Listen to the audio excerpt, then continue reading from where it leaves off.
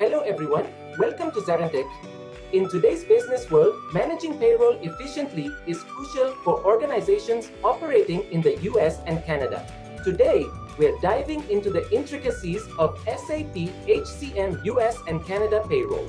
SAP HCM, or Human Capital Management, is a comprehensive HR management system, and its payroll module specifically caters to the payroll processing needs of companies operating in the United States and Canada. Efficient payroll management is crucial for businesses. Payroll errors can cost an organization up to 8% of its total expenses. Understanding SAP HCM US and Canada payroll is essential for smooth operations and happy employees, saving time, money, and headaches. In this course, we'll cover everything from setting up SAP HCM payroll to processing payroll runs efficiently. We'll explore tax compliance, deductions, and reporting requirements unique to the US and Canada. Additionally, we'll delve into troubleshooting common issues and optimizing your payroll processes for maximum efficiency.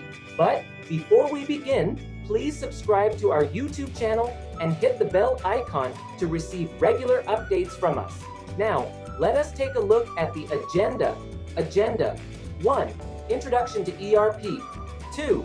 Intro to SAP HCM modules. 3. SAP Easy Access and IMG. 4. Master data and transaction data and configuration data. 5. Organization management. Introduction. Let's dive in. So this every day I'll show you these 3 slides, which will give you the information on the topics that we are going to cover in everyday session. So initially, for 2 days, it will be completely theoretical stuff. Okay. In the second session itself, we will be starting the first module from SAP HR. Okay. Okay. So ERP stands for Enterprise Resource Planning. So the SAP is one of the ERP technology. Okay. ERP technology, we can call it as a technology or ERP package, or some people call it as a product. Okay. This is also a software which is different from normal traditional softwares which are available in the industry. So let's understand the difference. So this ERP is an application, is a software that runs on a centralized database, which have applications that can be used across all business functions of organizations. So that basically that ERP covers almost every, particularly SAP covers every business function like HR applications, finance applications, material management, sales applications. All these applications, predefined applications, or in simple words, ready-made applications. These are ready to be used applications are built on a common platform. Okay, on a common platform. So basically, an organization can use single software for multiple business functions. Multiple business functions on an integrated platform. For example, if you look at the earlier days before the ERP came into the industry, we used to have a normal softwares.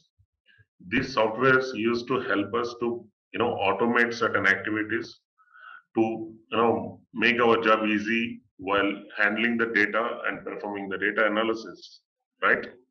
But there is a limitation there when you are exchanging the data from one system to the another system. For example, within HR department itself, there is a time and labor administration, there is a payroll administration. In time and labor administration, let's say early days we were using one technology, one software. For payroll, we were using another software. So if I have to process the payroll, I need a data from the time management on which the main gross salary is depending on, right? So the data exchange from one system to the another system is a manual process. Okay, it's like downloading the file from one system and attaching in a mail, send it to the payroll admin.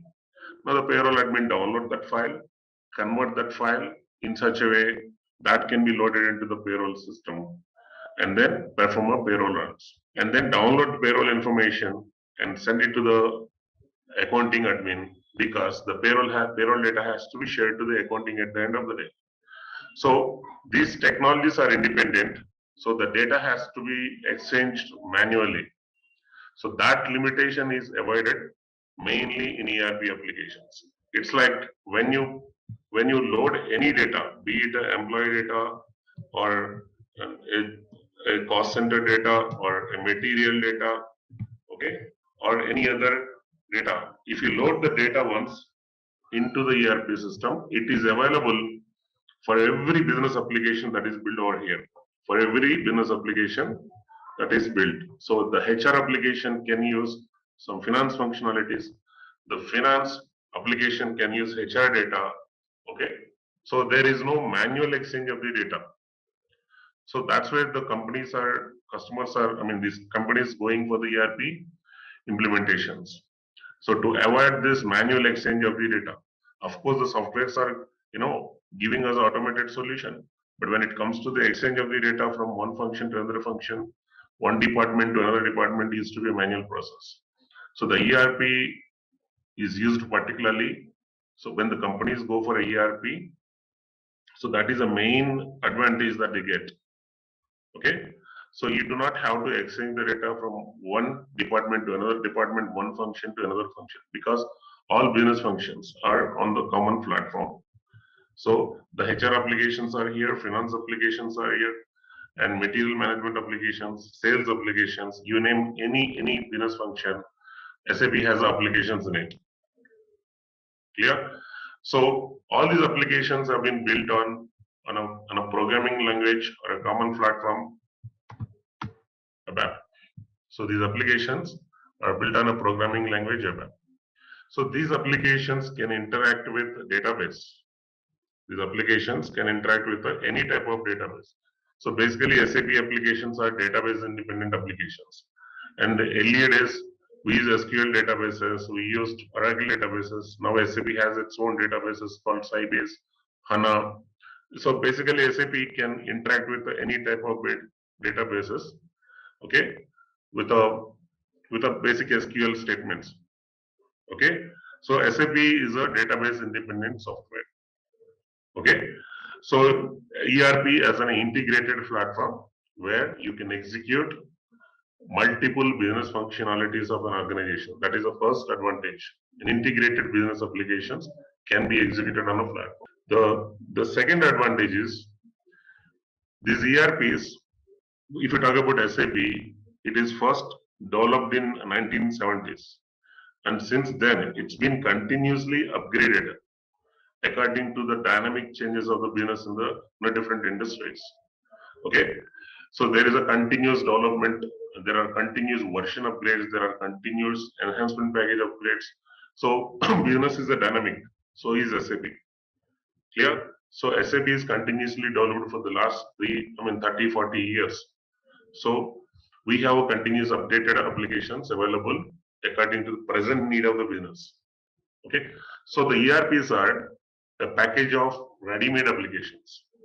For example, if you go to the Java or C or a .NET, you need to start from the coding level. You need to start from the scratch. The coding has to be, coding is the initial start. But in ERPs, it is not like that, because these are like a ready-made applications. Okay, our functional consultant job is to understand these applications, how they work, what output do they give, in which situation we use these applications.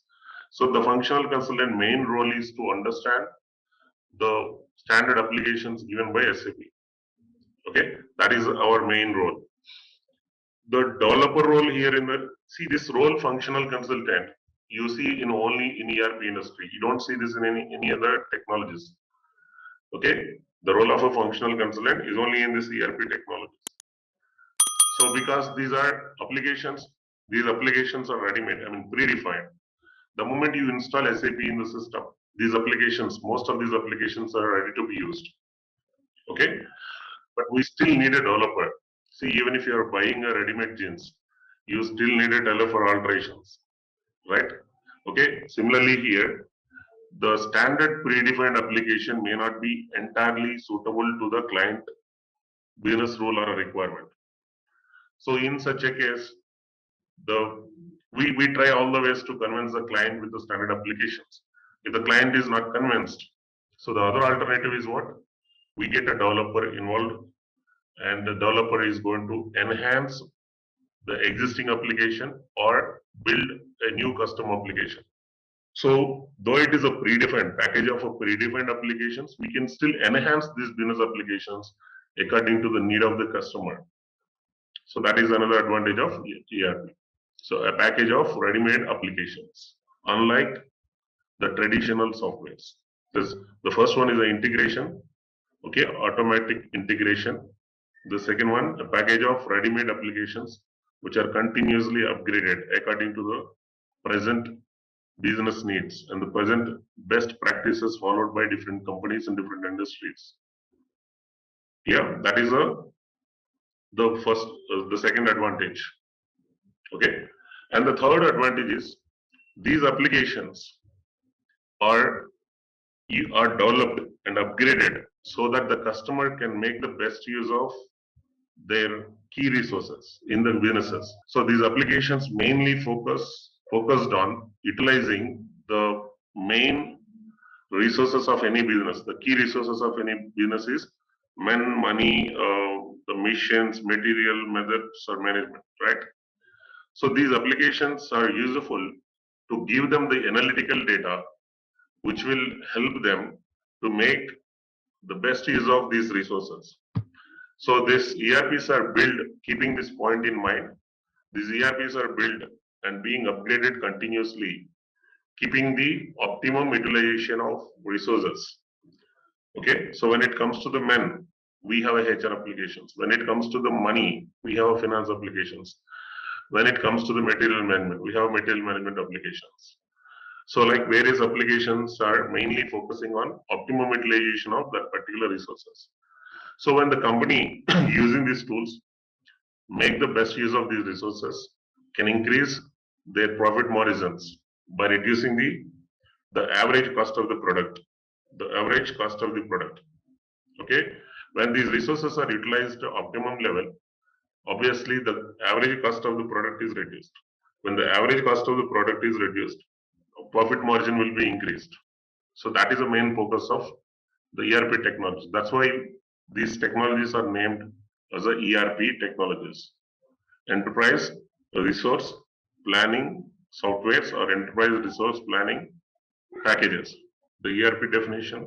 So the ERP definition is basically, it is a software that runs on a centralized database which has integrated applications that can be used across several business functions of an organization.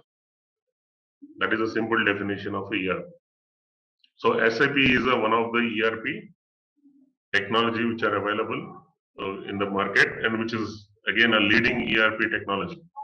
We have Oracle, we have Fusion, we have Force One, we have JD Edwards, we have a CBL, we have Microsoft Dynamics, various other ERP technologies are available. So some of them are successful in a particular area. Like if you talk about the Oracle, it is good in finance. If you talk about the PeopleSoft, it is good in HR. Like CBL, it is good in CRM. When you talk about the SAP, it is good for all. I mean, like many companies are implementing material management, many companies are implementing finance, HR applications, sales, and everything on a common platform. And SAP has applications which are suitable to all three level industries, like primary level industries or oil, mining, gas, etc.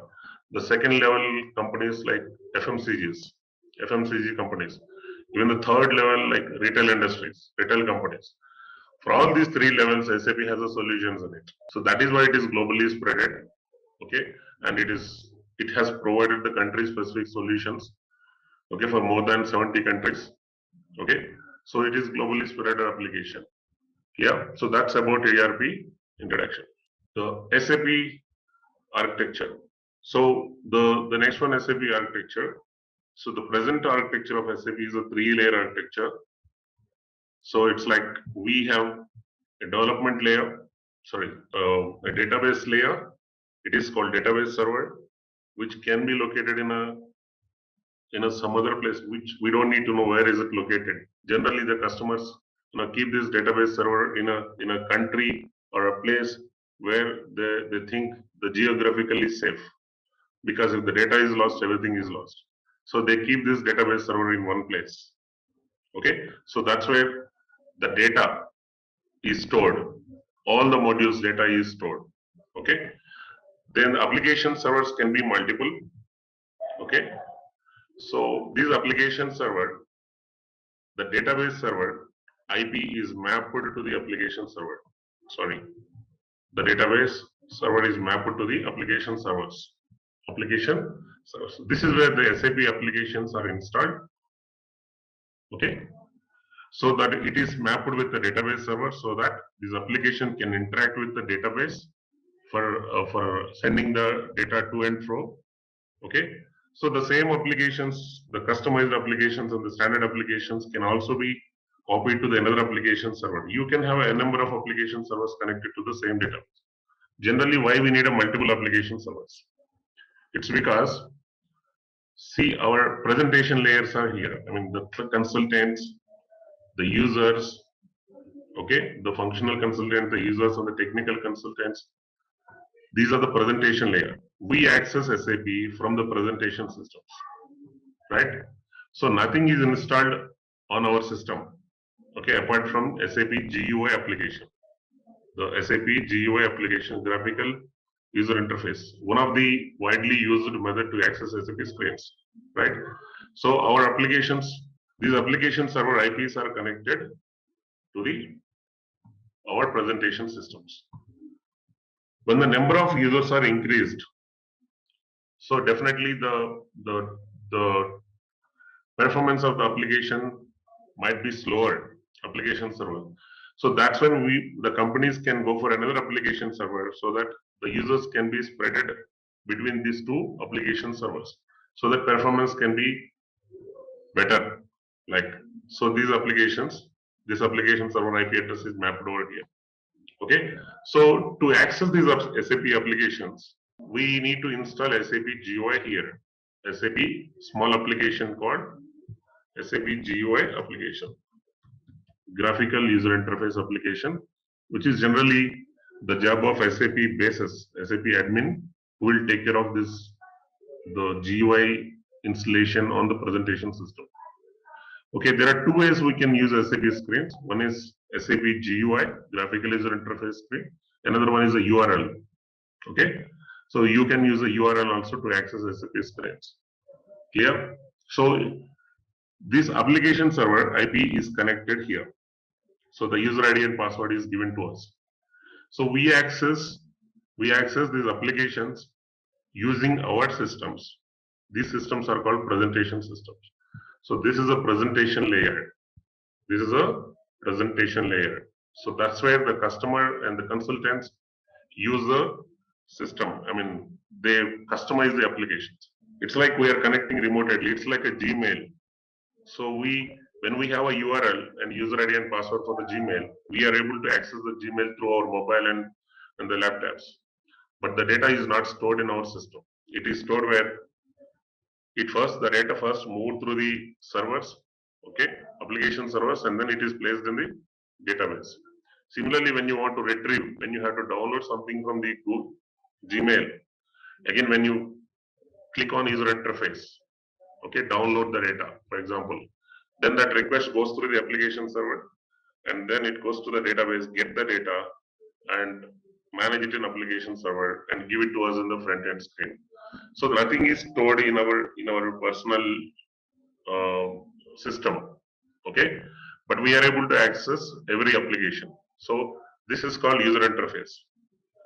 Okay, so in SAP also we have the same thing, SAP GUI. Of course, it is not a URL. Okay, you can directly, the screen will be open when you log in. So we are able to access the screen's application. So we are like connecting to the application server. The pages from the application server appeared here. The pages from the application servers are appeared here. So we load employee data, we run payroll, we print the pay slips, okay, we execute bank transfers. Every activity, user activity is performed from the end user screen, UI, user interface screen. So every request, every button we click on, okay, every button we click on, every request we are sending here, it goes through the application server.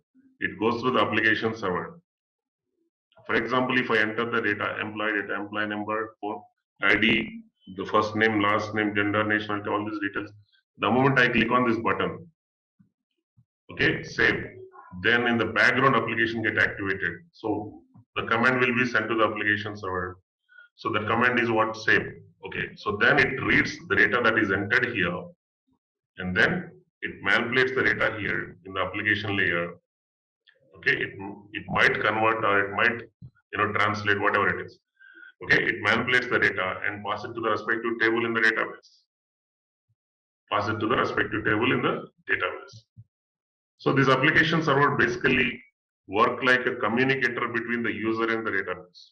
It's not just a communicator. It can perform a calculations. It can manipulate the data, and it can give us the data in the required format. Like it can give us the data in the form of report, in the form of a file, in the form of a form. Okay, it can give us the report in any format.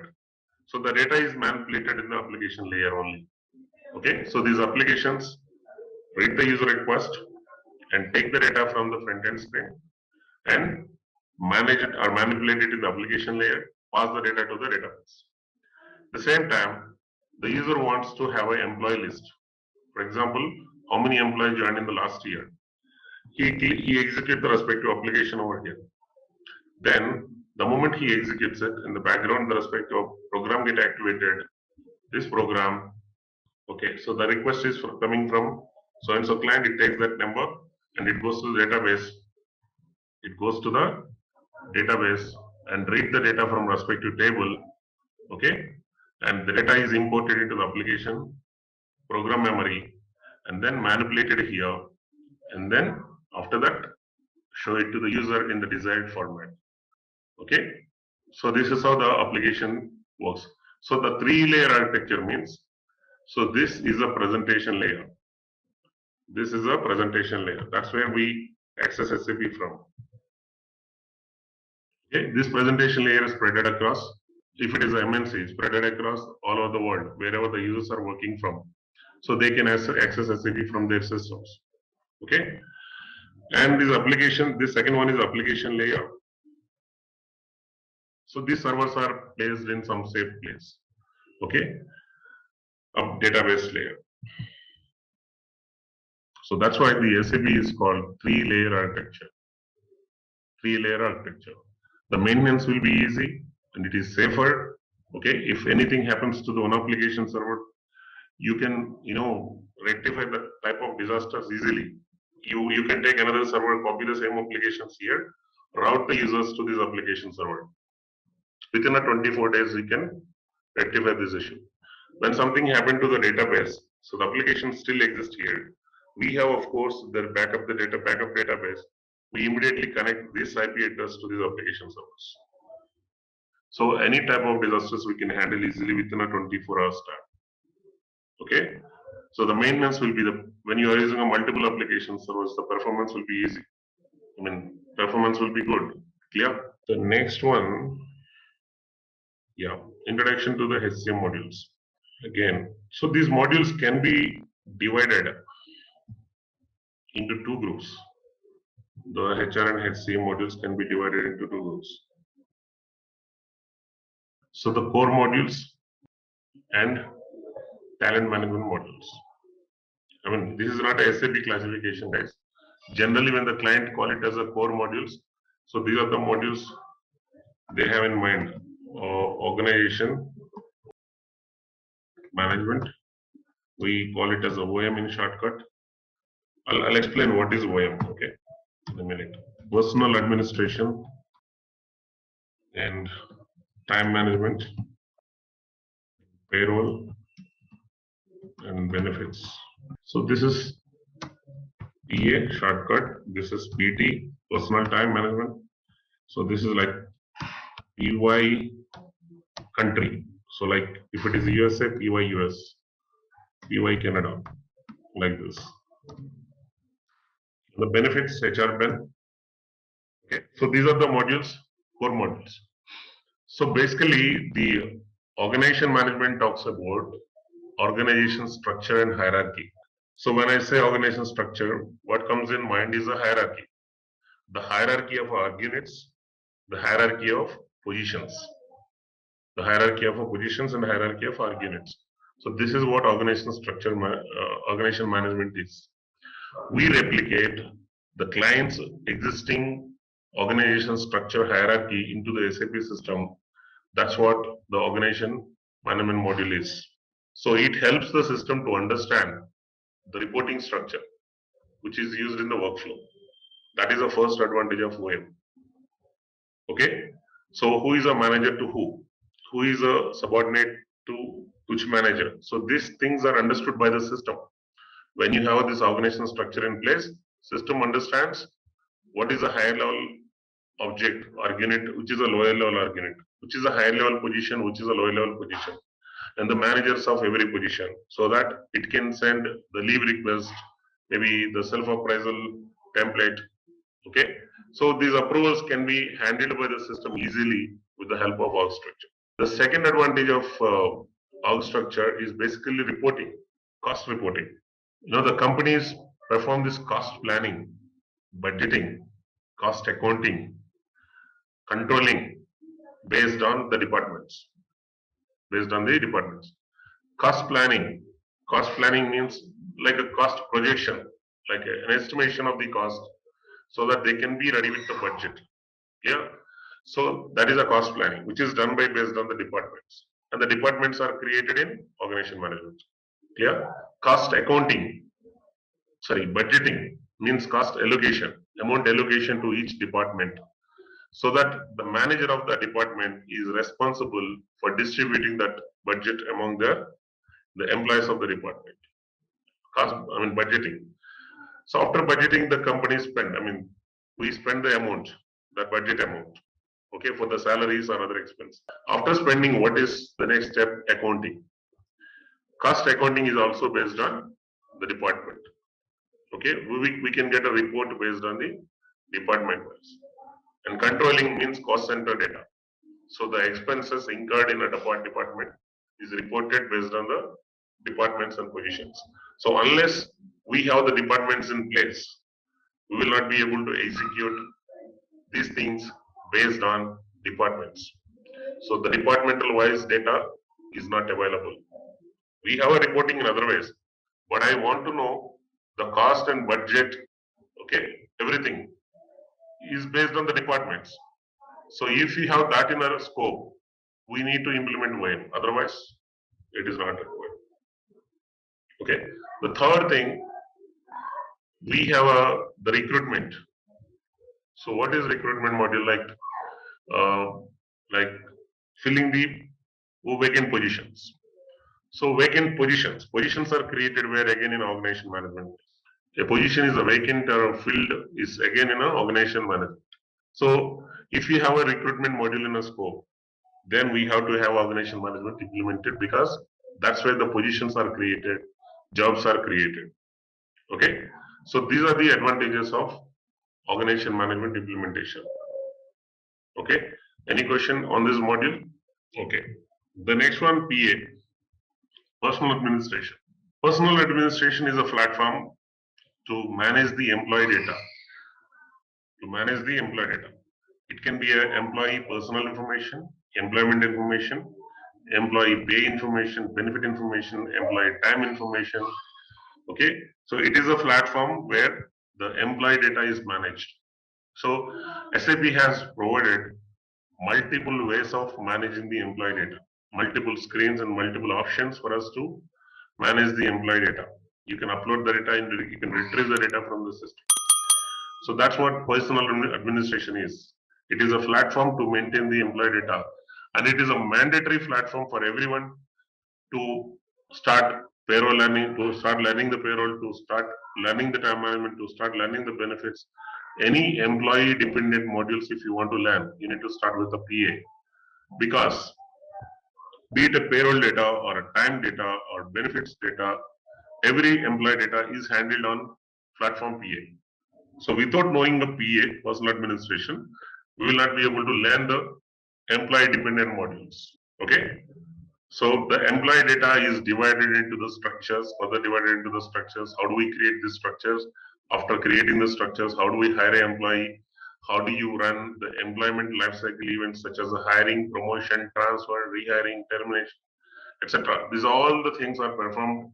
Employment events are performed on a platform, personal administration. So OM is a module which is used to handle the data of org units and positions and jobs. PA is a module that is used to handle the data of employees. Okay, time management. Okay, so this SAP time solution is very beautiful solution. It can handle any type of the requirements. It is in fact like my favorite module. So this time management is a vast solution for managing the employee planned times and the actual times recorded at terminals and the calculation of the day-to-day balances and sending this balance to the payroll. This entire thing is handled in a time management. So you can classify this time management into three types, three categories, not three categories, three parts. The first part is like a planned times, means the times that employee is supposed to follow every day. It is a shift planning, and each shift times, start time and end time, break time, end time, break time, start time, break time, end time, schedule end time. Are there any tolerance times? Is it a fixed type of shift or flexible shift that employee should follow? And the day offs are on what weekdays? So this, and holidays on what weekdays? I mean, what calendar days? So this entire planning, this is called planned times. That is the first part. The times that employee is supposed to follow as per the agreement is first part. Creating a planned times of employee and maintaining the planned times to the employee so that employee follows the times. The second part is actual times. In the sense, see, in the planned times it says employee log in at 9 o'clock, employee should log out at 18. I mean in the 6 o'clock in the evening. But employee will not log in exact time, when employee will not log out exact time. He might log in earlier, he might log in little late.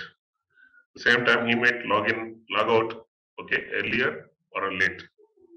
So in such situations, how do we apply the pay policies for the employee attendance? Are we handling the late coming? Are we handling early left?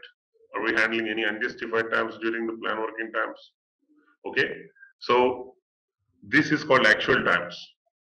The actual times are required, okay, when the pay policies are depending on the actual times. Yeah. So the third part is the calculations part. So when you compare your planned times with the actual times, you get the balances.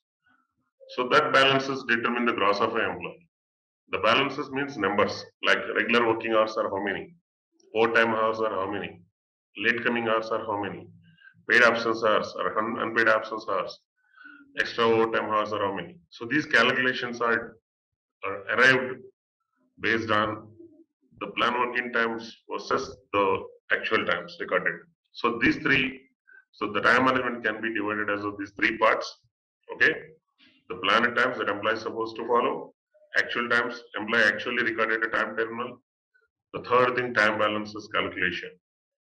Okay, time balances calculation. So this is the information that is required for the payroll.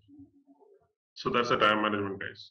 So this payroll is a vast module, but the good thing in here is 70 to 75% of the payroll is universal.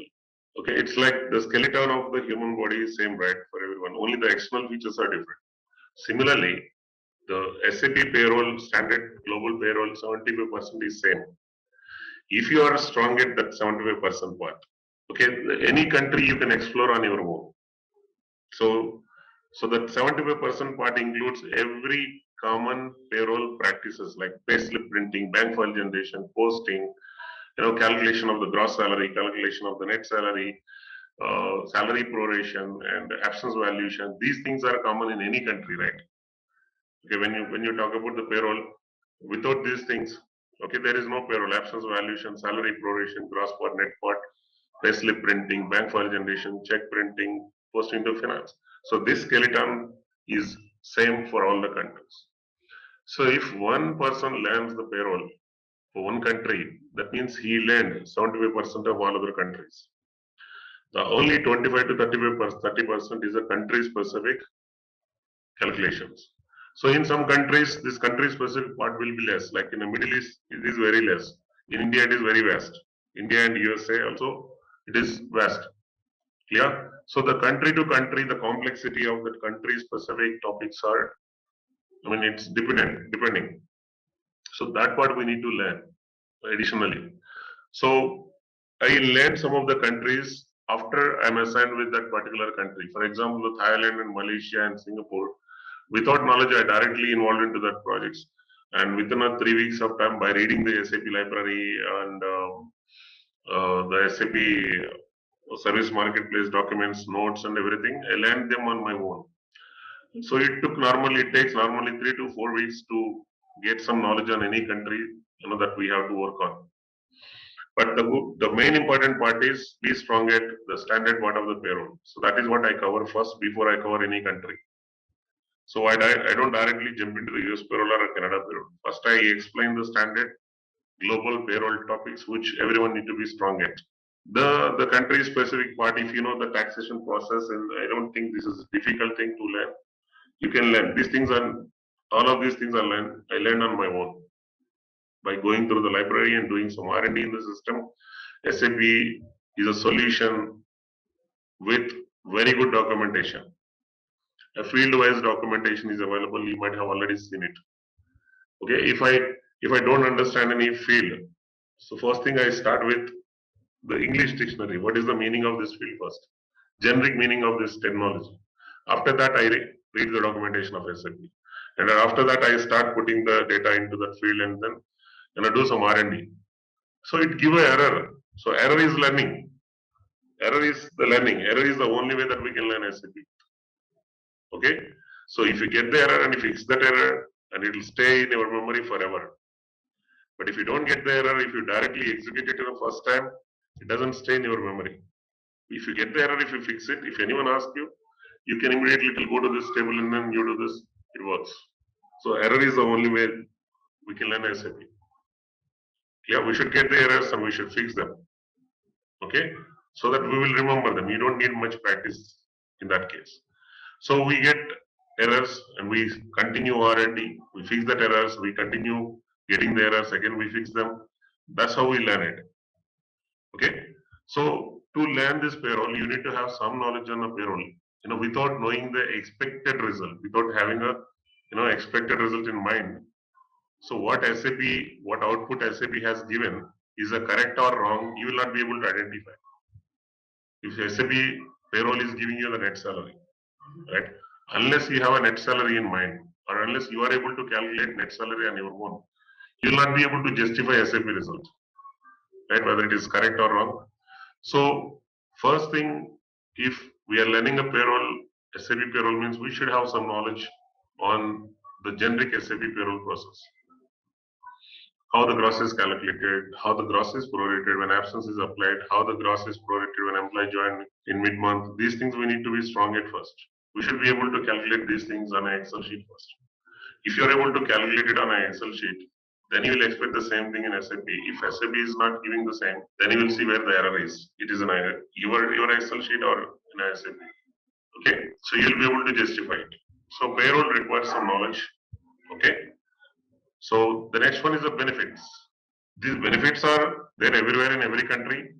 But so in India, if you see in India, these benefits are not handled as a separate module because we don't execute the wide range of benefits in any payroll. We hardly have one insurance benefit provided by the company, another one is saving pension, provident fund.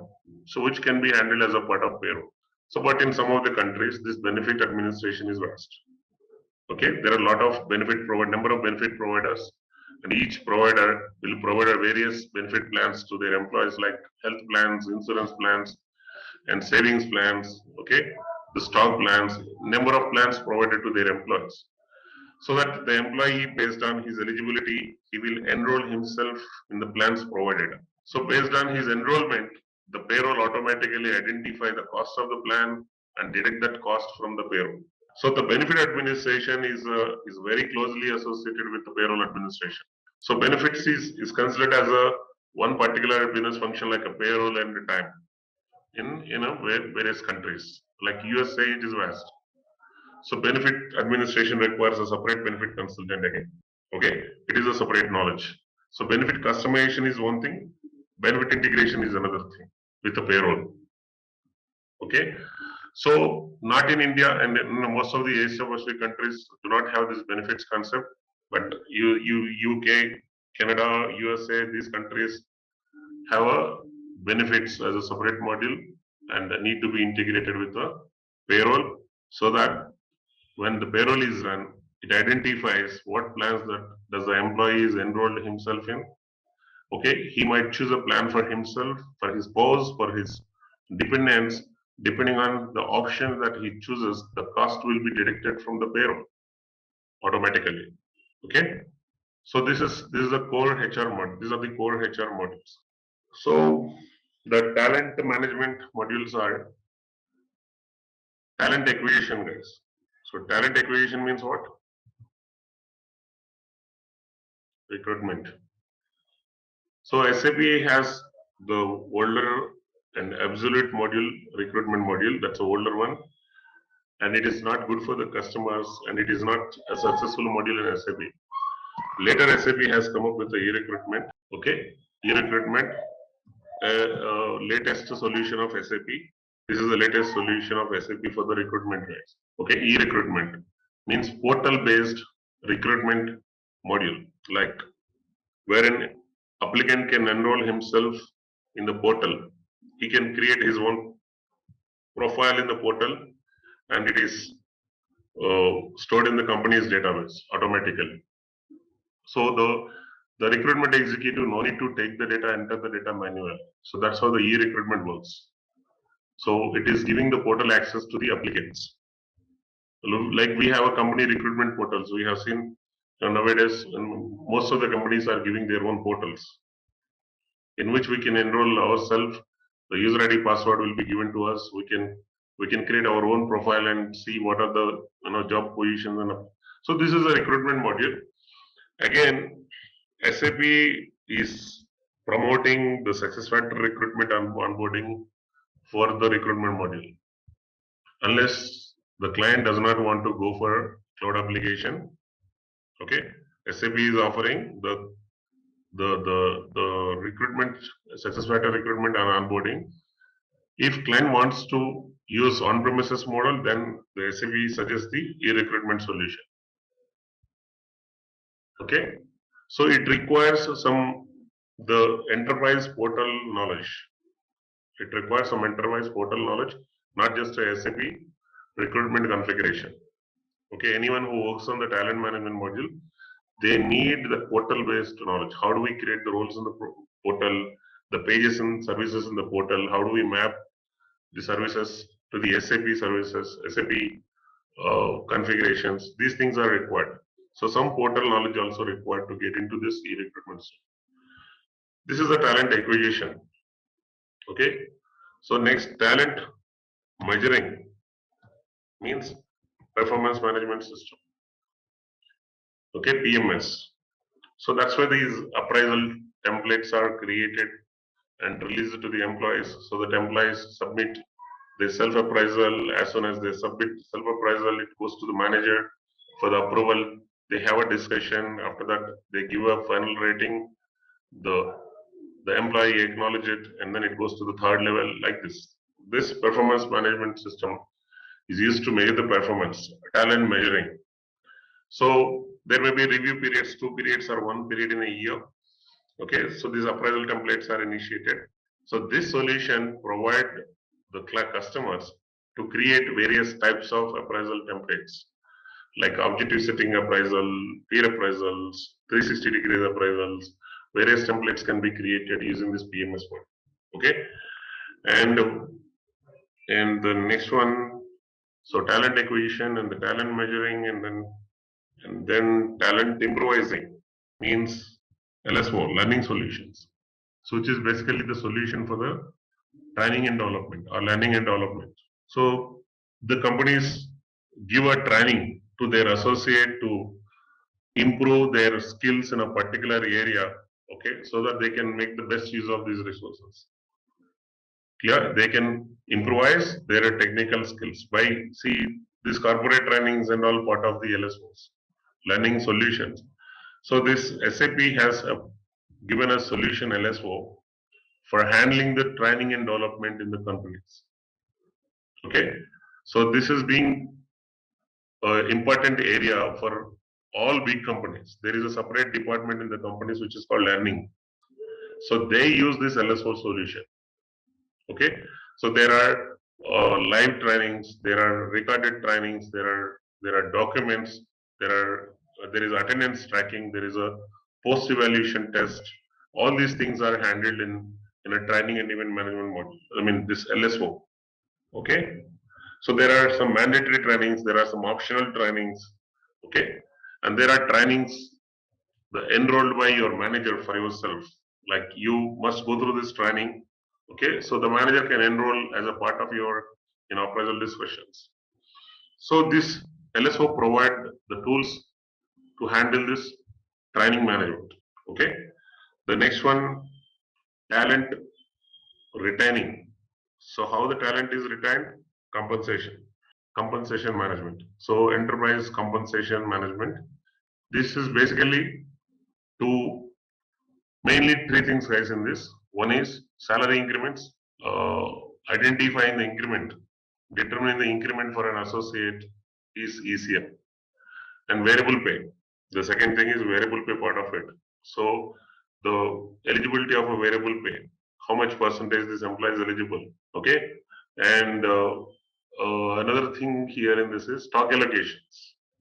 Instead of paying the employee directly, they allocate certain stocks to the employees so that they can increase the sense of belongingness in the employees. So at least they work for they work for their stock increments, right? If the company performance is good, the stock price is increased. And from the company point of view, when they give us stocks, they also set some vesting period.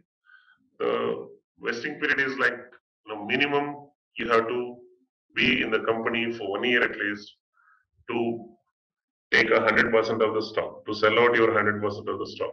Or if you stay 6 months after allocation of the stocks, only 50% you can encash it. Like this, they can set a certain vesting periods.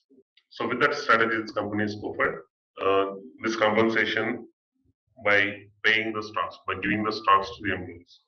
So these are the three things that are handled in ECM, like salary increment. It is integrated with the payroll, guys. ECM is integrated with the payroll. Performance management is integrated with the ECM because the ratings in a performance management is one of the factors that determine the salary increment, right? It's one of the factors, not every, it is based. There are also other factors like market, the company performance, the group performance. Okay, everything is another factor. The market price, job pricing. So what is the other companies are paying in the same industry for the same job? That also matters, for compensations. So there are various factors that determine your salary increment and the variable pay. In that, performance is one of the factors. So the performance management provides the input to the ECM. ECM provides the input to the payroll. Okay. So talent acquisition, talent measuring, talent improvising, talent retaining. So that's why it's called talent management. Okay, these are the talent management modules. Again, all these are integrated with self-services. So this is again considered as a module. So it is a separate skill in SAP HCM. ESS MSS is like the payroll consultant, time consultant. ESS employee self-service, MSS managerial self-service. This nowadays this self-service is very common thing. With this self-services, the admin's job is reduced to a great extent, right? For example, your banking application, online banking application is a kind of self-service. So instead of going to the bank and taking the bank executive, you can do certain activities, okay, anywhere, from anywhere by logging into the bank portal. It's a self-service. So you are able to update your own information, contact information, address information. Similarly, we have other self-services. There are many self-services available. The main significance of the self-services, you can perform your activities without depending on the admins, respective admins. Similarly, in HR, in companies, they give access to the company's portal. In that, self-service application is attached as a part of SSO. Okay. Once we log in into the portal, we will be able to update our own information. We will be able to apply the leaves. We will be able to download our pay slips. We will be able to enroll ourselves into the benefits, and we will be able to see our organization structure and hierarchy. Okay, we can apply the IJPs. We can fill our self appraisals. We can enroll ourselves into the trainings. Okay, the compensation has nothing much. Basically, we don't have anything that we do in the compensation process, but is a part of MSS. So all are integrated. All these services are integrated on a portal, and the portal is part of your company portal. So once you become an employee of one company, you get a portal access. In that portal access, you get your self-service access. So this is a separate platform, not SAP platform.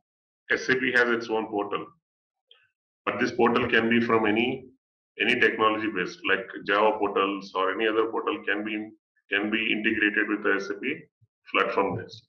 Okay, so SAP has its own portal, enterprise portal.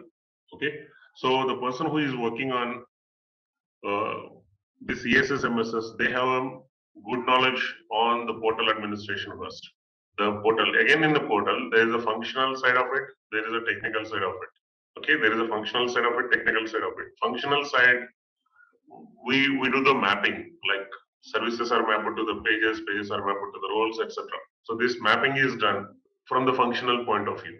And this once this portal side design is done, and the services mapped to the backend configuration. That is also job of a ESS consultant. Clear? So the ESS is again an interface, user interface. Okay, we are accessing SAP ultimately through the portal only, right? So once the CSS are introduced, the HR admin job is greatly reduced. Now one does not require to go to the HR time admin to apply the leave. One does not send a request to the payroll admin to get a pay slip. Okay, any one employee does not require to submit the claim by going to the HR department or finance department, right? So they can directly apply through the portals. Okay, so the HR admin job is greatly reduced with the help of the self-service portals. If in the absence of the self-service portal, everything is depending on a admin, respective admin, to update your address, you have to go to HR admin, request HR admin to update the address in the system. Or you send a mail to the HR admin, the HR admin will update into the system because you don't have access to the SAP system directly as an employee. Okay. With this portal access, we are given to the SAP access. So your employee ID is mapped with ESS user ID. Your employee ID in SAP system is mapped with the ESS user ID. So when you log in with this user ID, that employee ID data is appeared in the. See, when you log in into your personal banking, you will be able to see your own data, right? You cannot see others' data. Yes or no? So it's because the user ID that you are logging in into the personal banking portal is mapped to your account in the bank. That's the reason you are able to get your information displayed on the portal. Okay, but when you update any information, the request goes to the backend server, and the data will be placed in the backend SAP server. So this is all about modules. See, in general software development, in not ERP, in general software development, there is a role of software developer and the user has equal importance and the system admin. If there are systems used, there has to be a system admin, right? So system admin who takes care of hardware and networking installations, etc. So generally the project development goes like this. When the project kickoff is announced, okay, the developers start taking the requirement from the customer, the requirements, business requirements means what screens they want, what tables they want. It is understanding of what reports they want, okay, and what are the formulas like their business rules. Like the developer will understand everything, okay, in this activity, the requirement gathering. So by questioning them or by going through their documents, okay, they prepare a requirement gathering document. After gathering the requirement, then they start coding or realize design, solution design. Once they design the solution, then the developer performs initial quality check before the user tests it, right? So the developer has to ensure it is working fine in all the dimensions that he tested first before the user tests it. If he doesn't test it first and then when the user tests it directly, the user faces a lot of issues. Then he will be scared to use that application. Tomorrow he is responsible for that application. So the quality check by developer himself is important before he gives it to the user. The user is new to this software, so there has to be a user training and the user manual preparation shared. After that, the user prepares the test scripts, and based on that, the user testing is started, UAT, or we can call it as a CAT. User acceptance testing, customer acceptance testing. The user testing will be there. So user testing and then user approval is important after testing. Okay, once user approval UAT is done, there may be a pre-production testing. Not every company do this, pre-production or a parallel testing. It is like this UAT or CAT is the testing the system with the dummy data. So whatever the scenarios that the user remember, they test it. There are certain scenarios user might not remember, they miss them in the UAT and CAT. So that's why to identify such situations, we have a parallel testing or a pre-production testing. Testing the system with the real-time data. Like if the company has the 5,000 employees, and if the 5,000 employees payroll is already completed for a month of January in the legacy system, so for the same data, January month data, we run payroll in new technology and we calculate the net salary. This net salary is downloaded and the net salary from the legacy system is downloaded and compared. So if any scenario that is missed over here, definitely covered on one of the other employee over here. So that is main intention of executing the parallel testing. It is a complex activity. UAT is basically testing the system with the dummy data. I mean, sample size 50, 30 employees, covering 3-4 cases on each employee, the user tested. But this one, parallel testing or pre-production testing is a testing with the real-time data. Like for the pay period where the results are already executed in the legacy system, the same data is downloaded from the legacy system, uploaded into the, like SAP system. We calculate SAP payroll results. See, when the technology is changed, the net salary will not be changed. Yes or no? You run payroll on for employee XYZ on technology A, there is a net salary. Same employee, same data on the technology B. Okay? Same net salary it should give. So when there is a change in the technology, there should not be change in the net pay, right?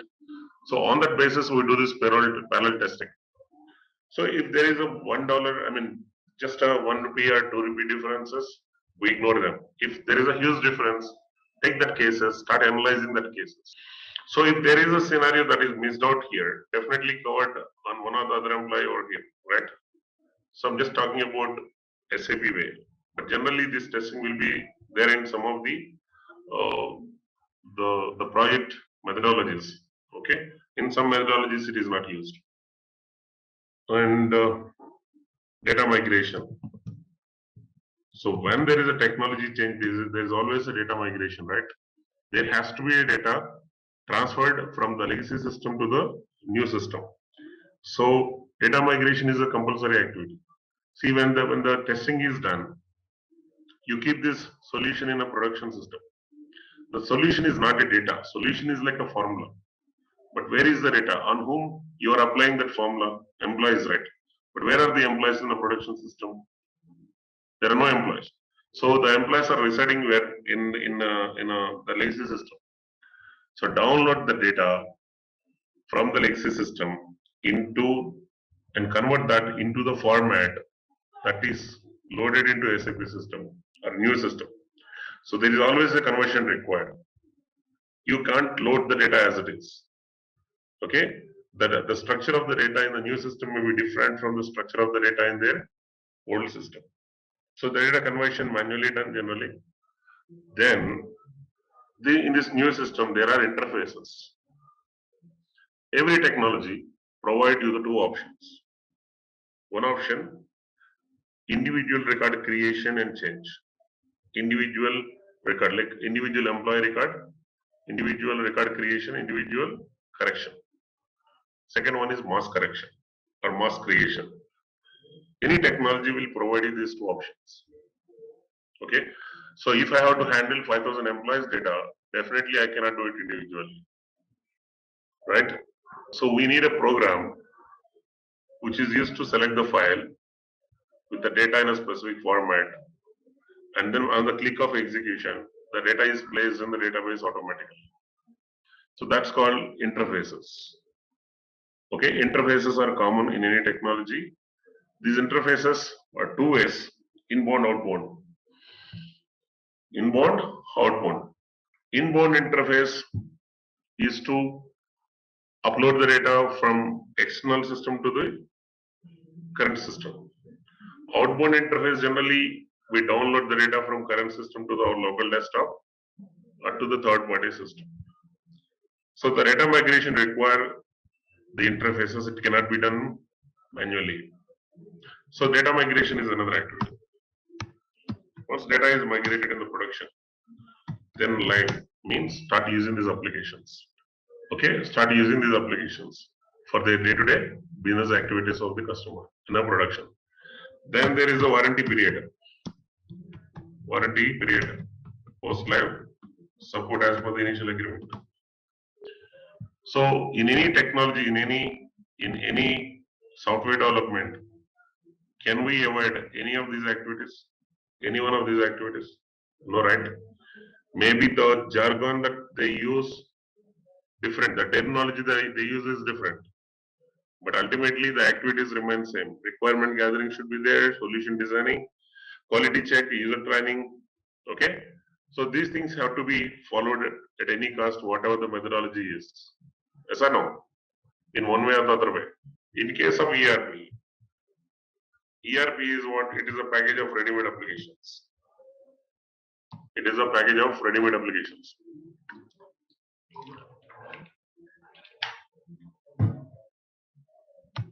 So we have functional consultant,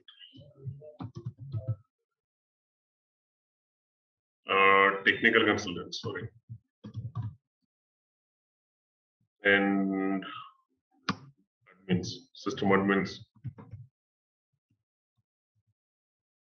Always the user have to be there. Without a user, there is no any technology development, right? So there is a new role over here, functional consultant. So anyone who learns this, the HR or SAP FICO or SAP or SAP SD or SAP CRM, these are like various modules are there, but I'm just noting down only 5 or 6 here. So these are the functional modules. These are the functional mods. Anyone who learns these modules are called or considered as a functional consultant. So what is the role exactly of the functional consultant? What is the role of a functional consultant? Let me take in this example. I mean, it may be a stupid example. And developers, uh, you don't mind this, okay? See this. If it is a software development, it is like I want to have a shirt. So what will I do? One option is I buy a cloth and I go to the tailor and I give the measurements. The tailor will stitch it. Okay, then I wear it and see it. If any changes need to be done, I request them and then wear it. Start using it. So that is like a software. You get a raw software, okay? Then the customer explain his requirements to the developer. Developer will design it according to the need of the customer. If it is ERP, it is like a ready-made store. Okay, the customer goes to the ready-made store. There is a shopkeeper there.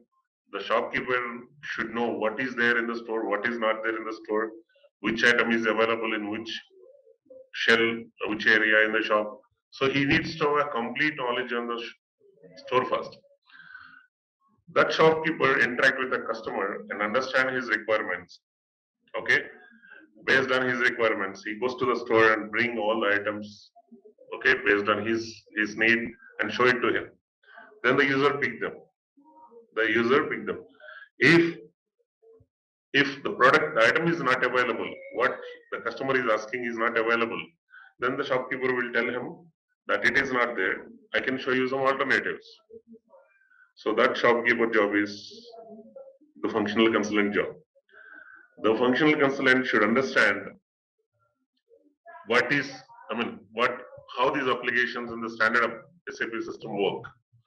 Okay, how to execute them, what output do they provide, so what input do we need to give to these applications, how to execute them. Okay, and every application given by SAP we should understand as a functional consultant. So when the customer explain his requirement, so we immediately get the application in mind. Okay, this application can be mapped to the customer. Clear? So though it is a ready-made store, you still need a tailor, right?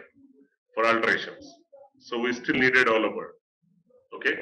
So if the customer, like when we buy a jeans, if it is too longer, we go to the tailor and then get it altered, right? So similarly, here, though it is a package of ready-made applications, we still need a developer. Though all the best practices are already developed by SAP, given as a pre-defined applications, some of the customers will have a typical business rules, okay, and which obviously very rare. That's the reason SAP does not give any standard solution for that application, for that requirement. So if there is such a requirement for which we are unable to give a solution from SAP, okay, from SAP standard list, we also check with the SAP through customer portal. We connect to the SAP, someone from SAP, we take SAP support on behalf of customer. So this is a customer requirement. Do we have any solution for this? Even if SAP says, yes, we do not have any standard solution for this, when SAP confirms it, we confirm to the customer, saying there is no standard solution for the same. Then the customer has two options. One is either they go for manual work, they have to handle it manually, or they need to take a developer help to enhance the existing application or to build a new application altogether. Okay, so that's where the developer will come into the picture. Okay, technical consultants. So in SAP, these are SAP ABAP consultants. So ABAP is a programming language in which these applications are built. So the main role of the technical consultant is they can enhance the existing applications or they can build a new applications. See, when I say applications, these are like screens, tables, forms, reports, right? So these are the general objects any user use any technology. Whatever the technology is, it is either a screen or a table where they maintain the data. Okay, it is a report, maybe in an Excel format or a CSV format. They fetch the data. Clear? Or it may be the form, like they see the pay slip, invoice, purchase orders, and everything. Whatever the technology, these objects are same, like tables or screens or forms or reports. But on what platform these are built? That is what the point is. So these objects are built on a platform ABAP. ABAP is a programming language like C, Java, .NET. Okay. So using this ABAP, they build these objects. SAP has built these objects. So using the same ABAP, developers build the custom objects, or they might change the code in the standard, enhance. They use an enhancements approach, so they can change the code of the standard applications. Not changing, like adding a new functionality. Okay, okay. So system admins in SAP perspective, these are SAP bases who takes care of right from the hardware requirements, identifying the hardware requirements and informing this hardware requirements to the customer, installation of the software in that hardware, operating system management, database management, and the preparing this landscape system strategy. That's what I'm going to talk in the next point. Okay, this is all network building, hardware and networking, basically IT support. We call it as IT support in the companies generally. So this is what their job is: user administration, installations, database upgradation, operating system upgradation, SAP software upgradation, securities, user permissions, okay, and the data transporting from one server to another server. So these are the main activities of the SAP base system. We call them as a system admins. Okay, system admin. So the end users are from the customer side. They are responsible for giving us the requirements. Okay, and they are the one who get the trained by the functional consultants, and they are the one who test the system and provide approval before we move the solution to the production. Right, the users, without users, there is no software development or a ERP. Okay, so these are the roles in ERP. Yes, only for HR. Only for HR, we have. See, this ABAP is a module independent guy. For him, every HR application or finance application, application, for them, this is a program. It is an object. So they build the HR object, they build finance objects, they build material management object. Okay. So they build these objects, like it may be an object, may be a table or a form or an interface, okay, or a report or a workflow. So it can be anything. It can be enhancement. Okay. So this is a program. Everything is a program for them. So they are module independent people. So the system admins and the technical consultants are module independent people. The functional consultants are module dependent people. So the functional consultant requires process knowledge. Okay. For process knowledge, the functional consultants are the point of contact to the customers, and we are the representatives. Okay, for the customers, we need to get the best out of SAP for our customers. Okay, so we work for our customers to get a better solution from SAP. Okay, for every business requirement, there are multiple ways, multiple solutions. We need to identify the better one. Better one in the sense, what they expect is automation and easy to use, user friendly screen, and the response time and accuracy. So these are the factors that increase the client satisfaction. So we'll mainly focus on those factors while giving a solution. Okay. So whatever is available in the standard, the best we try to give. If we know very less applications, we may not be able to give the better to the customer. Okay. So we try to explore the applications. SAP is is developed, and every day there are enhancements developed by SAP. There are features, additional features developed by SAP. They are released in the name of what? In the name of versions Version is like a big change, guys. Version is like a big change. The last time the version release was in the ECC 6.0, which was in 2005, I guess. Okay. Since then, does this mean since then there are no improvements? No. It is like EHV. The new releases, another name to the new releases is enhancement. Enhancement packages. So right now, EHV 8 is being used. This is what I have seen with my customers. 9, I'm not sure. I'm not explored whether it is released or not. EHV 8. So when it comes to when it compared with the version is a bigger change. It brings the change at architecture level or UI level and the change in all the areas. Okay. Enhancement package is like it brings the changes in multiple modules, like 3-4 changes in 3-4 features, additional features in HR, 3-4 additional applications in finance, 3-4 like in say sales, like this. The HP brings multiple module applications, new applications. Components. The new release can be a component, a particular scenario. Like earlier days before GST was introduced in India, okay, the GST is not there in the existing system. Later they introduced this as a component, GST as a component. So that component can be downloaded from SAP Service Marketplace and attached to the SAP system. Like in early days again, the ESS MSS features, when we were working on a 5.0, the ESS MSS is released as a component to the 5.0 version. So this has to be explicitly installed and implemented into the system, attached to the 5.0 version. And later when the 6.0 is introduced, it became a part of standard SAP solution. So like these components are introduced. Okay, a scenario component is like a complete scenario. And when you compare with the components, add-ons and the plugins are even smaller, like one application, one table, one interface.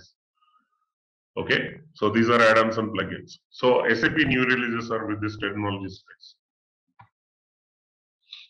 Okay, versions, enhancements, components, and add-ons. New releases. And SAP's bug fixes. So these are released as a notes. Bug fix in the sense support. For example, there is application. That application is not working as expected, as explained by the SAP, and it is throwing an error in some case. And we checked it in the standard system. Even the developer checked it, and he confirms it. So this is the way it works. Okay. So we take it up to the SAP and SAP login and then check your case through the early watch system, early watch client. So SAP consider this as a bug. Then SAP has to rectify it for all its customers, right? So SAP rectifies it in the standard solution, release the note. So that note, data of the note, details of the note, and the patch, like the software component of the note, is placed in the service marketplace. So the customer has to go to the note and read it, understand it, and the component should be downloaded from the service portal and then attach it into the system. Clear?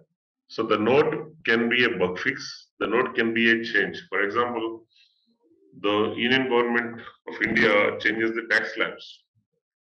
Okay, tax slabs.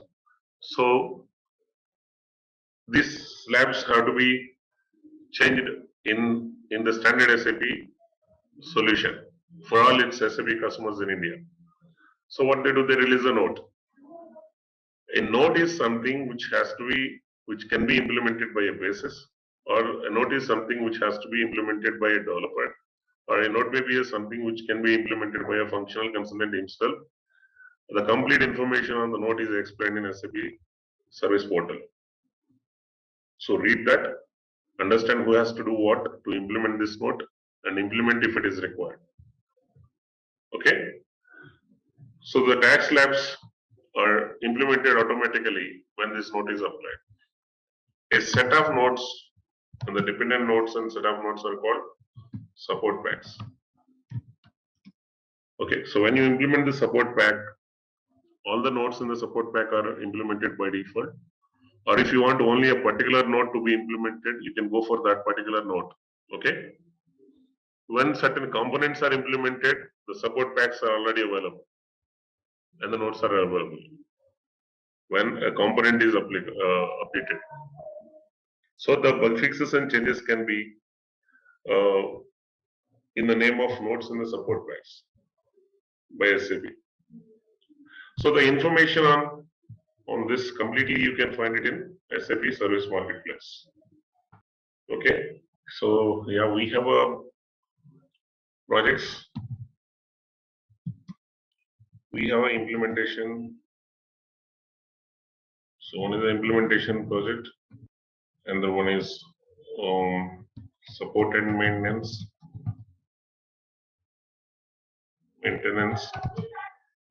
or we call it as a AMS, application maintenance support. And the third one, rollout project. The fourth one, upgrade. So the consultant role remains same, whatever the project is. See, implementation means right from, suppose, okay, right from establishing a hardware and install SAP until the day we start using this SAP for the client start using SAP for day-to-day business transactions. The process between right from installation to the day that we go live is an implementation project. Going live means start using the SAP for day-to-day business transactions. Like suppose if some company says we go on live SAP in January, which means they started using SAP for their day-to-day business transactions and stop using their previous legacy software tool, whatever it is. So that is called go live. So right from installing this new technology into the system and then until the day that we go live, the process in between is the implementation. It's like establishing a new technology and start using the new technology. So it requires certain activities. It cannot be, the go live cannot be right away after installation, right?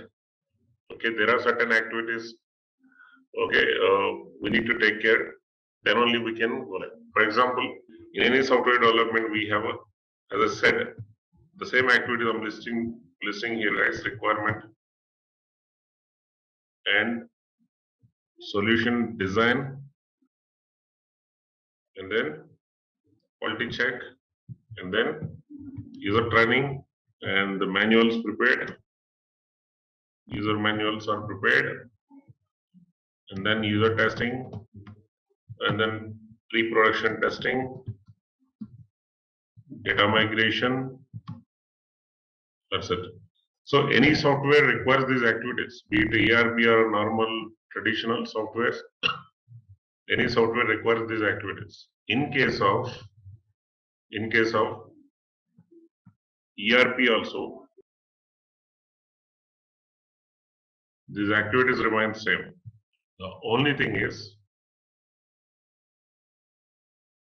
it is not a solution designing, we call it as a solution mapping, because it's a package of ready-made applications. You do not have to write a program right from the scratch unless the client requirement is deviated from the standard one, or the standard list of applications do not contain the requirement of the customer, an application for the customer, an application that matches the customer requirement. If it doesn't exist in the standard, then only the solution design is required. Okay. Otherwise, it is a solution mapping, or in other words, we call it as a configuration. In normal software development, it is the role of a software developer right from here. Right from here to here, it's the role of a software developer.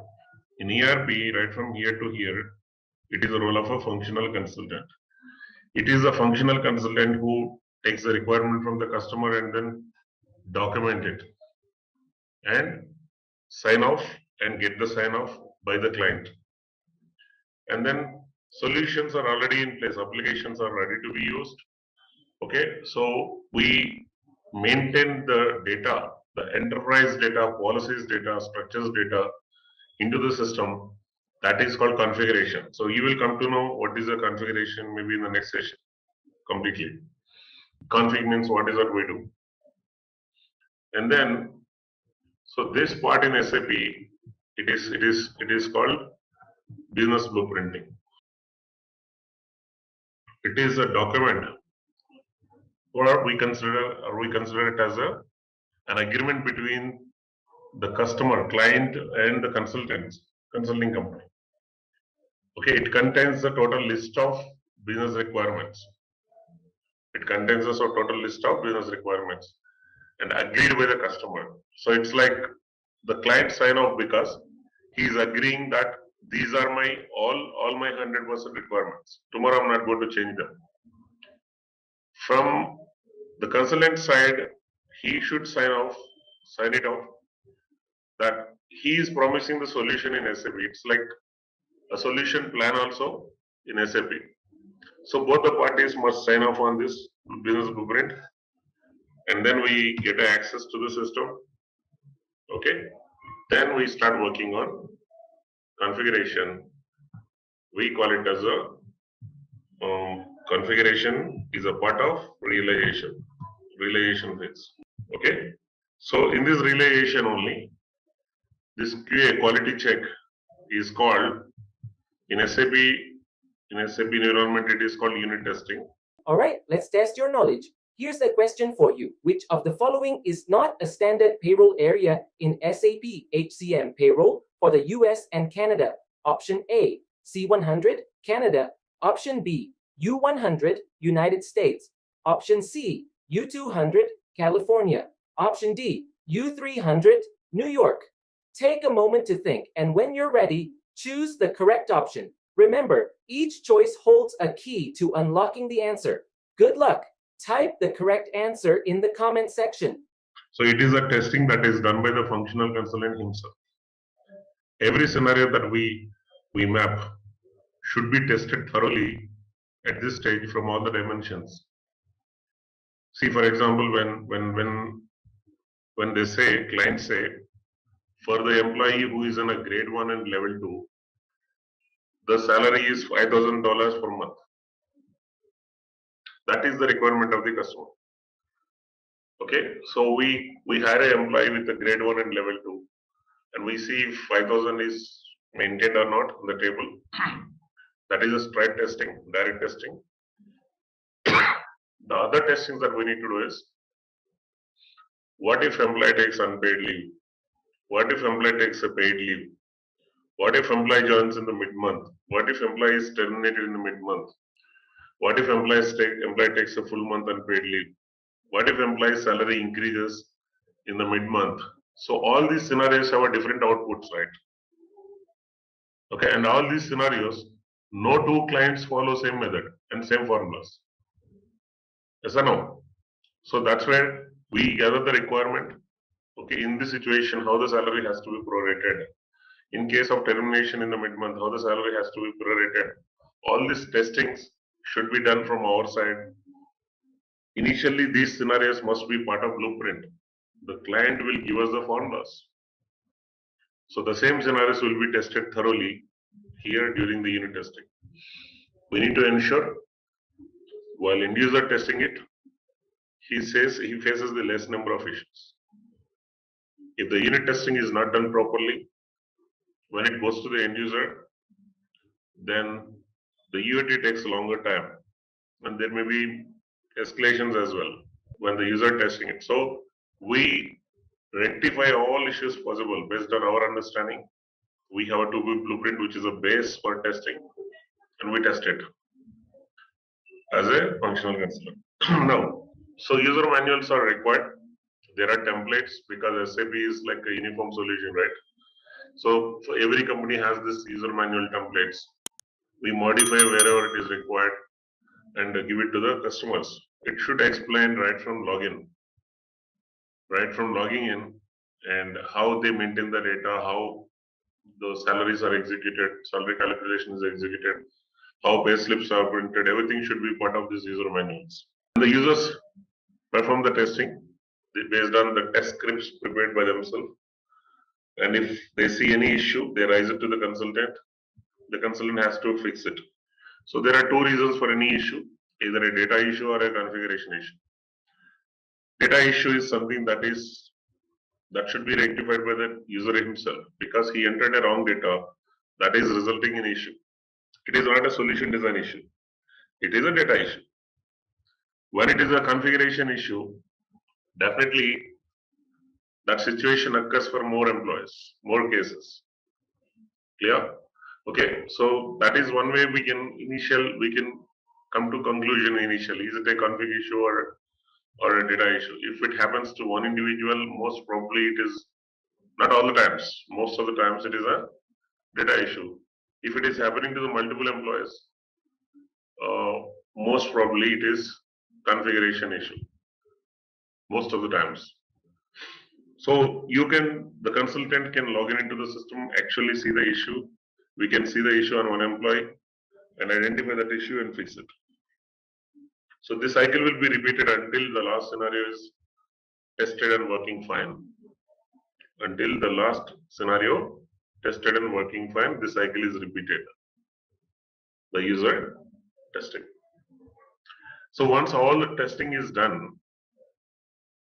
the user will give a sign off. Like it says the user is approving the solution, accepting that everything is working fine, and we can start with the pre-go live activities. Okay, so there can be other testing as I explained earlier. Parallel testing and a pre-production testing is done. Then the solution will be moved to production. The solution is moved to production. In a production, data migration is executed. Okay, means uploading the data into the SAP system. Then they start using the SAP system. This process is implementation, guys. Okay, implementation. So we have various methodologies used by SAP. By the companies, and most of them are derived from ASAP accelerated SAP methodology. We have nowadays Activate methodology, Waterfall methodology, and Agile methodology. Various companies follow the methodologies. More or less are same. All are same. If you are strong at this ASAP methodology, you can easily adopt the other methodologies also. Okay, because the things that we do in this ASAP methodology are there in every other methodologies. The process is different. Okay, so this is an implementation project. Then the second one, any question in this? What is that we handle in a support and maintenance projects? So see, as long as the customer use a technology, there has to be always a technical expert available, because the technology might give an issue anytime, or there is a change in the business requirement. Anything, it can be anything. The consultant or developer or the person who changes the solution and correct the solution should always be available, be it 10 years or 20 years, as long as they use the technology. So that is called service support and maintenance. Mainly two things here: support and maintenance. The tickets handling or incidents. Generally, we in general terminology issues in a existing solution. Though we tested it on 3 different levels, no solution is 100% correct. Definitely, there will be a case which is not identified in a quality or user testing or a pre-production testing. Some situation the solution may not work, the configuration. Okay, so that's when the the client raises a ticket. Some call it as an incident, some call it as a tickets. But basically, it is an issue in the existing solution. Say, for example, the net salary is incorrect. It is not coming as expected. Or in a month, the net salary is coming more or less. Okay. So the client identifies that as a issue. Okay. So then he will not fix that issue by himself. He's an user, he works on only on front end. So there will be two reasons for any issue. There will be two reasons for any issue, either data issue or solution design issue. Is a data issue or a solution design issue. So if it is a data issue, who will see it? Again, the functional consultant has to log in into the production system, or maybe if the production system access are not given, create a case or a clone a case into the quality environment, and in the quality they analyze it. So the consultant identifies it as a data issue, then guide the user to guide the data, as we are not authorized to change anything in a production. So you should guide the user to correct the data and rerun the case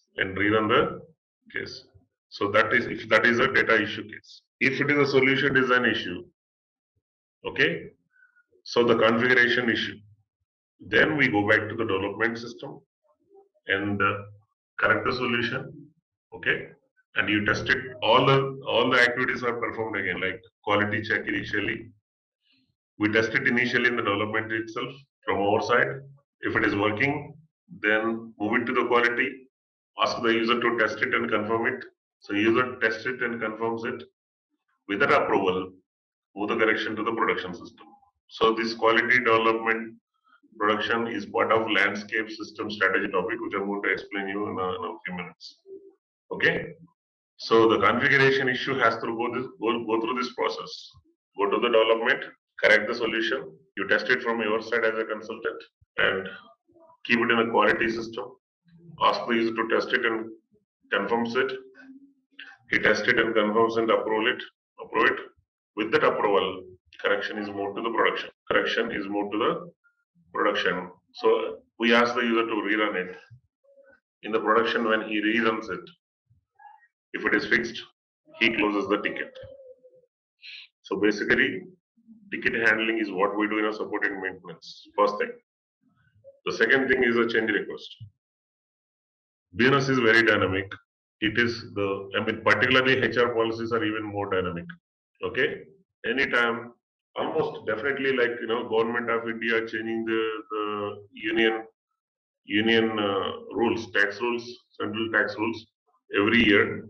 The companies also have some policies newly implemented every year, right?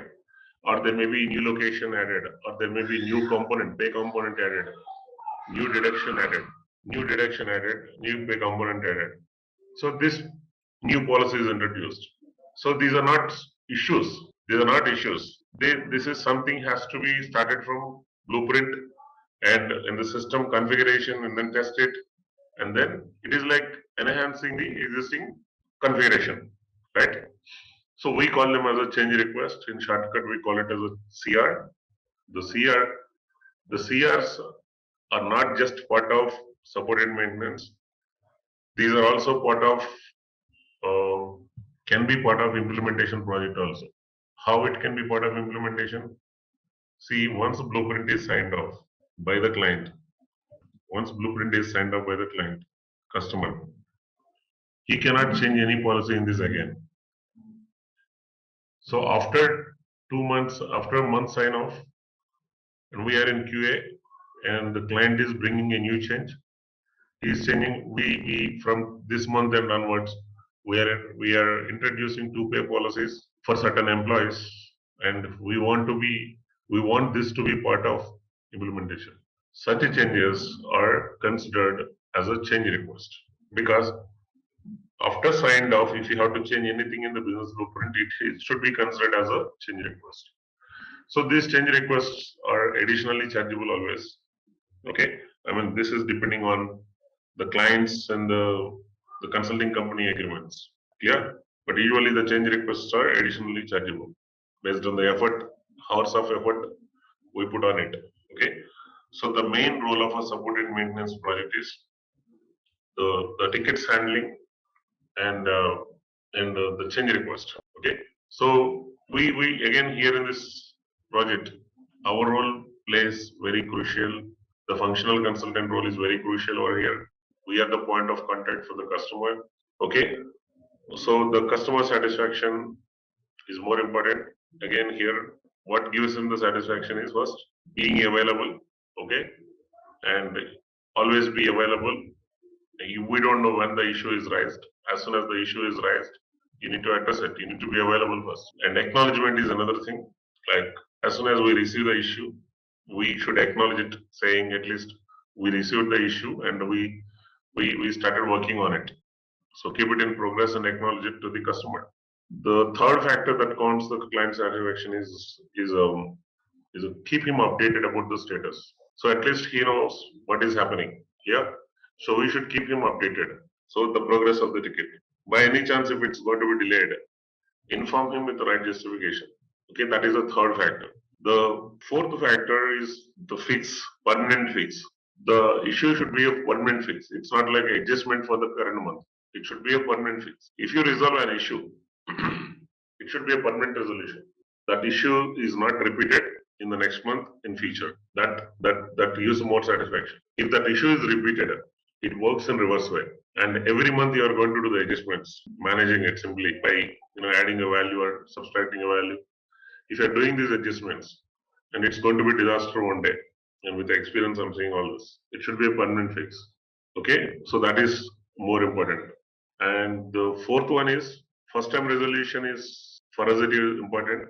Okay, first time resolution. We should focus on the first time resolution in the sense the moment you receive the ticket, once you understand it with the interaction or exchange of the mails with the customer, once you understand it and you fix it in the configuration level and test it, put it in the quality, and the client approves it after testing.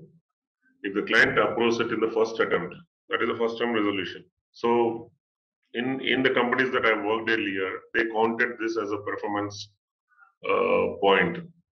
Okay, at the end of the review cycle, they see how many FTRs you have and compared with the team. So they always focused on FTRs, first time resolutions. So that counts our performance as well.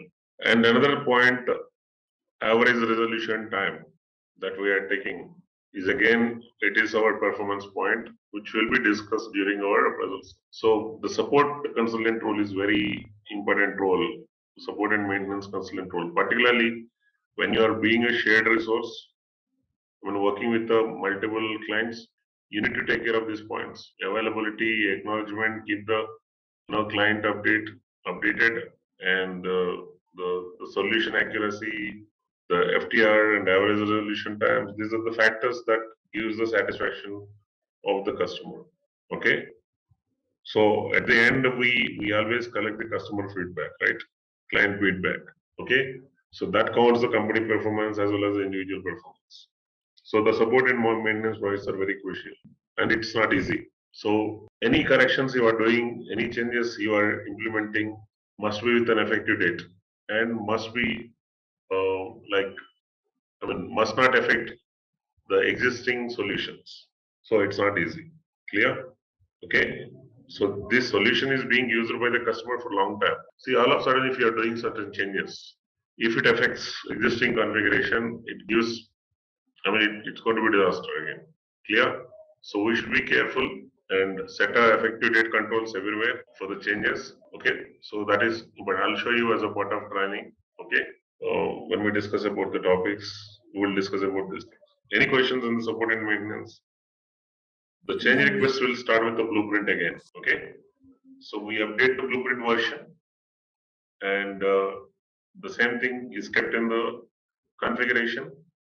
Yeah, for every CR, the first thing is we should give a effort estimation. For every CR, effort estimation is more important because CRs are chargeable, right? Okay, there will be a negotiation between the customer and ourselves on the number of hours we are going to charge. Okay, once customer approves it, then we start update the same in the blueprint, previous scenario and the latest scenario both. and then update the same thing in the system, and you test it from your side, put it in quality, ask the customer to test it, okay?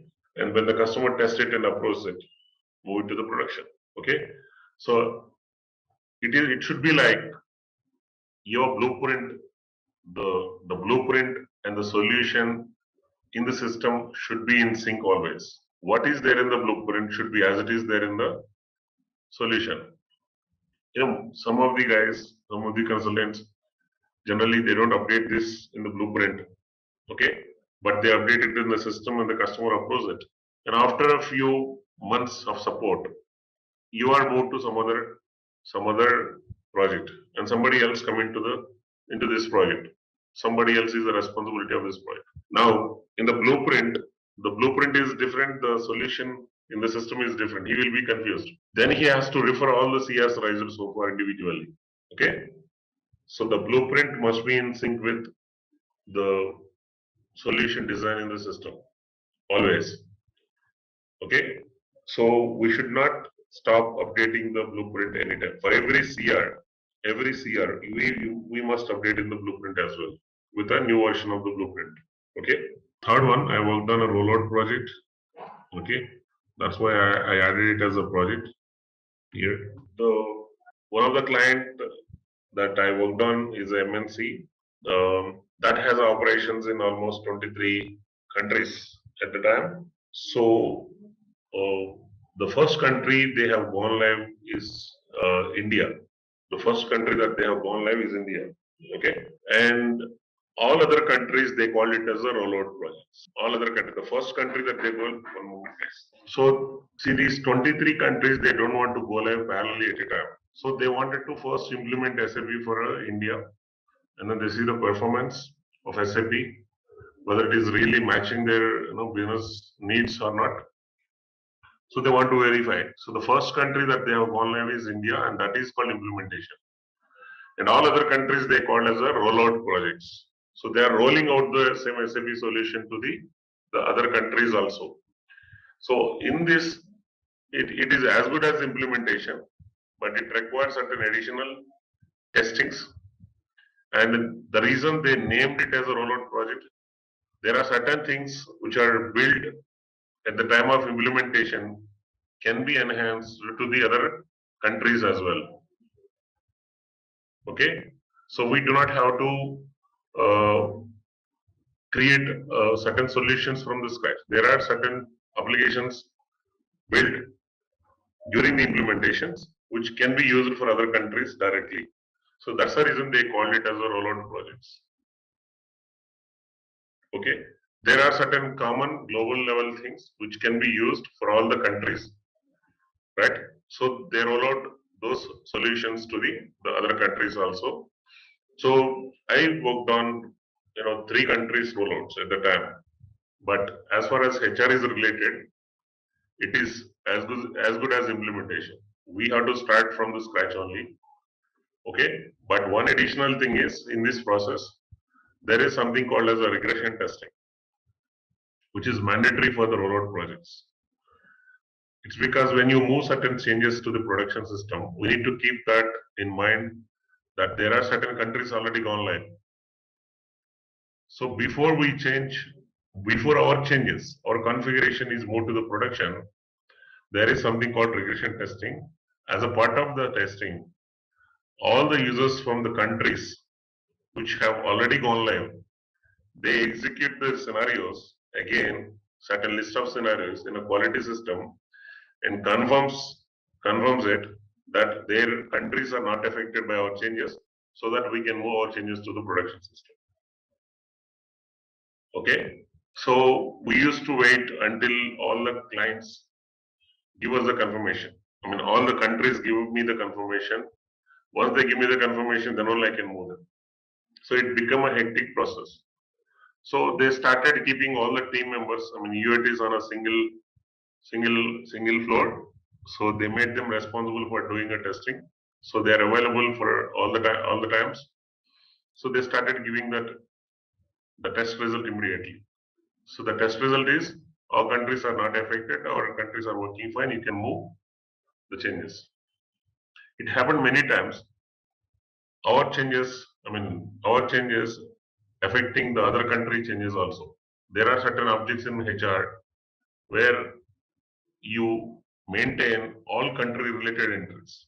So by any chance, if I delete them, the other countries get affected. So this regression testing should be done thoroughly. So it is a part of that rollout projects. Okay. So 90 to 95% it is an implementation project only. Okay, for HR, particularly for the payroll. Clear? It is as good as implementation. We take the requirements, the unit testing will be there, end user training will be there, everything will be there as it is.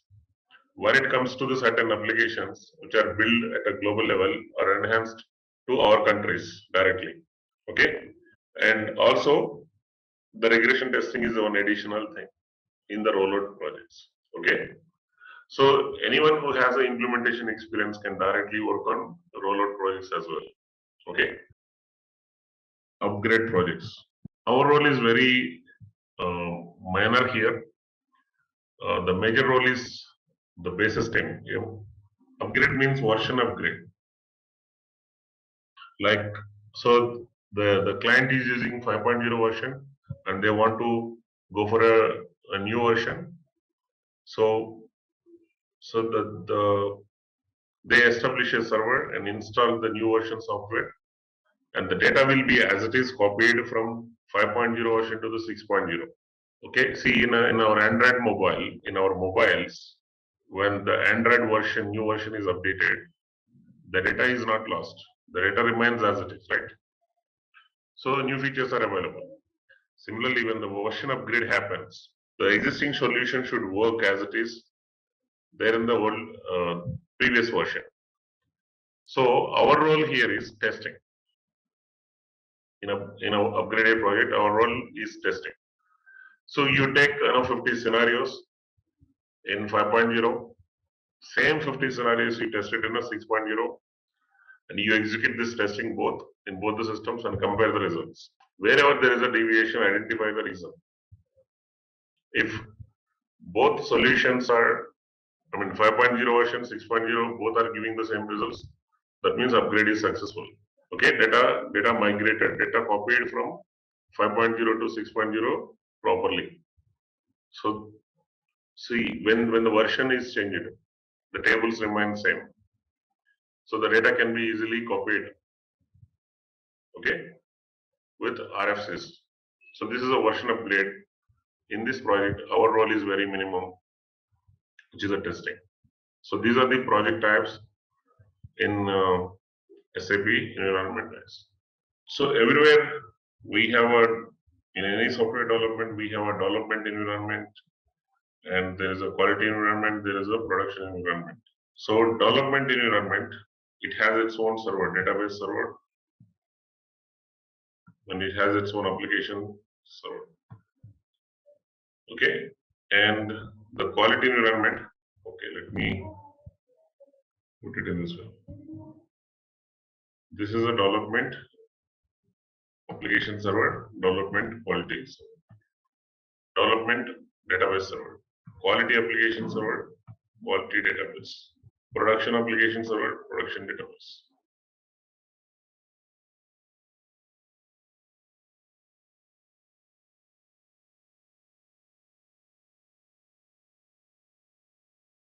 Like this. Our presentations, client systems are here. The user systems. User means, when I say user, the functional consultant is an user. Okay. The end users are users, developers also users. Also users. So let's say this is a functional consultant system. Okay. So he will have access to the development server, and he will have access to the quality server mapped here. He will have access to the production server mapped here. So we can name it, okay, with our own naming convention. So there is no compulsory thing here. Quality system, this is a production system. So what is the production system? Production system is normally where the real-time business transactions are executed. real-time business transactions are executed. So there is no dummy data over in the production environment, guys. Okay, so we may not be able to access to the production system. Some customers that I worked on, they did not allow us to access the production system. Okay, so they don't want to see their pay slips. So that's the reason they did not allow us. Okay, they did not even give us the display access. There is no access at all in the production system for us. There is some customer who give me display access so that I can directly log into the production system and see what is the issue and analyze the issue. There is some customer who give me the change access directly. Okay, but even if you get a change access, you are not authorized to change anything in the production system without a client request in written in mail. It's not like the client call us and then ask us to change something. We are not supposed to do it. Okay, so it has to be written. There has to be a written proof. Then only we will be able to change the thing in the production. So we are not at all responsible. We are not at all authorized for the production system. Yeah, we are not authorized at all to access anything in the production system. So if I don't get access to the production system, how can I rectify the issue? How can I see the issue? So there is a cloning tool. There are various cloning tools from SAP. Using that cloning tool, you can replicate that issue in the quality environment, so that functional consultant do not have to create that case again. Okay, so it can the tool can replicate the cloning of the case in a quality and development automatically within a seconds. So we can log into quality and then see what is the issue. Clear? So production system is where the real-time business transactions, day-to-day business transactions are executed. The consultants are not authorized. The complete owners are the client side users. Now coming to the quality. Quality is always a copy of the development. We again do not have access to the quality to change anything in the solution. We will not have access in the quality system to change anything in the solution. But we can test like end user. Okay. The front end screen access is given to us so that we can test the scenarios, but we will not be able to change anything in the solution. What is the point in changing the solution in a dummy system? Quality is a dummy system where we enter the dummy data and then test it. Clear? So the quality server is in quality environment is used for two things. One is to increase the quality of the solution in the development by testing it. Okay. The second one is that's where the user approves a solution before the solution is moved to the production. Okay. So the only place where you can create a solution is only for testing and training. So the users as well as the functional consultant have an equal responsibility here. We are the one who give a training to them, and we are the one who fix the issues, right? So the users will be testing the system with the dummy data and provide us the approval. Provide us the approval. Okay. And development environment is where the actual solution creation and solution modifications. It is the only server. So at a higher level, so these are the three environment. So the initial testing done by the consultant, the quality check is also in a development part. Okay. In a quality environment, there are two testings. One is UAT, user training, and UAT or CAT, and parallel or reproduction test. I mean, different ways of using it. I'm just explaining the ways that I've worked on. Okay, the landscape systems that I've seen in my past experience. Okay, so this is where the user approval. So if I have to move anything to the production, okay. So the first thing is the solution creation modification is here, and the initial testing is done. in this environment.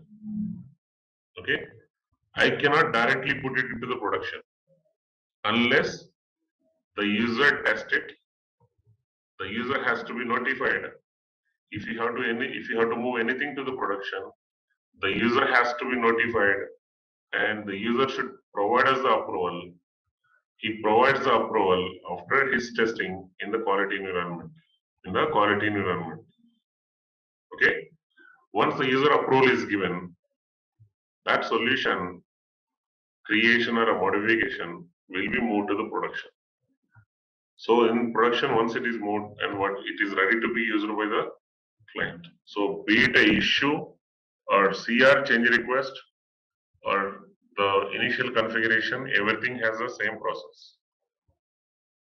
In development, you create a solution, okay, and you test it from your end and move the solution to the quality, ask the user to test it and provide the approval and move it to the production so that user will rerun the case and close the ticket. So the consultants will have these 3 clients added. Users normally they need only these 2 clients. Okay, quality client and the production client on their desktop. They don't do anything in the development normally.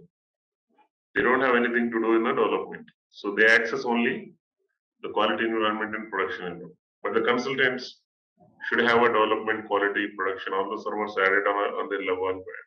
This is not a complete landscape. Landscape is what I explained based on this. Look at this. I'm talking about one server now. Okay, one development server or one quality server or one production server. I'm talking about one server, SAP server. Okay, I'm not sure how the NGS landscape is, but this is the landscape that I have worked on in my experience. Based on that, I'm explaining it. So as I mentioned, there are various ways of using the servers and the clients in SAP. Okay, it might be slightly relevant to your process as well, but let's see. See, this is a development database and this is the application server. So this is basically the user screen. Okay, when the user clicks on log on, select the server and clicks on log on, then it will first ask you the client and the user ID and password. So client is what is our point of discussion now. The client is what is our point of discussion. The client is a 3-digit numeric code, guys. Client is a 3-digit numeric code. Okay. So the client is the definition of the client is it is a independent data unit within the server where customer specific data is placed. Customer specific data is placed, and this point is enough. Customer specific data is placed. Okay. So all the countries of the customer, all the departments and countries of the customer. If the customer is MNC, it has 20 countries. All the country solutions are implemented in the same client. So irrespective of the number of departments and the number of countries, one customer solution can be implemented in one client. So what is a client? A client is like a folder in your drive. Like for example, I compare this. I'm not sure whether it is right comparison. To keep it simple, I'm explaining it. See, assume this is a server. Okay, it has a 120 GB database. When I click on it, you see the folders. Okay, you see the folders. Why do we create these folders? When I create a folder initially, it occupies 0 byte database. But when I start putting the files into the folder, dynamically memory is allocated, right? For the folders. So with a maximum limit of 120 GB. So why do we create folders? First thing, we can keep different types of documents into the different folders. Second thing, I can keep one version of the document in one folder, the second version of the document in the second folder. For example, can I keep same document with the same file type, with the same file name in the same folder again? Is it possible? Suppose I'm placing a Word document with the name XYZ. Can I have a XYZ without any extension with the same file type, with the same name in the same folder? Is it possible? No, right? So you create another folder, then only you can keep the same document, copy of the same document in another folder. Yeah, okay. So basically the point is the document that you maintain in one folder cannot be accessible from other folder. Okay. So I can keep a specific type of documents in one folder, another type of documents in another folder. I can even give a user restrictions based on the folder. Am I right? If I want one user to access the folder, I can give access. If I want to restrict one user to access the folder, I can restrict it. Yes or no? By creating the folders. Okay. Similarly, the SAP client, okay, is like a folder within the server. Okay. It uses the same database. It uses the same database. One client is dedicated for one customer. One customer. See, for example, if I have to process the payrolls of various customers, for example, there is a X company, there is a Y company, there is a Z company. They outsourced their payroll to me. So my company is like a payroll outsourcing company.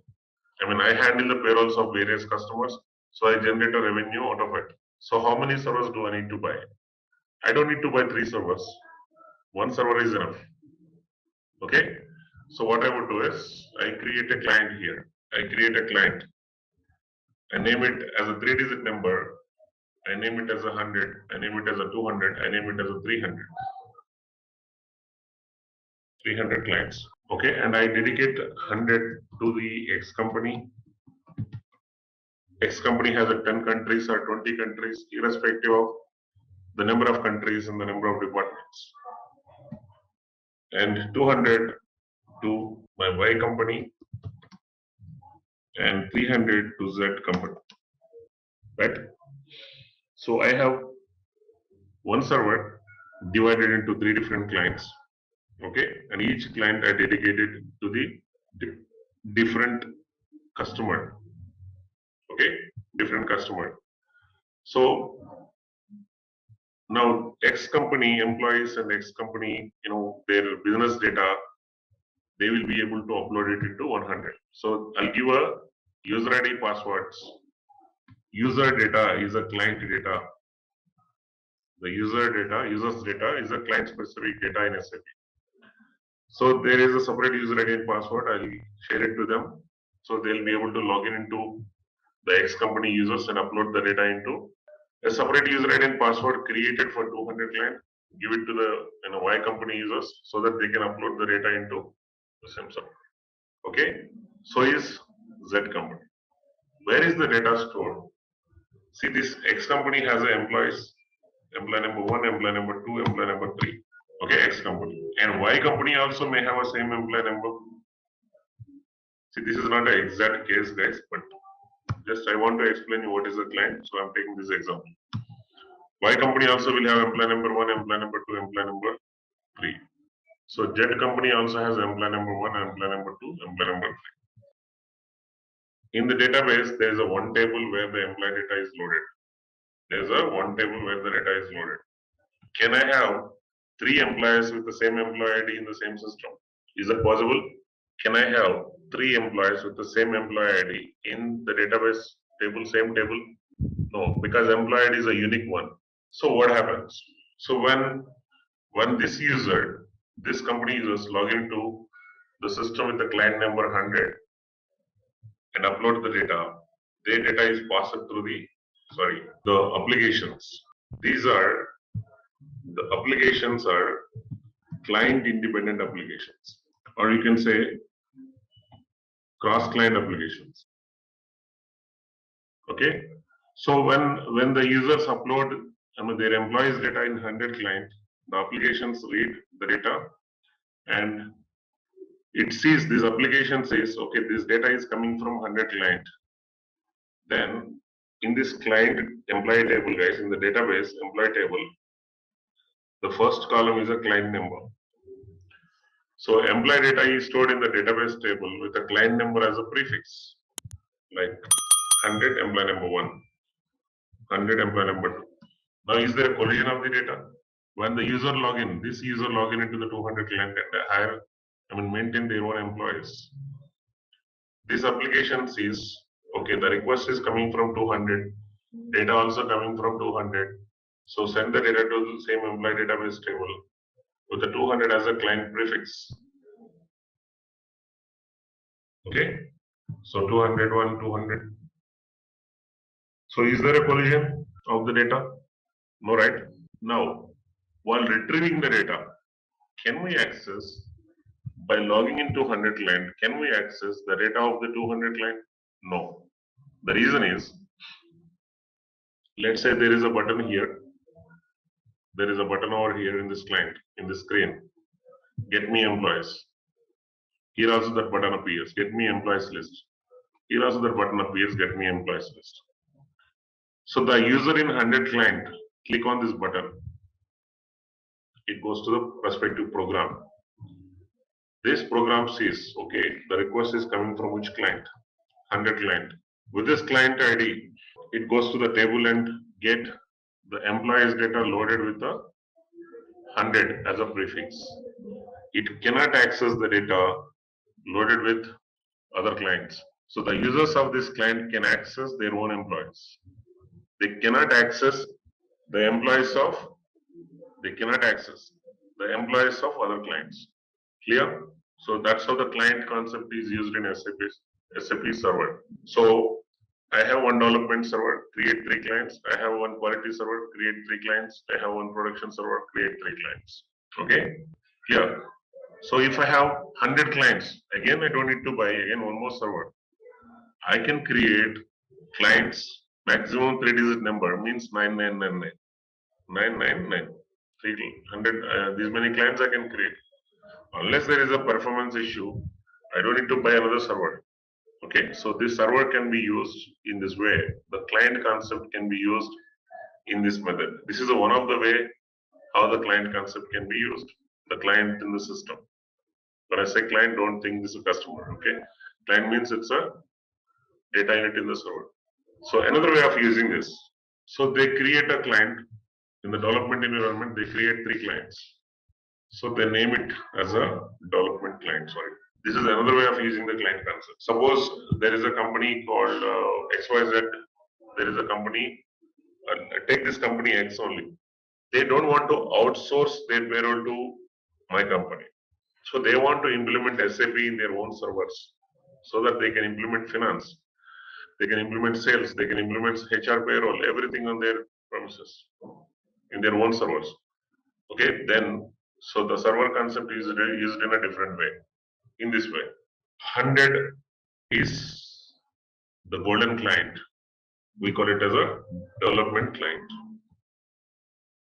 This is, let's say 200 or 210 or whatever the number is, unit testing client. Okay, they give us another client for the sandbox, like individual learning.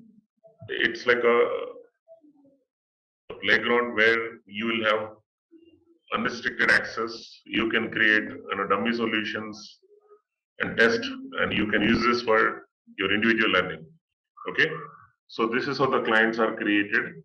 So the development is the client where the only client in the entire landscape solution is created, okay, modified. All other clients in the quality server, production server, development server, all other clients are just grayed out. You will not have access. You will not have access to the solution design. The only client where you can access the solution or customize the solution is development client. So now you understood the server and client concept. I'll show you the landscape system. You understood what is a client now. Any client specific data has to be loaded in the client specific tables. Any application level changes, program level changes are loaded in application layer, application central repository. Okay. See, it's like simple. It's like I'm writing a program. This program is for screen design, like a screen program. Okay. And in this screen, I created three fields, A, B, C. Okay. Automatically, the moment this program is created in an application server, an application layer, not server, this screen is available in all the clients, here and then here and then here, because the applications are built where application layer level, which is cross client. Okay. So in this screen is common for all the clients now. Now the client data is client specific. Okay. So what client does? There is a field here, field A. There is a field here, field B. And there is a button here, calculate. There is a field here, field C, which is grayed out. Result field.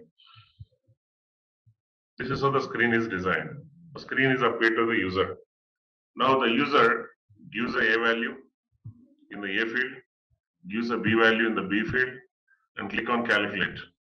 Then the moment he clicks on calculate, we write a program for this accordingly. Where here the program is C equal to A plus B. So this program get activated the moment user click on this button, calculate button. Then it gives a result. Where? In the output field. And then when he clicks on save, then the A value, B value, C value is taken from the screen, pass it to the table. In this table, the request is coming from 100, A value 5, 100, B value 6, 100, C value 11. That's how the data gets stored. Okay. So when they create a screen and a program, the same screen appears here. The same program is used here. It's just the data that we are placing here is client specific. But applications are cross-client applications. Is that clear? So basically, when web programs are built, they are stored in the central repository over here. They are by default cross-client or a client-dependent application. Okay. The reason why SAP has approached this method, for example, the X company, Y company, and Z company, all are, let's say, having a business in India. They have a payroll for Indian employees.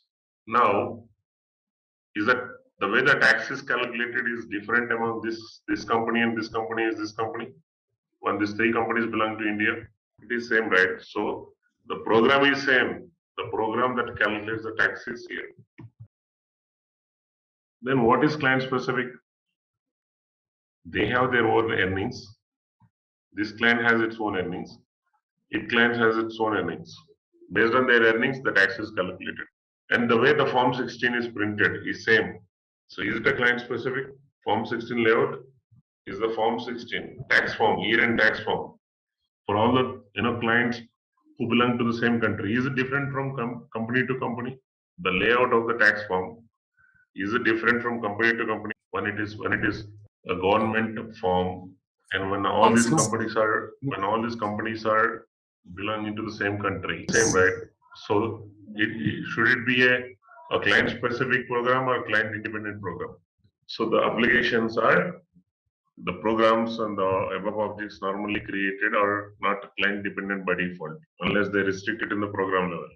The screens, the forms, the reports, the interfaces, okay, the other objects which are designed in the program by developers are by default client independent.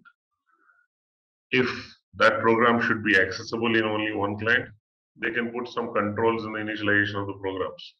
Okay, if the request is coming from so and so client, do not allow, error out. So they can put this client specific controls. Okay, But otherwise, by default, these are client independent applications. Okay.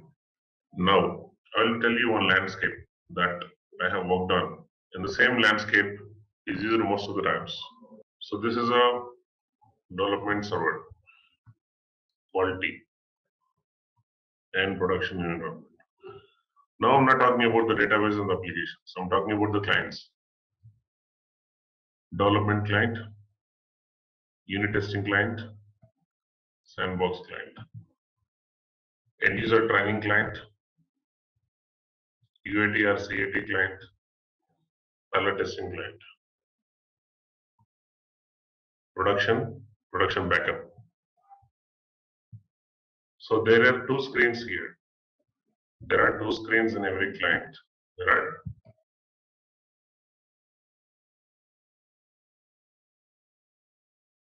okay. So this is where the solution design. This is the only client. I name it like the basis team. That means name it like a development client or golden client. This is, let's say they say product 5. This is, let's say, some private D sandbox.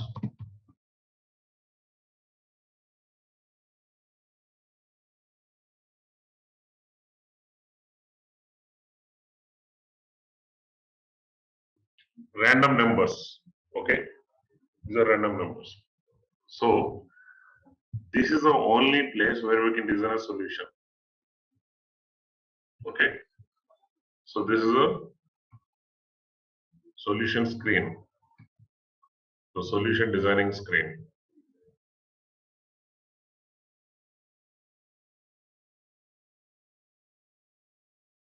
So why this is grayed out?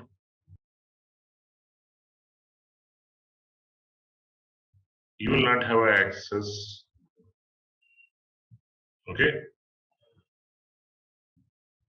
to the solution designing screen. But where do you have access to the solution designing screen? Development, as you can see, development sandbox. Exactly. So this is where the only client where the solution is designed. Solution design, solution creation,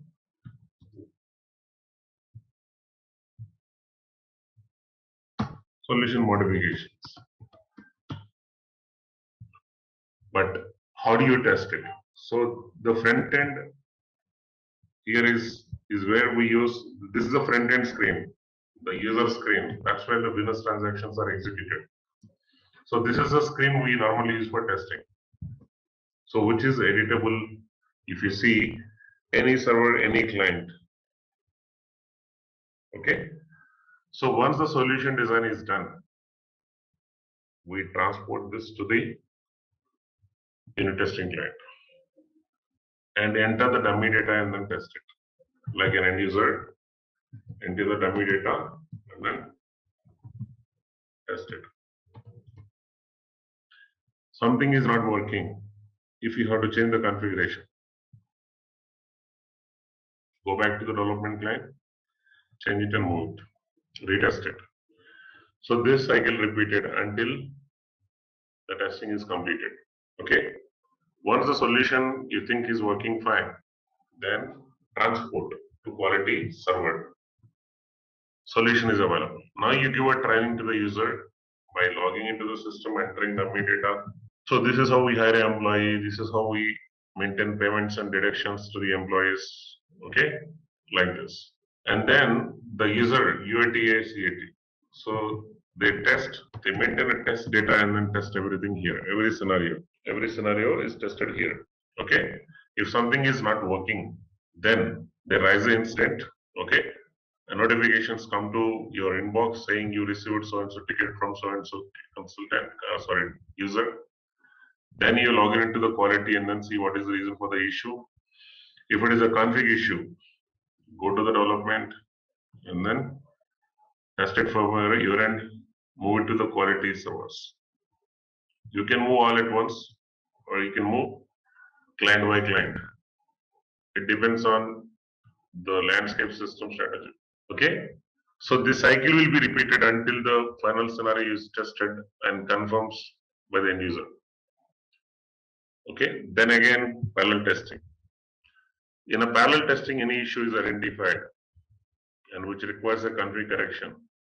Same development, you test it from your end, move it to the quality environment. Once he gives a sign off, once the user gives a sign off, then all the corrections that we have done so far are moved initial configuration and initial corrections. The initial configuration and corrections, everything is moved to production environment. So where is the corrected solution? In development and golden client only, right?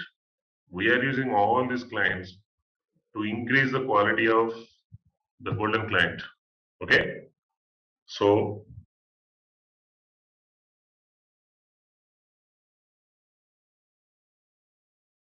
this is the landscape, not just for HR. This is a landscape must be followed by every functional consultant part of this implementation, like HR, finance, sales, for everyone. This is a golden client. This is a unit testing client. This is a end user training UAT pilot testing. It's not like HR one client, finance another client. SAP solution itself an integrated solution, right? So you have to have all the modules in all the countries in one client. So the landscape is not a HR specific, it's the client specific, the customer specific.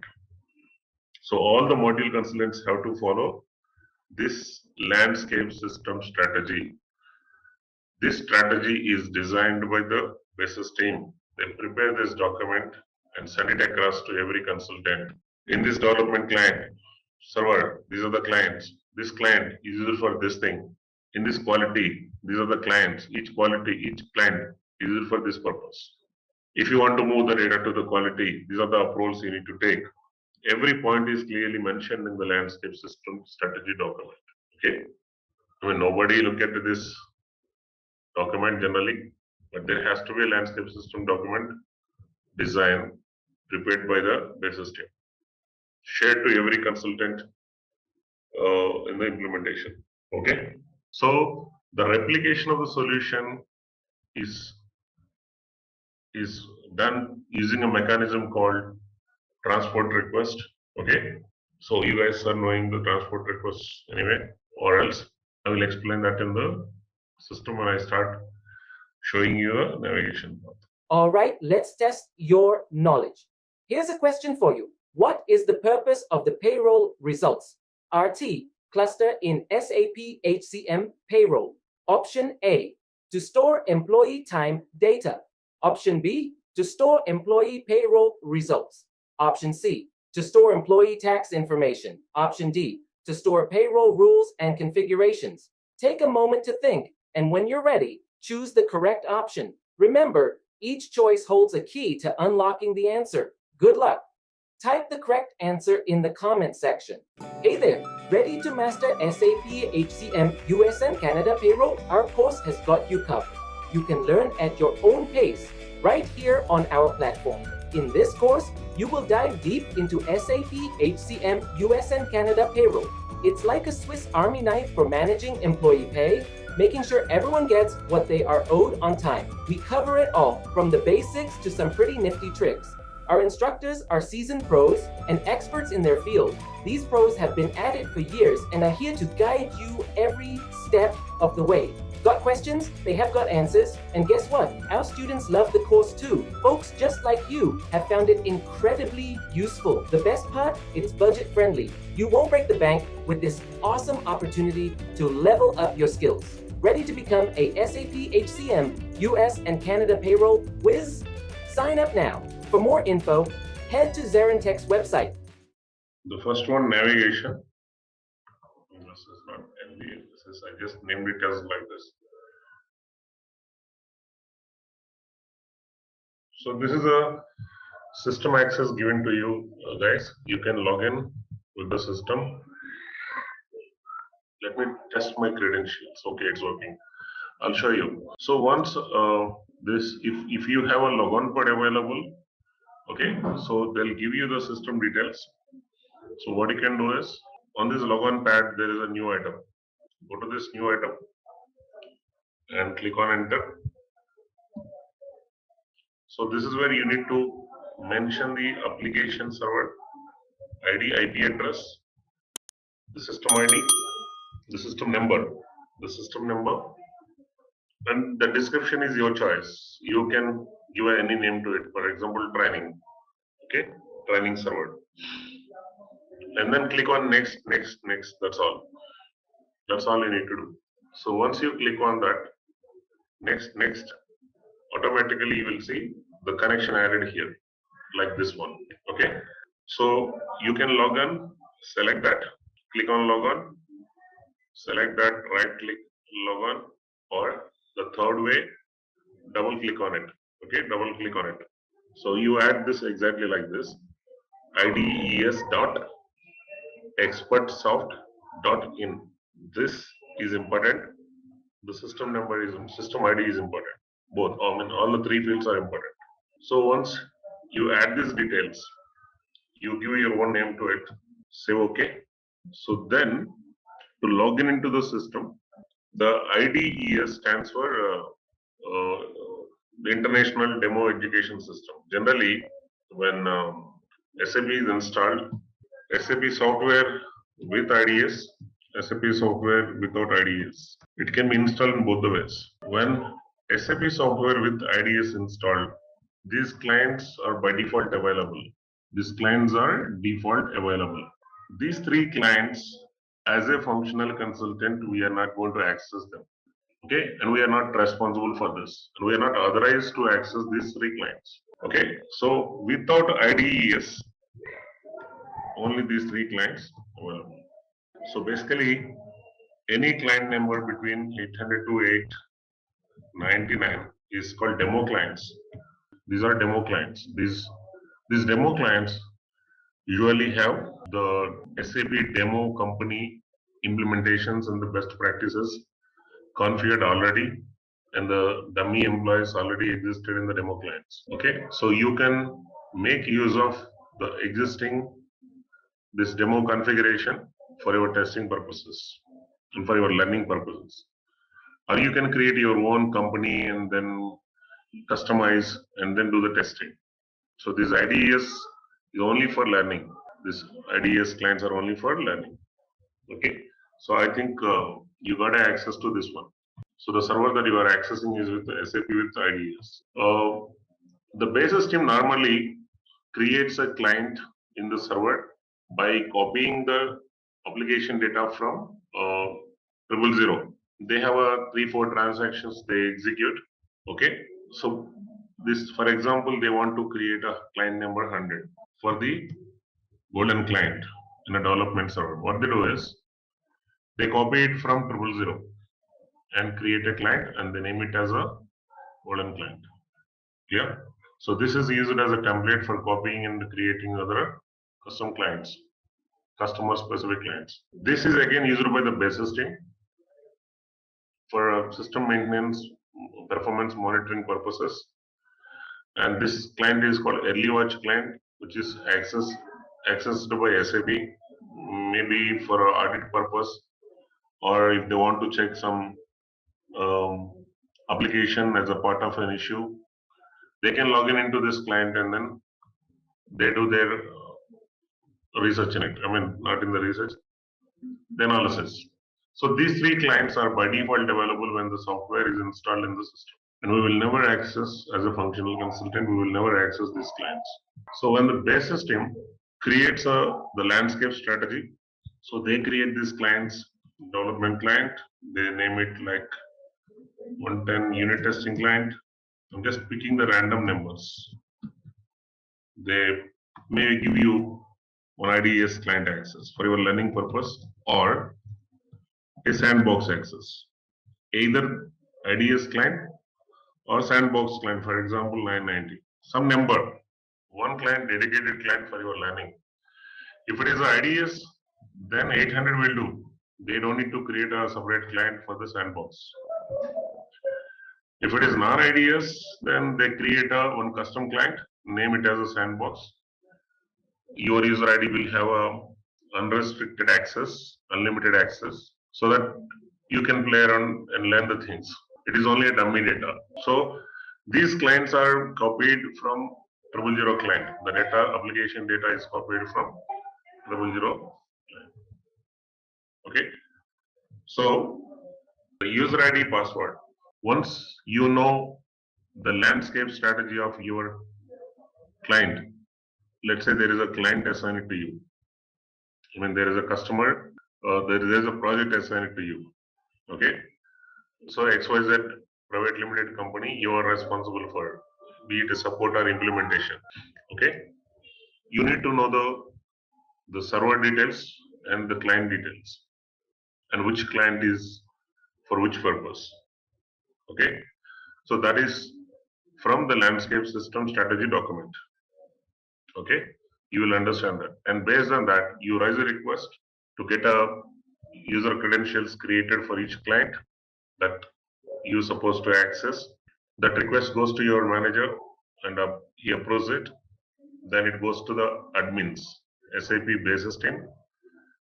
They log in with their user ID password in the client and then create user ID password for you. And they map your personal information like mail ID, contact number, etc. to that user ID.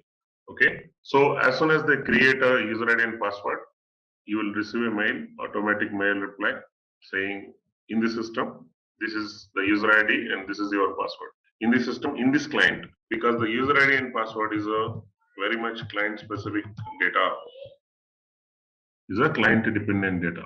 So for every client that you are accessing in the server, you will have a separate user ID and password. Of course, the username they keep same so that you will be able to remember it. It doesn't mean that you are using the same user ID for all the clients. The user ID is completely client dependent data. The user ID and password is completely. So for every client, there has to be a separate user ID password. I mean, separate credentials are required. So which is created by basis team and communicated to you with the default password. Okay. So this is the user data. The client number. So what server? The client, the user ID, and the default password is shared to you in a mail. The user ID is normally not case sensitive, but the password is a case sensitive. The password policies are different from customer to customer. At least one alphabet capital letter is mandatory, at least one number should be there in the password, one special character should be there in the password. This is the password policy. Okay, it is set up based on their configuration, I mean their naming. So with that, you go to the server and click on log on. Select the server and click on log on. Okay. So it will ask you the client number, which client are you accessing? Okay. Which clients are you accessing? Which client you are logging into? Then user ID and password. My user ID is this one, HCM test. And I created my own password. Okay. You can change the password anytime. When you log in with your default password, when you log in with your default password, it will ask you for the first time, it will ask you to keep your own password. So you type the password twice. Okay. Anytime you want to change the password, click on new password. Okay.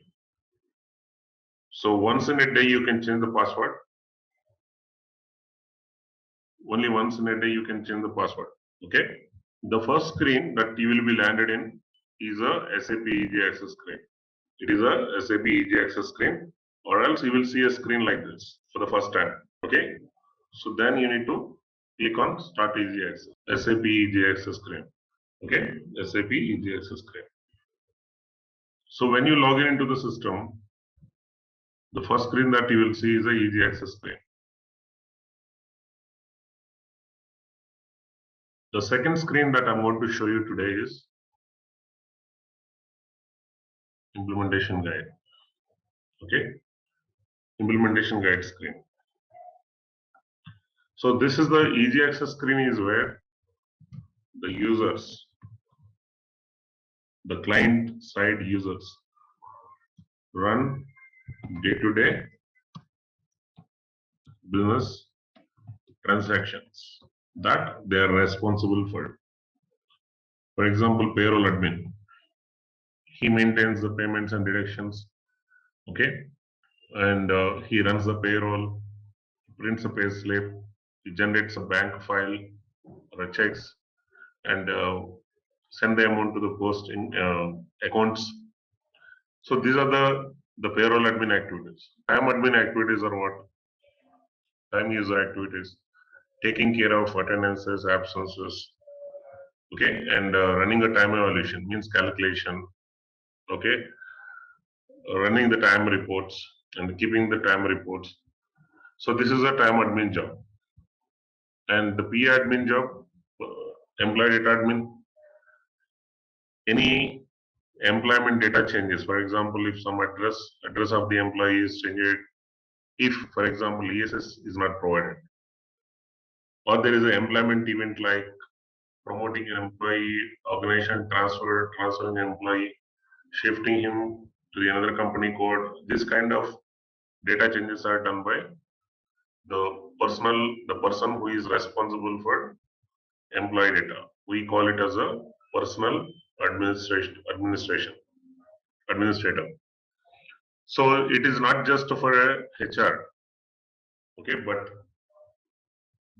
this screen is for HR, finance. You name any users, okay, they run their day-to-day business transactions here. They run their day-to-day business transactions, okay. So running a day-to-day business transactions in the system means what? Maintaining the data, respective data. Technically, it is a data maintenance. It is either a data maintenance, okay, or data retrieval. That's it, right? Technically, everything is you take the data and you maintain it in the system. And when you want to retrieve it, you will retrieve it. So that's what the users do. So the business transactions technically from SAP point of view is it is a data maintenance. Okay. So day-to-day business transaction data is maintained by the respective administrators. So when it is a HR admin, employee data, applicant data, departmental data, position data, and the job data, etc. This is the data that is managed by the HR admins. When it comes to the finance, the general ledgers, cost centers, okay, vendor management, etc. The balance sheet, all this, I mean, they have their own activities, cost planning, budgeting, accounting, controlling, all this, okay. So this is what they do on day-to-day, in day-to-day business transactions. Material data. Material management administrators, they handle materials. The material that the company purchase or the materials that the company sell out. Clear? So both the materials and their units, prices, and the materials are purchased from which vendors, okay? And the materials are sold to which customers. So these details are captured in the material management. Similarly, the sale ID and items, okay, the number of items sold and the units of price and the total. This is the sales details are captured by the sale administrators, end users. Customer details. So this is what the data handling by the administrators. Okay, the end users work on the front end easy access screen. This is a screen they use for their day-to-day business activities of the organization. Okay, so this screen is where the main data, which I'm going to explain you, the master data and transaction data is managed. Everything that we perform in this screen is called execution of a transaction. Technical name, it is an activity for the end user, but in the system, execution of a transaction. Every transaction is application, right? So there is a program written in the background. It's an application, but the user see it as an activity screen or a table or a report like this. But backend it is a program. So these are transactions. The set of transactions are created in a folders. The set of transactions, related transactions are created in a folders. You can expand the folders. Okay, you can expand the folders. The transactions grouped as a folders here. You can expand time admin folders. Expand. Okay. So this folder contains the transactions. Okay. So these transactions are used. These transactions are used to perform business activity. I want to maintain the time data. Then double click on it. It takes me to the screen. That's why I maintain employee time data, day-to-day time data. Clear? So these are called transactions. You don't see it as a folder, and you don't see even arrow mark over here. Okay. So these are called transactions. So every user in production system will not be able to access every transaction over here. They are restricted to their own activities. Time admin cannot access payroll transactions. Payroll admin cannot access time transactions. Clear? So it is restricted with the user ID. That is the main purpose of having a user ID and password, right?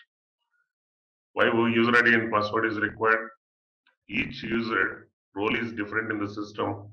So the user ID should be given with the permissions accordingly, right? So this user ID, when they create a user ID, they assign respective authorizations to that user ID, so that authorizations only permitted to the user. So if he goes to some other node in trying to access, it says you are not authorized.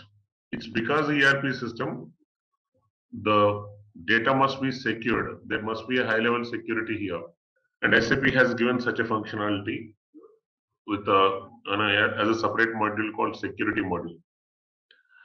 They take care of these authorizations and permissions and the roles concerned. Depending on the role of the user, they grant the permissions. Okay, they grant the permissions. When you are in a sandbox or IDS, you will have a role called SAP_all, means unrestricted access. Okay, because it's not a real-time server, it's a demo server. So you are able to access everything that you see here, but not in real-time production systems. In a real-time production systems, the access is at a high level restricted. Okay. So is this clear so far? These transactions have a technical names as a prefix over here, which are not displayed right now. You can make them displayed.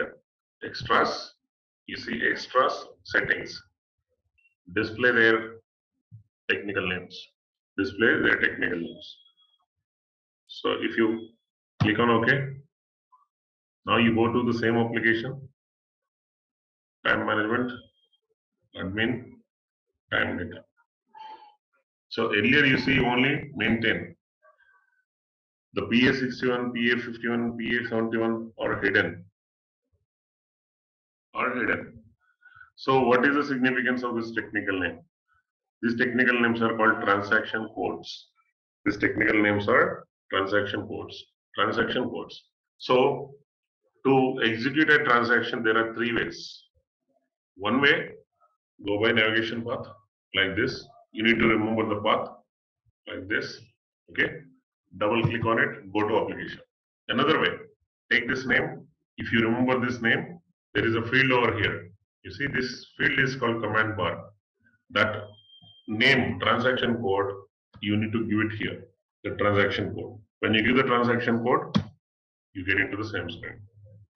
So that is the advantage of a transaction code. So this is the icon to go back to the previous. So every application that we are accessing from the easy access screen has a transaction code.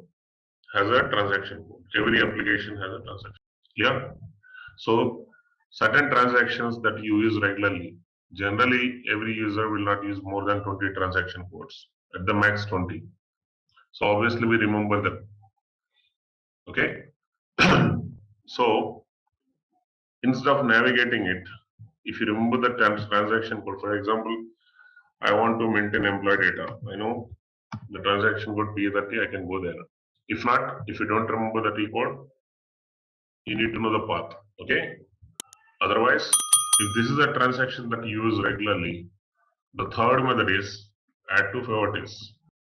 Okay, add to favorites so that it appears here. Clear? So, for example, I also want this one because I use regularly. I add to favorites. So, all the list of transactions that we are using day-to-day basis, we keep them here. So, the moment you log in, you will see your transactions or applications attached here. Double click on it. So, this is the third way. So, these applications can be accessible in many ways. When these are hidden, don't worry about them. You can activate them here. Okay. Transaction codes are not appeared. You can make them displayed. So this screen can be divided into different parts. I'll explain one by one. Okay. The first one, main menu bar. This menu bar contains what? The actions that we can perform on the application area. For example, assume it is a Word document. The Word document or an Excel sheet. You will have a menu over there, right? In an Excel sheet. The menu contains the list of or a set of activities that you can actions you can perform on the Word document, right? Similarly, this screen is also same. It has a set of actions that you can perform on this menu. Right now, the menu that is displayed, okay, you see there are several actions here. All actions are not relevant to us, okay. So I'll be explaining the actions that are relevant to us. Like just now I explained settings. Slowly we will learn the actions that are relevant for us. Okay. So don't worry about the actions that I'm ignoring here. So certain actions are not related to us. Okay. So here this menu is different from the screen to screen. It depends on the application that you are accessing. For example, if you go to this P30, you see a different menu over here. So it has actions that you can perform on this screen. For example, you want to create a employee previous employee details, then you select it and click on create like this. These are the actions that you can perform on the screen.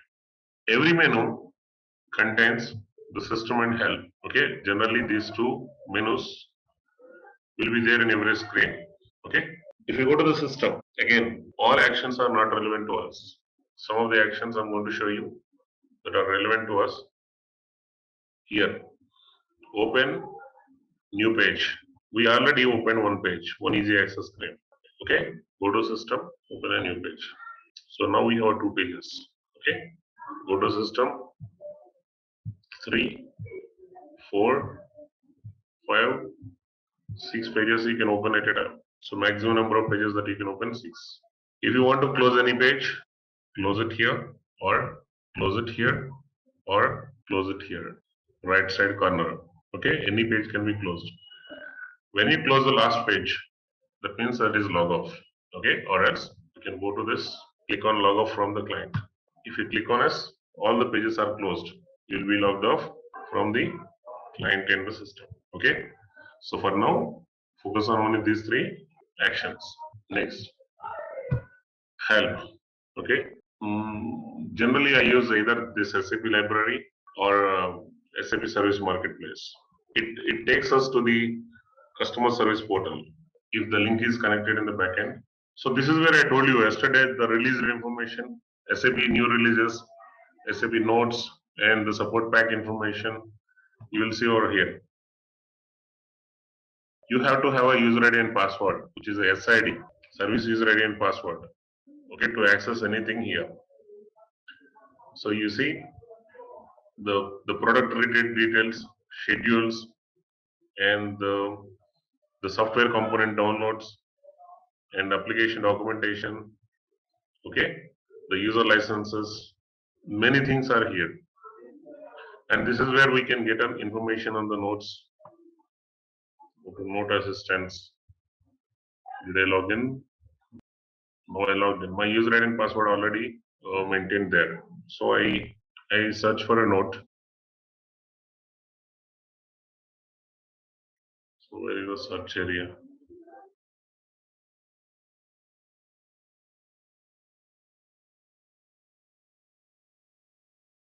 This is not notes. This is a knowledge database.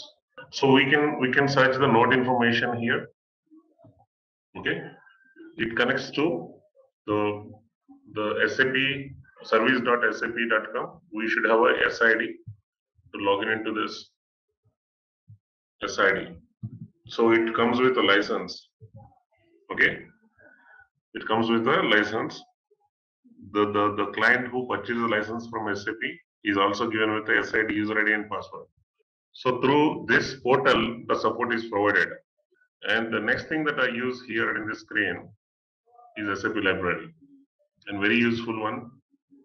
And this is where I have learned almost 80 to 90% of the knowledge that I have is from this library. And whenever I get a free time, I try to access this library.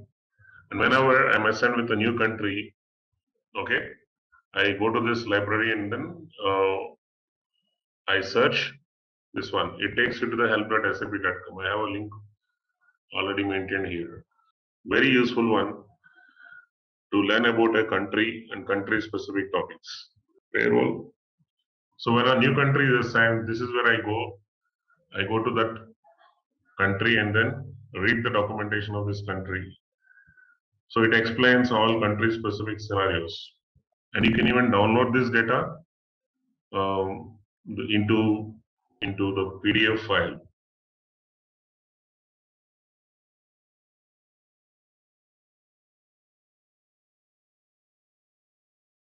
For example, some topic, right? I want to download this information, and I'll create a folder so that I can refer these documents anytime. So you have an option over here, create a custom PDF. So you select the topic that you want. So this is a very good source of learning. Okay, you can download this PDF onto your desktop. So very useful link this is. It is connected to your servers in real time. It takes you to that link. And the node information, this is normally used by the basis team. As I said, you don't need to worry about many options that are displayed over here. And then the standard toolbar. The standard toolbar. So this is equal to enter. Suppose you enter a transaction code here. You can use a keyboard enter or use this enter, both are fine. Okay. You can hide and display. You can see the transactions that I've used previously, the last 15 transactions. And save button, it is not highlighted because there is nothing to save in the screen. If there is something to save in the screen, then it is highlighted. For example, I don't know if employees are there here or not. For example, I go to employee some table, employment details table. Then it is highlighted, you see, which means what? You can maintain something and then save it. Forget about what screen I'm accessing. You just focus on these icons that I'm telling you. The screens and all we are going to learn. And this is a go to the previous page where you come from. Okay, F3. And exit the screen. Go to the home screen directly. Cancel. You are doing something and you want to stop in the middle. You can cancel it. Print it. Suppose you are printing a form, payslip for example. You want to give it to your printer, which is connected on your local area. Okay, not application area, application server area, client area, or can be connected. Default things can be connected. You can print it. It will ask you to choose the printer. You can give a printer name and then click on OK. It goes to the printer on your local area, work area. This is to find an application. Find application. For example, I want to search for a change shift plan. Not in a technical names, in a text. See, you'll go there. And you know the transaction code, for example, but you don't know the path. Search in technical names. It will take you. Clear? Now, this is like a page navigations. For example, you are reading a document which has a 10 pages over here in the work area. Okay. You want to go to very first page, previous page, next page, the last page. Okay, navigation, simple. This is again, new GA window is given as icon here, like this. You can create pages. It is not useful icon, guys. You can create a shortcut on desktop. So why unnecessary creating the shortcut on desktop? You can directly log in into SAP and then access any application, right? Why should we add this application on your desktop? Again, it will ask you username and password if you are not logged in already. So it's the same, right? Why should we keep it on a desktop? So don't worry about this. And this is again one useful icon, very useful icon. And I prefer this icon many times. SAP is a one software, guys. It is built a software which has a field level documentation, a field based documentation. For example, not every application has this feature. For example, if you go to any field, you want to know about this field personal number. Keep the cursor here, click on help. It explains you what is this field. Okay. Keep the cursor here. What is info tab? Click on F1. Either click on this icon or right click F1. Okay. So it takes you to the documentation. What is the info tab? So 80 to 90% of the fields are given with the documentations. It's a very good feature. Okay. So when you are learning about a table, the table contains the fields and columns, right? Columns. You keep the cursor in the column and click on document. It will explain you what is that column for. How can you make use of that column? Okay. It has given that help in the documentation so that if anyone with a base level knowledge can explore the applications on their own. So one should get that base level knowledge which will help you to explore the things on your own. In SAP, all that we need is how to explore some things on the scenarios on our own. That's what we need to learn mainly, not the individual topic. Okay. So by the time of this, by the time we complete this course, you should learn how to explore the things on your own. Okay, not individual topics. So these individual topics is like a base. Okay, we are not going to configure them, configure these individual topics as it is. No two clients will have the same requirements. No two clients have the same complex scenarios. Every time you are assigned with a new customer, there is always something that you need to learn newly and implement it. So that is possible when you have a base level knowledge. When you need to have a right base level knowledge so that you will be able to explore it on your own and implement the scenario. So if I want to know about a subtype, just click on it. It will give you at 1 line, 2 line, 3 line, a 4 line documentation. Okay. This one is individual layout. The screen layout you can customize according to your comfortability. For example, I want to change the color of the screen here. These are the available colors. Okay. Font size, you can change the font according to your comfortability. Okay. Themes, yeah. This is the SAP signature theme we are accessing right now. Suppose if I change the theme, the screen looks like this. For example, if I apply it and open another page, you see. All right, let's test your knowledge. Here's a question for you. Which of the following is not a standard payroll period in SAP HCM payroll?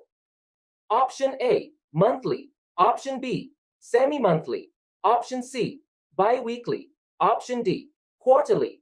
Take a moment to think, and when you're ready, choose the correct option. Remember, each choice holds a key to unlocking the answer. Good luck. Type the correct answer in the comment section.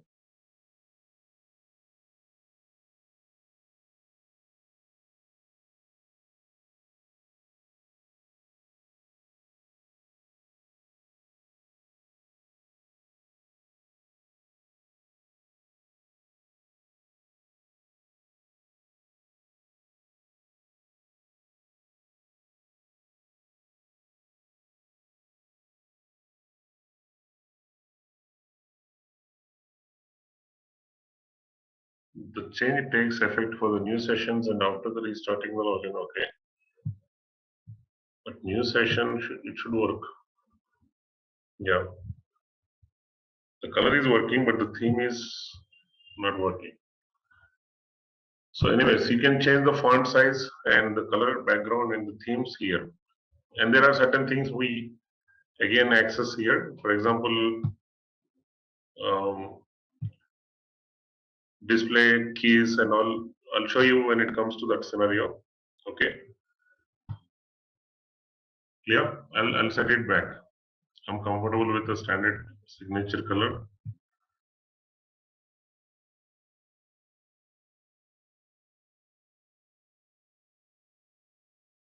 The next one is a title bar. Okay. It contains the name of the title, name of the screen, and which is the standard SAP title for SAP applications, standard SAP applications. For a custom applications, it is a customer choice how they want the title. If it is a front-end application that is used by the customer, then the name of the title, name of the application is a customer choice. So it is a developer task who builds the application, they also build the title, okay, for the application. Clear? So when these applications are built, they are assigned with the transaction codes. That transaction codes are with the Z transaction codes. If the T code is starting, transaction is starting with the Z, that is something which is built by the customer, not by SAP.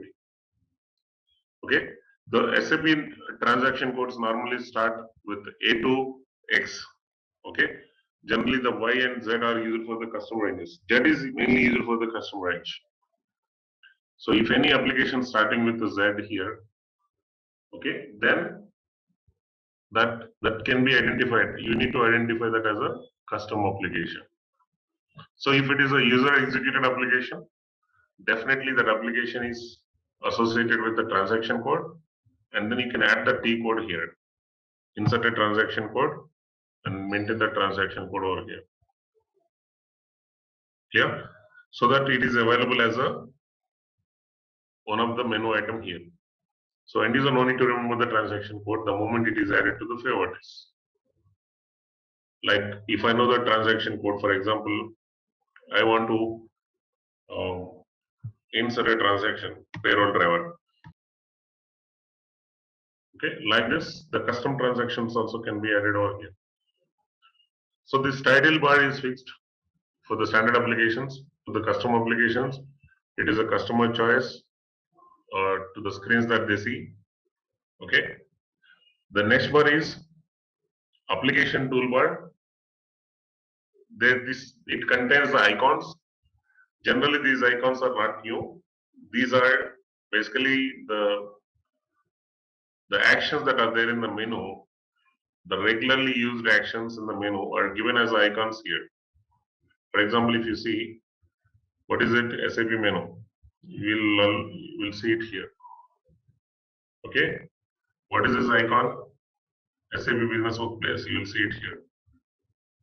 So some of the actions that we regularly use are listed as icons over here.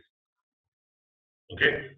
If you go to any application, for example, create, change, display, all this, right? You will find them here. And their shortcut keys. Okay. And their shortcut keys. Clear? So we need to focus on these icons that are displayed here. I'm going to explain you in a while once we complete the screen explanation. So this is the work area. Okay. So when you get into the application, it will show you the screen of that application. So where you perform your own activities. For example, you go to. So this is basically the work area and the title. Okay. And these are the transactions, business transactions, and some of the transactions user authorized, some of other transactions are not authorized. Okay. And the last one here is a status bar. Okay. The system responses you can see here. The system responses you can see here. Okay. And also the system information you can see here. System responses, guys, generally you can identify them based on colors. Suppose red color indicates error. So unless we fix it, we will not be able to move execute application. Okay, let me show you. Okay, here. When I click on this, it gives me a red colored message. What does it say? Fill out all required entry fields. Then only you can execute this application. More information on this error, double click on it. It will explain you the information. The most possible reason for the error, okay, and the system response, the procedure to rectify it. And the solution it is providing is not always correct, but most of the times this is correct. The possible solution for the error, SAP gives us here when you click on that error message. Okay, and so you definitely, unless you fix the thing here, you will not be able to execute this application. Next, yellow color response. It possibly may be a mistake. Okay, it wants, the system wants us. The system wants us. So it's a warning which can be ignored by enter. Click on enter. Okay, you can move further and you can execute application. And the gray color messages, information messages. Okay, you can ignore them, like I can ignore it by clicking on enter again and execute application. Green color, success messages. Okay, success messages. For example,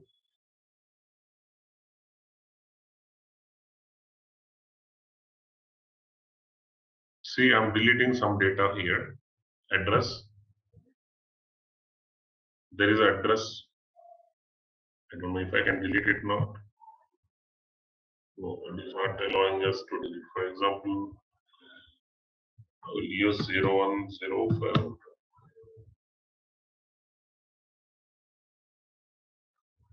I'm deleting it. You see, the action successfully performed. When the action successfully performed, it gives a green color message. If it doesn't give us, and we are confused whether it is deleted or not, we are not sure. When it gives us, it gives that message only that action completed. Okay, so this is where the messages are appeared. Okay, for more information, you can click on, double click on that messages. If explanation is provided, it appears, the screen appears with a proper explanation. Okay, and here, this is the system information. Sorry, this is the system information. What is the system that we are accessing? Client we are accessing, and the user ID we are accessing with. Every screen is a program in the background. Okay, every screen is a program in the background. So this program name, and if it is associated with the transaction code, or we logged in into this screen using a transaction code, the transaction code appears here. This is the response times.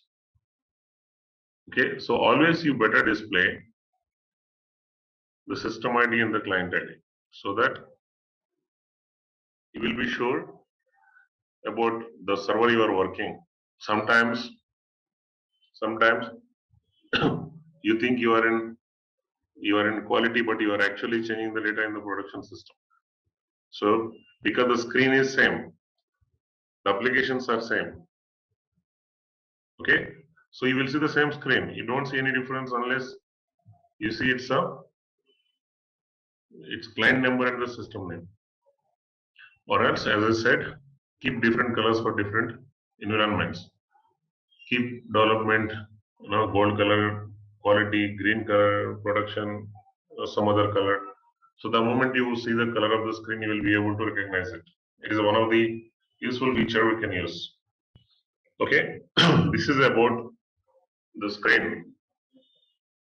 And here, remember these icons.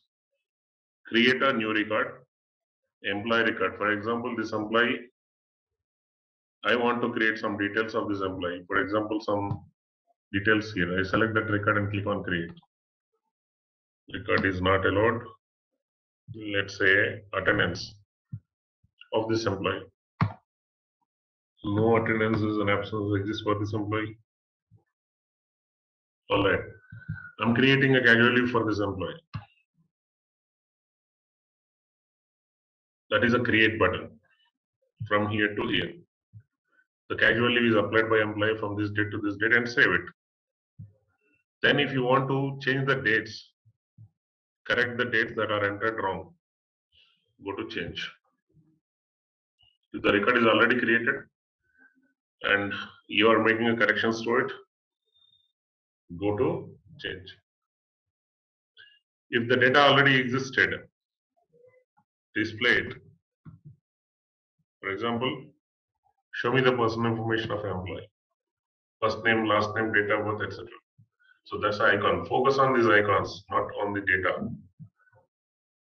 Copy and create a new record. Copy and create, the impact is same. Create is like creating a new record from the beginning. Then copy is what? Copying also creating a new record, but by copying the data from the existing record, so that you do not have to maintain the same data again. Okay? So instead of copying, you can use create. But if I want some fields to be copied to a new record, newly created record, we use copy option. Okay? And then delimit. Delimit. You understood the difference? Copy and create. Is it clear? Okay. Both are same. The impact is same. Both are used for creation of a new record. Okay. Delimiting. So generally delimitation is what? Delimiting is a validity delimitation here. The HR data is completely effective date based data. Effective date based. Okay. When employee is leaving the company, certain allowances have to be stopped, delimited to the termination date. The contract info tab has to be delimited to the termination date. The contract details have to be delimited. So if you don't know, the date is created like this. If you don't know the end date of the contract, I create unlimited date. But when you know the actual date of leaving, you delimit, you change this to, for example, employee last working day is May 1st. Okay, then 30. This is called delimitation. Making the changes to the end date and the start date is a delimitation in SAP. Okay, so like restricting the validity of the record. See, when the company, it's not only when employee leaving, but also when company stops certain pay policies. So far, they are giving as a skill allowance. There is allowance called skill allowance, which is paid regularly, and the customer want to stop it effective from particular date. So the records have to be delimited to the last day valid. Yeah. So that's called validity delimitations. Overview. Show me the list of record created. This is the individual record display. This is the list display. List display. For example, here, individual record, individual screen appears. But list, all records appears as a table. Okay, list display. So basically, the user work on these icons regularly. There is one more icon, locking. Locking. Locking is as good as deletion. It is not shown here. This screen has to be customized actually. They did not keep many input apps here. So I want to lock the data so that it becomes invalid. Invalid in the sense deactivated. Okay, locking. So you will see that log options when you go to that screen here. Not this one.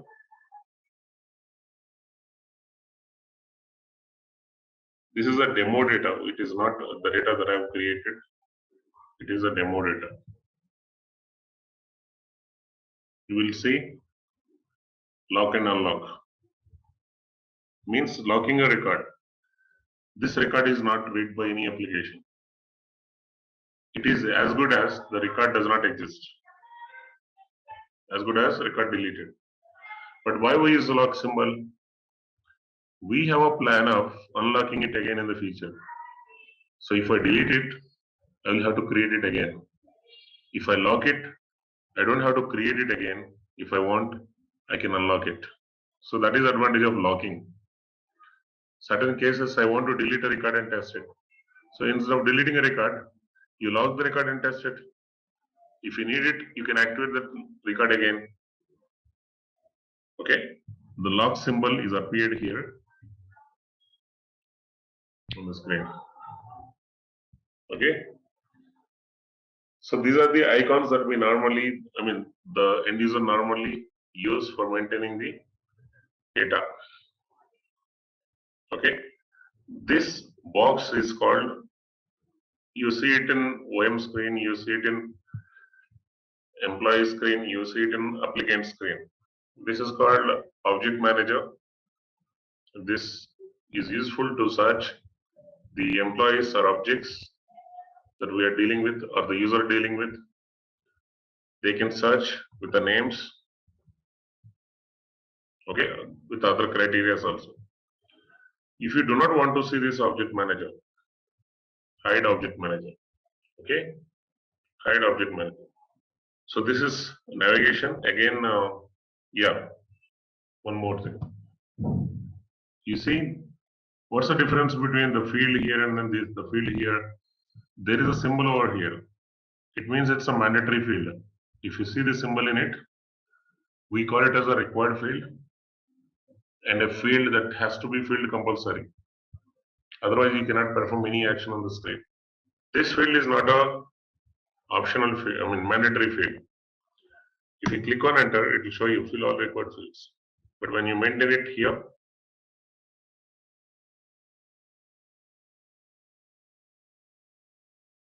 okay, now it doesn't give an error.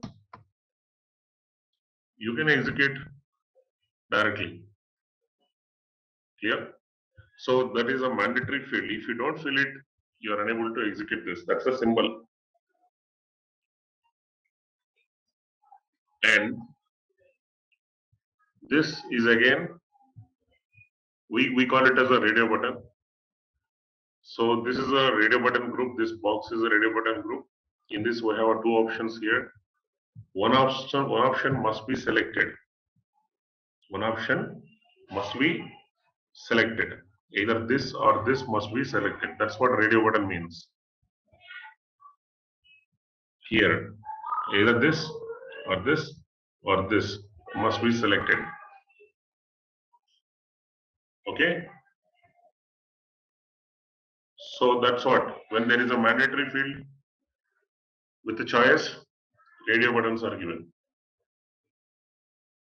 When there is a mandatory field with a choice, radio buttons are given. So these three are in one radio button group. Radio button indicates mandatory option. Okay, mandatory option. Only one at a time, but one is mandatory. It is reverse. Check boxes are reverse. Like you can select both, unselect both, select one at a time. Checkbox is like optional, guys. Radio button is mandatory. Checkbox is optional. Okay. Generally, the checkboxes are optional. So this is it in this screen. Next one.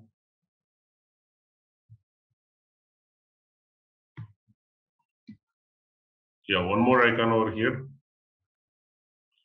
You see, this symbol is a field help. If not field help, search help. It will show you the list. For example, if I go here, this icon is displayed. It is like a drop down that you need to choose from. The entry you have to choose.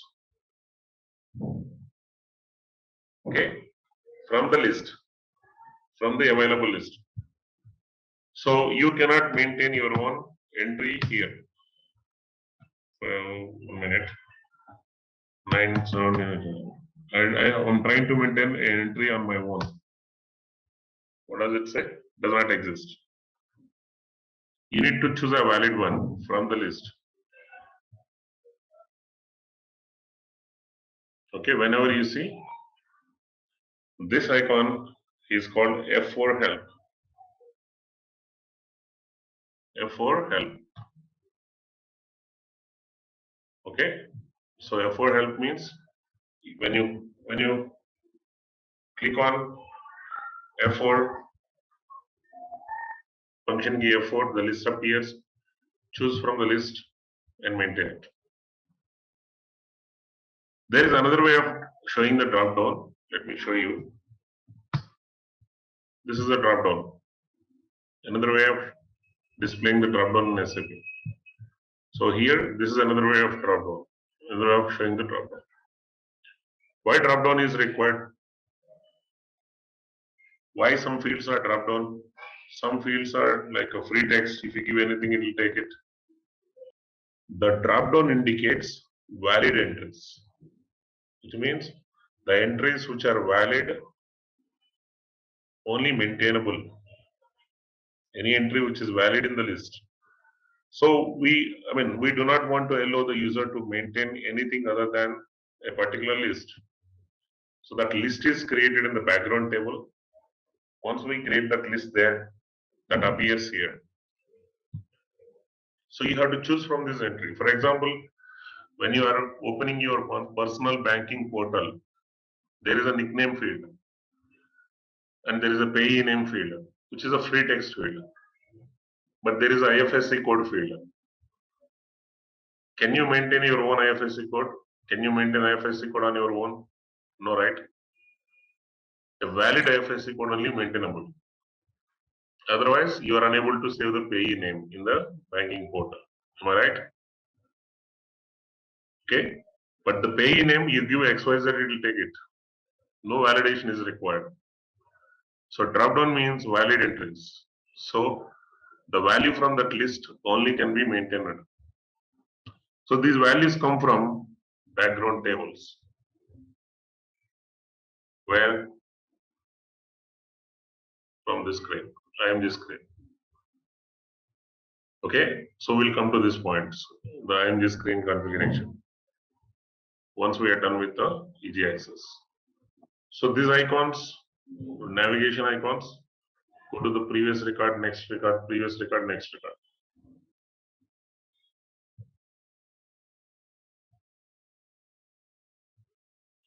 So that's it. We are done with the EG access screen.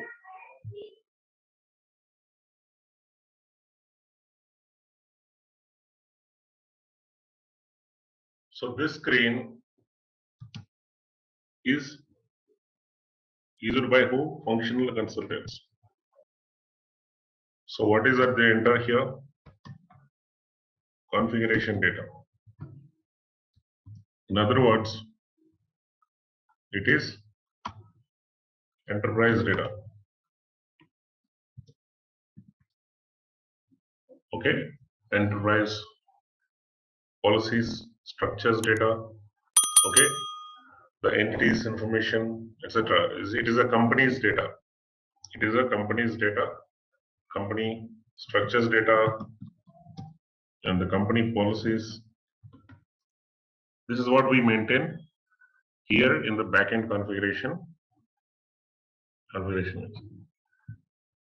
But this company's data is completely associated with the front end objects, be it HR, employee data, applicant data, or departmental data, or GL accounts data, or material data, or the sales data. So every data is associated with the organization's data. Okay, unless we have a organization's data created and maintain it to the front end objects, there is no way of identifying the relation between, for example, employee personal details, employee address information, employee contact information. When I give you this information, can you identify the relation of an employee with the company?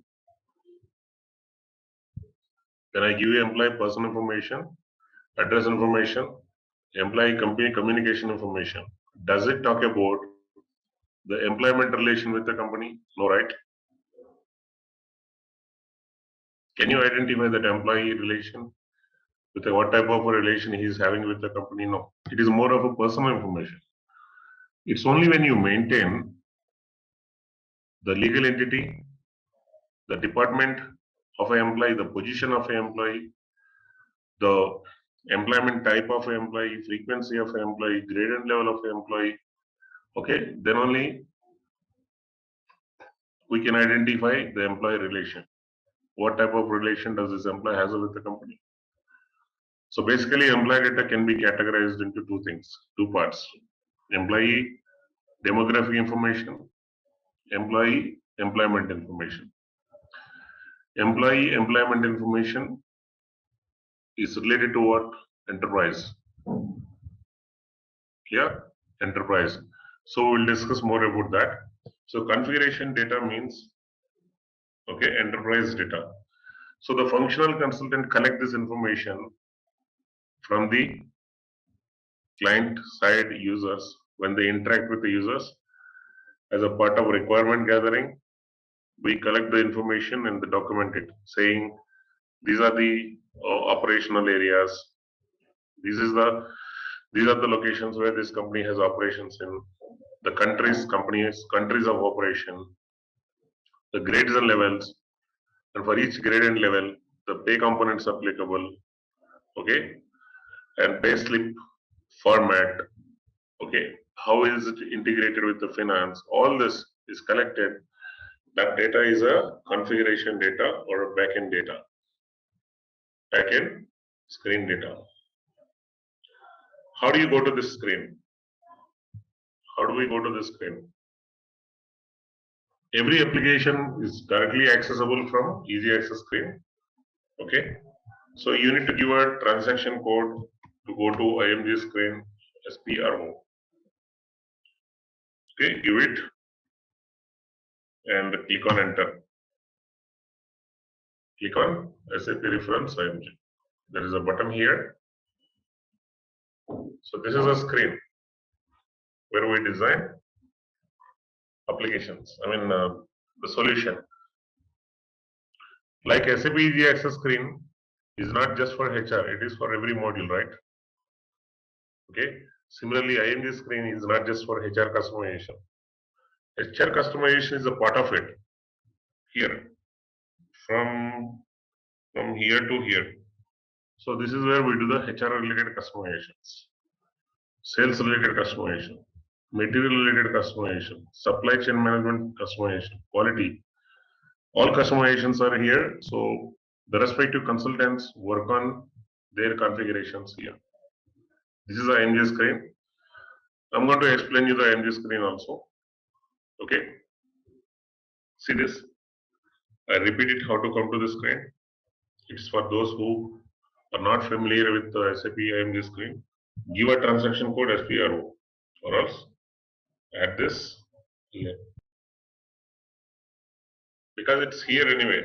You see tools, customizing, IMG, then you can access this directly right from here.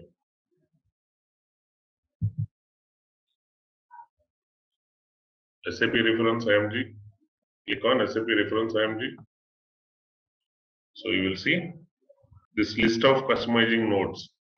These are called node, N-O-D-E, IMG nodes. Okay. Front end, those applications are transactions. These are transactions. Back end, these are IMG node, implementation guide node. A node contains subnodes. Like this arrow symbol indicates it contains subnodes in it. When there is no arrow symbol, that's a node. Every node is a table, customizing table. We call them as a customizing table. How do you go to that node, that table? There is an execute button. You need to click in this button, execute button. Okay, double click on it. Sometimes the table directly open like this. When you click on this execute button, table will be open. So the table is used to maintain the data. The IMG table is used to maintain configuration data, which is a backend data. So this screen is not accessible to the users. Is not accessible to the users. This screen is accessible to only functional consultants. Every node almost is maintained with the documentation again. So if you want to know employee groups, click on this documentation. It will show you what is employee group. Example, what do you do here? Okay, documentation. Every table has a unique table number. Every table has a unique table number. So if you go to this table number, if you go to print, you will see the table here. Okay, clear? So if you go to any table, there is a table number associated here. So it tells us the database table name. It could be a direct database table or a view. We'll explain this, we'll discuss this later. So this is a table where the data is getting stored when you save it. Okay. So the consultant job here is maintaining the configuration data in the respective tables given. Configuration means, okay, 50 to 60% configuration means it is maintaining the data in the tables given. The enterprise data, whose data? Enterprise data. In backend tables, we will never maintain any employee data. We will never maintain any employee data. Employee data is always a front-end data. Applicant data or employee data, this data, non-company specific, company's own data is maintained in the backend data. Okay. Every other thing that you maintain in the front end is a validity based. It is a validity based association with the company. Yeah. So the policies and the company's data and the policies designed in the backend tables. So only when you complete the configuration in a backend table, we will be able to work on easy access. Without completing the configuration, you'll not be able to work on easy access. That's what I said. With just a personal information, address information, dependent details information, you cannot build a relation with the company.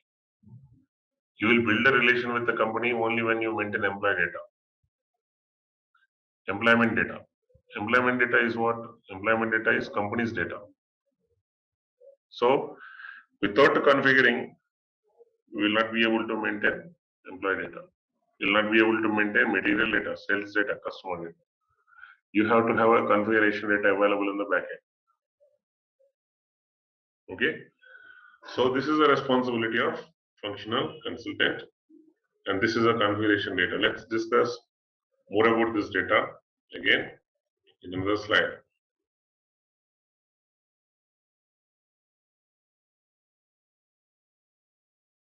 By users. So this is where day-to-day business transactions are executed. So the data that is maintained here is either master data or transactional data. What's the difference? What is the difference, master data and the transaction data?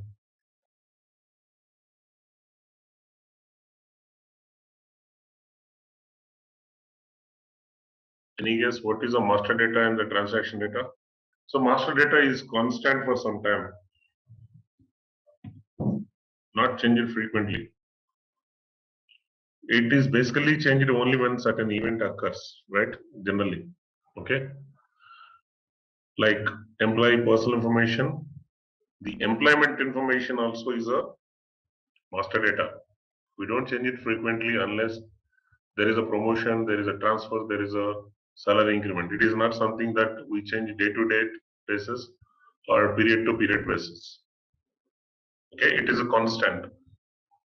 So the master data is a constant and not changed frequently. So basically the master data is identified with the ID. Generally, the master data is maintained with the ID and the identified with the ID. So it is a constant, not changed frequently. Transaction data is something that we maintain on day-to-day basis. Employee attendances, absences, payments, and deductions. Okay, these are the transactional data.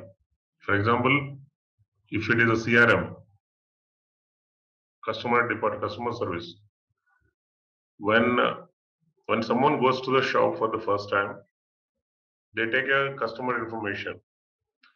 The moment they save the customer information, ID is generated. Okay, the ID is generated. That ID represents customer information. And when the customer goes to the store every time, the purchases is making or transactional data. The customer information is a master data. So without a master data, we cannot maintain transactional data.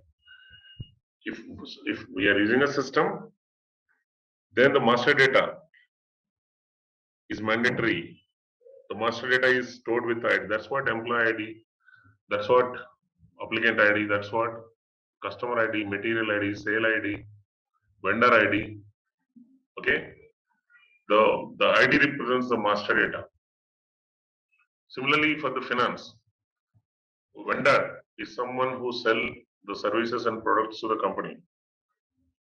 From the company point of view, the vendor is someone from whom the company buy the goods and services, right? And the company has to pay the amount. So vendor organization information, vendor bank information, vendor communication information, vendor address information is a master data. The product and services the company is buying from the vendor comes under the transactional data. So without creating a vendor in the system, vendor ID, you will not be able to record the transactions. So master data is stored in the master tables. Transactional data is stored in transactional tables. Okay, the master data is a table where the ID is created first. Where the ID is created. When you maintain the master data and click on save, the ID is generated. A unique ID that represents the master data generated. Here, and with that ID, transactions are created.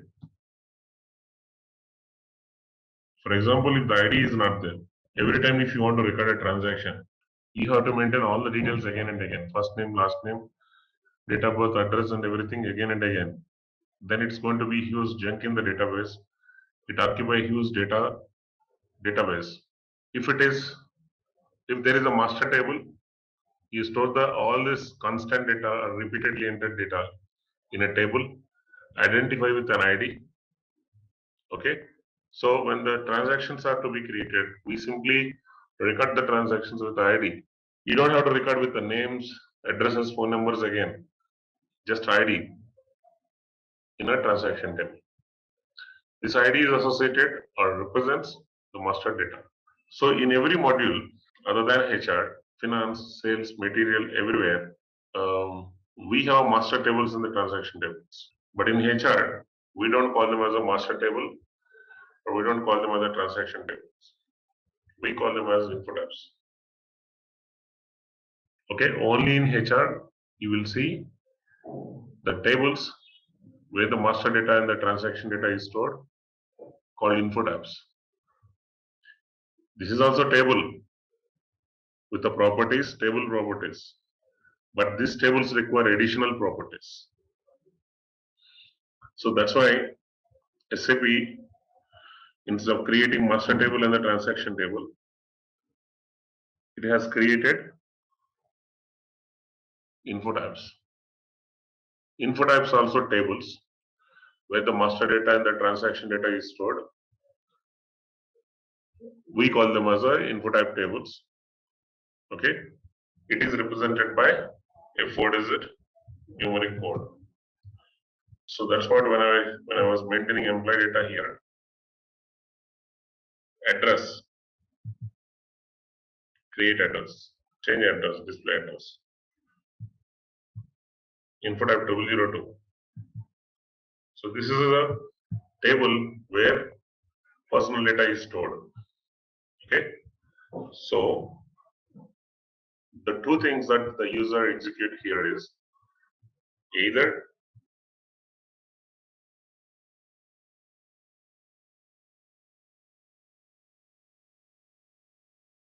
this is what the user activity is. Okay, the HR user activity is what? Maintaining info tabs. So SAP HCM is the topic of info tabs. Every module you are learning in SAP HCM, every sub-module you are learning, you need to start with the info tabs first. Okay, what info tabs are relevant to the module? Okay, so we need to learn the info tabs first. And then maintaining the data, info tabs are there. I want management information report. For example, the user wants to retrieve the employees list. Okay, with the details who joined in the last year. It is a report, information report. So this report pull the information from this table. Maintaining the data into info tabs, pulling the data from the reports. So this is what the major job of the users in HR. The users deal with the info tabs and the reports. Clear? Okay. So retrieving information means it can be in any forms. It can be a payslip, it can be a form or a report or a file, it can be anything. Okay. So this is what info tabs are. The HR related master data and the transaction data is maintained in info tabs. Okay. Every HR user work with the info tabs. Next. We'll discuss about info tab in a while. Not transportable. It is not transportable. Okay. Yesterday I showed you only the IMG data is transported from solution configuration data is transported from one client to another client, one server to another server. Easy access data is what dummy data. In development, in quality, you enter a dummy data and test it, right? Clear? You enter a dummy data and test it. So no need to transport a dummy data from development to quality and production. In production, we will never transport the dummy data. But what is that we transport? Configuration data.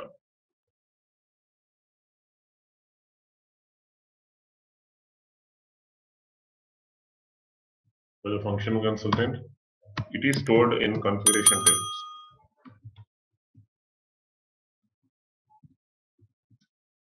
Usually start with the either T in the first, most of the times, not all the times, or V underscore T, like this.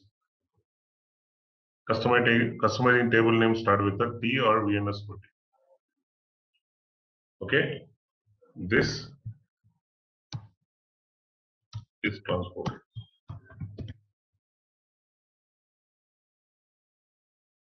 When I say client, it is a client number, not the customer.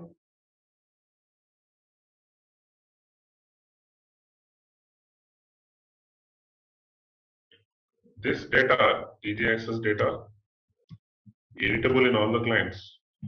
What about here? Only in golden client. Okay, so this is the difference between IMG screen and easy access screen. Any question here? So in the next session, you will get idea what actually is the configuration. I'm going to explain you. So this is the basic information on easy access screen and the IMG screen. So being a functional consultant, which screen we need to be strong at? Then who will give the training to the users? An easy access screen.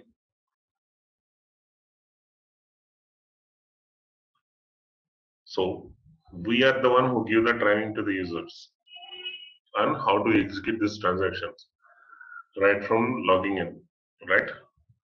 The second thing, we need to perform a unit testing like an user, end user. The first level of testing is what? Unit testing, done by the functional consultant himself, right?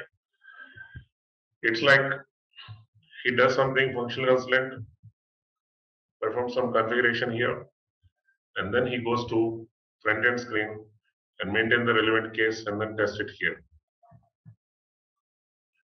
So a functional consultant should be strong at both the screens, not just a easy access screen, IMG screen. Both are. We should have a knowledge on both the screens, because we are the one who provide a solution to the user, guide the user on, and train the user how to access every application, right? So we should be strong at both. User should be strong at easy access. Clear? Okay. So take a break for 15 minutes, guys. So let's meet at 8:45. Okay. So you will see what is the configuration, what is the front end data, a relation between the configuration and the front end data. We'll discuss that. See this. So any action on an employee is executed on the front end screen. So we go to relevant application. Okay, execute that event. So for example, we are hiring an employee. So we maintain personal info, an address, education, previous employer,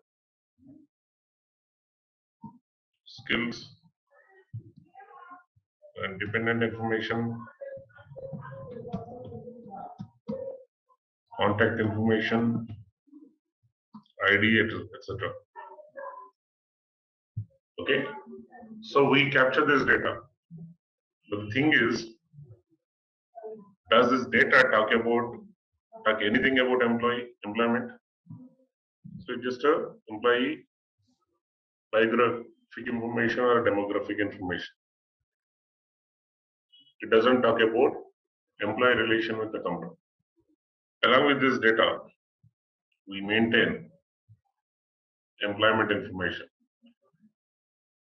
The legal entity of an employee, the hire date, the position he is occupying, the department, reporting manager, and then the legal entity, and cost center, base location of an employee, and sublocation of an employee. Okay, the group, employment group or employment type, permanent or a contract, etc. Okay, employee frequency, which frequency are you paying the employee? Okay, maybe employee classification, the grade, the level, etc. So when you maintain this data and then save, then the system generates employee ID.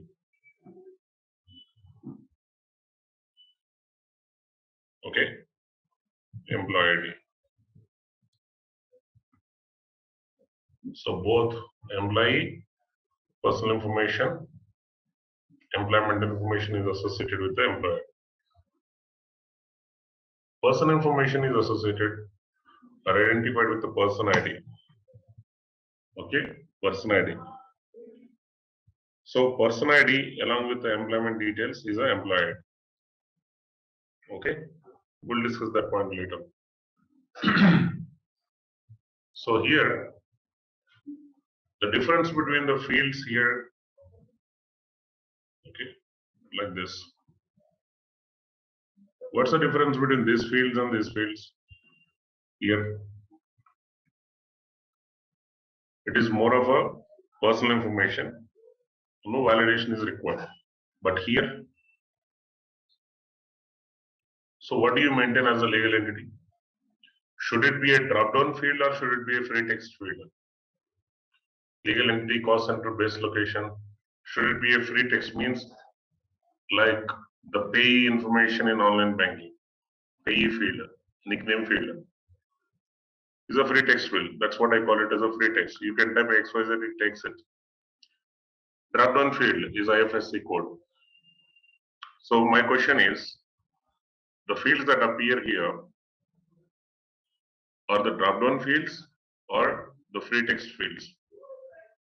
The reason is valid information. We should maintain the valid entries only. When there is a base location, for example, if this customer has operations in Hyderabad, Bangalore, and Chennai, right? The employee base location is out of these three only, right? Bangalore, Hyderabad, and Chennai. You cannot hire him an employee which is not valid location, right? So the moment I go to the location, it should show me these three options. It shouldn't allow me to type anything on my own, which is not a valid location. Okay, because the location determines the pay policies and leave policies, everything. So a valid location determines the valid policies. So if we type anything on our own XYZ like that, it shouldn't take it. Clear? So where is this list coming from? There is a table here in the IMG screen, valid locations. Again, legal entity. So this company, like you take XYZ group, which has a two legal entities, XYZ software and XYZ motor private limited. So the employees will be part of either XYZ software or XYZ motors, right? The moment we keep the cursor in this field, it should show us the drop down. The drop down should contain only two legal entities valid. So the user will maintain the right entity from the list. He selects the right one from the list. So this one, there is a table, valid entities of this enterprise. Valid entities of this enterprise. valid sublocations of this enterprise, valid cost centers of this enterprise, valid employment types, valid frequencies, valid classification codes. For everything, there is a table in the backend. That's why I said initially, configuration table means what? Whose data are we going to maintain here? Enterprise data. The company's enterprise data. Okay. So when you create valid positions, there is a table for valid positions. There is a table for valid departments. There is a table where you can fetch the valid report information. Right? So valid grades and valid levels. So not just the entries in the drop-down, but also applicable pay policies, leave policies, benefits, everything is configured in the backend. For example, we say like this. If employee, we create a grade here and we create a level here. And there is another table where you define a pay policies. For example, employee grade 1, level 1, these policies are applicable. Grade 1, level 2, these policies are applicable. Grade 1, level 3, these policies are applicable. We define a policy information and the business rules information also in the backend. So now, while hiring an employee, I maintain grade 1, he belongs to level 1. Automatically, the policies associated with this combination is applicable to this employee. Yeah, so not just a drop-down entries, but also the configuration, the policies applicable, policy data is maintained in the backend table. Okay, so these are called configuration tables or IMG tables. So now tell me, without configuring it, can we hire an employee? Without entering the configuration data, can we hire an employee? Can we have a customer? Can we have a material? Can we have a vendor in the system? Can we have a GL account in the system?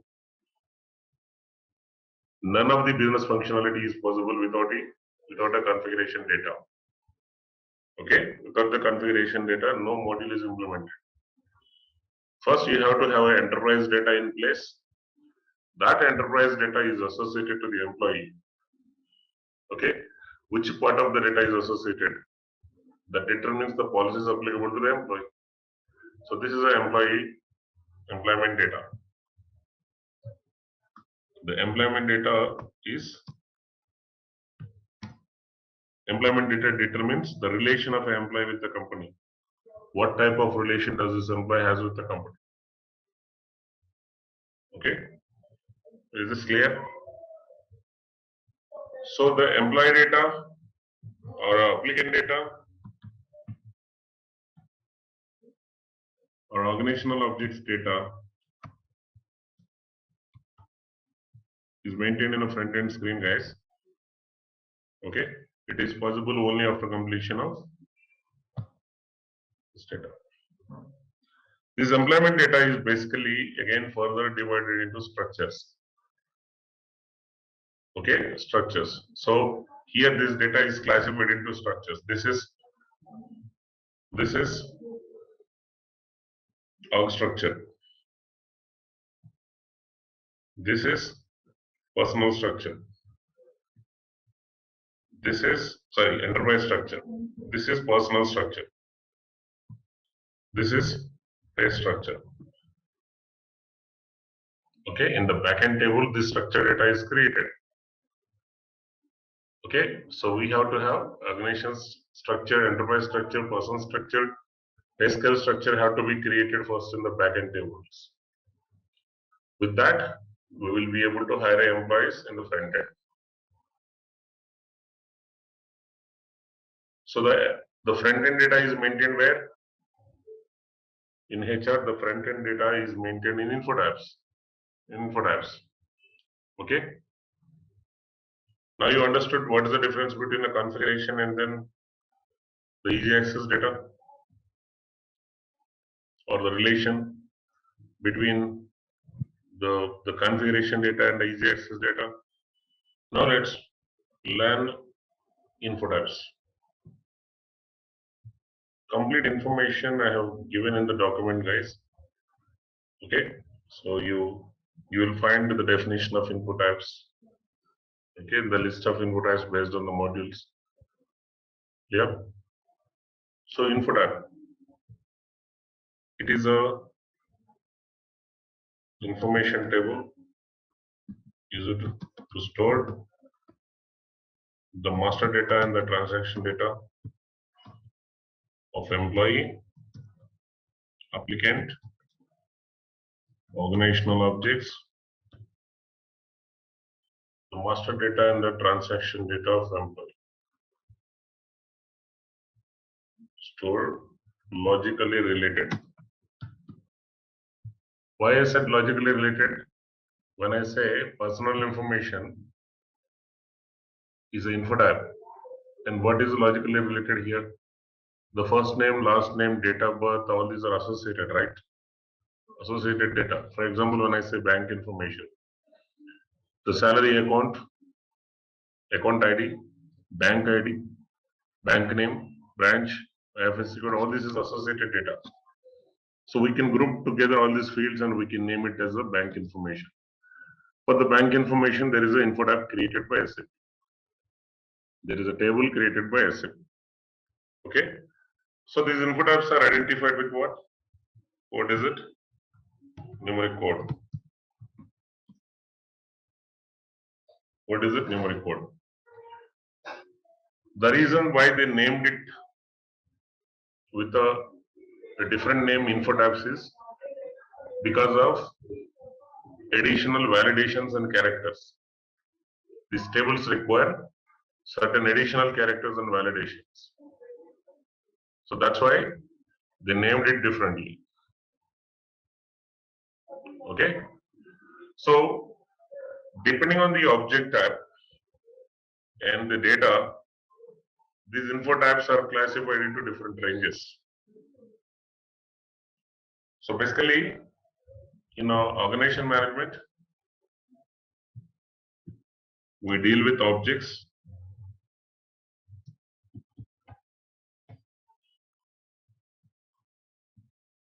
org unit,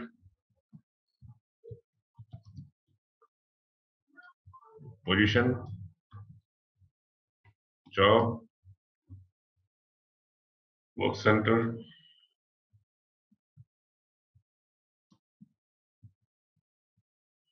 task. These are objects, HR objects. Every object is identified with a two-letter character code, maximum two-letter character code. It can be single digit or it can be maximum two-letter character. O.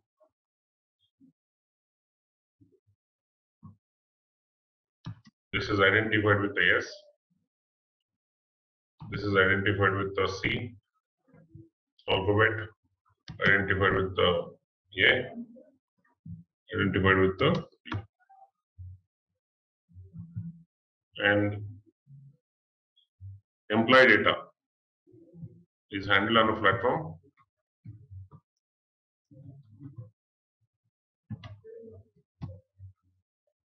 Okay, so this is the employee data identified with the P, alphabet P. Recruitment, applicant data, applicant, alphabet character that is used to identify is okay, AB. So here, depending on object and the module, SAP has classified the info types into different ranges. If it is an employee, okay, this range of info types plus this is basically personal information,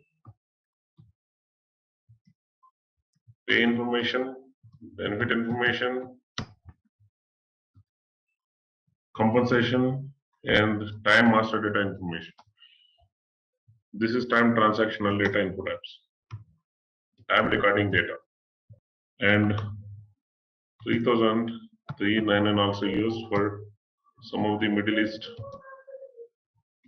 country input apps, payroll input apps. Okay, and for OM, for these organizational objects, input apps 1002, 1999 are normally used. For the applicant, if it is a normal recruitment, it is 4002, 4999. If it is e-recruitment portal based, 5002, 5999 is used. At the same time, there is the learning solution. We can put it under employee as well as organization management. It combines both. Okay, I'll put it here. LS4, learning solutions. And it is also within this range. And career planning,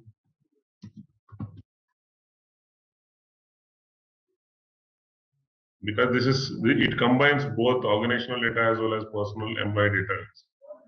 Career planning and succession planning and performance management. All these are in 7002, 7999. Okay, this range of input apps. So generally, this range is maintained in the portal through portal, not direct input app update by the users. These are portal based. These input apps are updated directly in SAP screens or through the portal, both. But these input apps are normally updated with the portal. When the user fills the information in the SAP portal, backend input apps are updated automatically. These are updated with the portal as well as SAP direct screens or SAP online, we call it our portals. So here these input apps, there are certain input apps here, particularly the employee input apps or global input apps and the country specific input apps. Global input apps are something used in all the countries and more than one country, for example, it can be used. Country specific input apps are used only in particular country. For example, in India, 587 Provident Fund. In USA, like 207 residence tax area, work tax area. Okay, these 207, 209, 208, 210, all these are US specific input apps. Global input app example, address information, personal details information, okay, and the communication information. These input apps are used across all the countries. So there are input apps globally used. There are input apps which are specific to particular country. If you are trying to maintain it to the wrong employee, okay, it says it is not allowed for this employee. In HR, generally, see these objects, the SAP objects or SAP applications are what? Tables where we maintain the data, or the screens, or reports, forms, or interfaces, or workflow. So this is what every object is, right? In HR, in finance, everywhere. Yeah, of course, in HR we call these tables, some master tables and the transaction tables are called input apps. But for them, everything is a program. For developers, everything is a program in the backend. Right? Everything is a program in the backend. So here in HR, there are HR specific objects, just like the input apps. HR related tables are what? Info tabs. These are something unique in HR only. Okay. Info tabs and the info tab screens. And we have a forms, for example, HR forms, which are again unique to HR. Clear. So some of the objects are specific to HR, which are not there in any other functional modules. Again, these objects are global objects, country specific objects.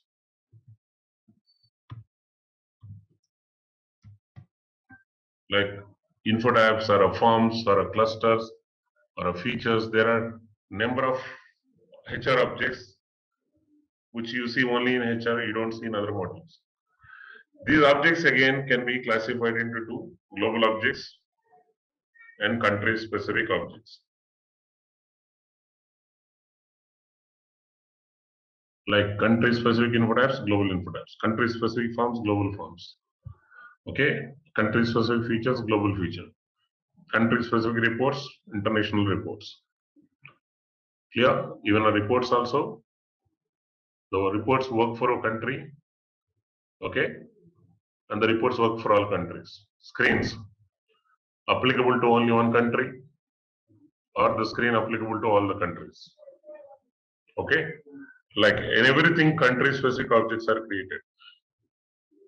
So these country specific objects are created in SAP with country grouping check.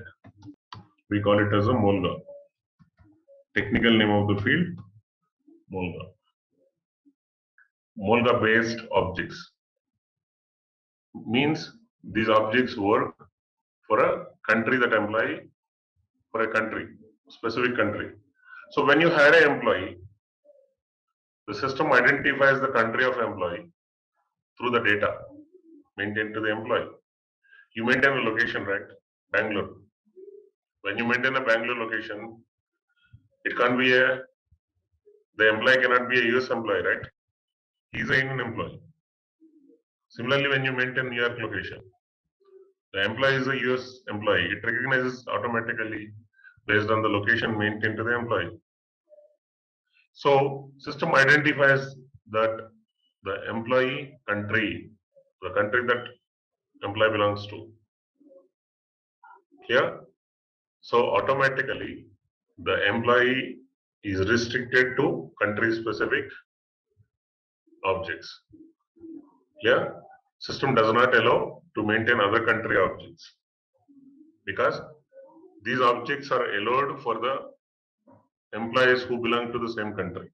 The country specific objects are allowed to the employees who belong to the same country.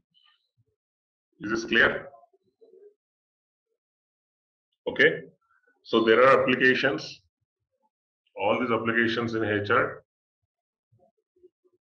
built without MOLGA check, built with MOLGA check. MOLGA check means country grouping check. With MOLGA check means we are restricting these applications to a particular employee, particular country employees, and not allowed for other country employees. Okay, so that's why in HR we have different tables and different objects. A normal ABAP consultant may not be able to work on this HR objects. He requires some knowledge on the HR data maintenance. Okay,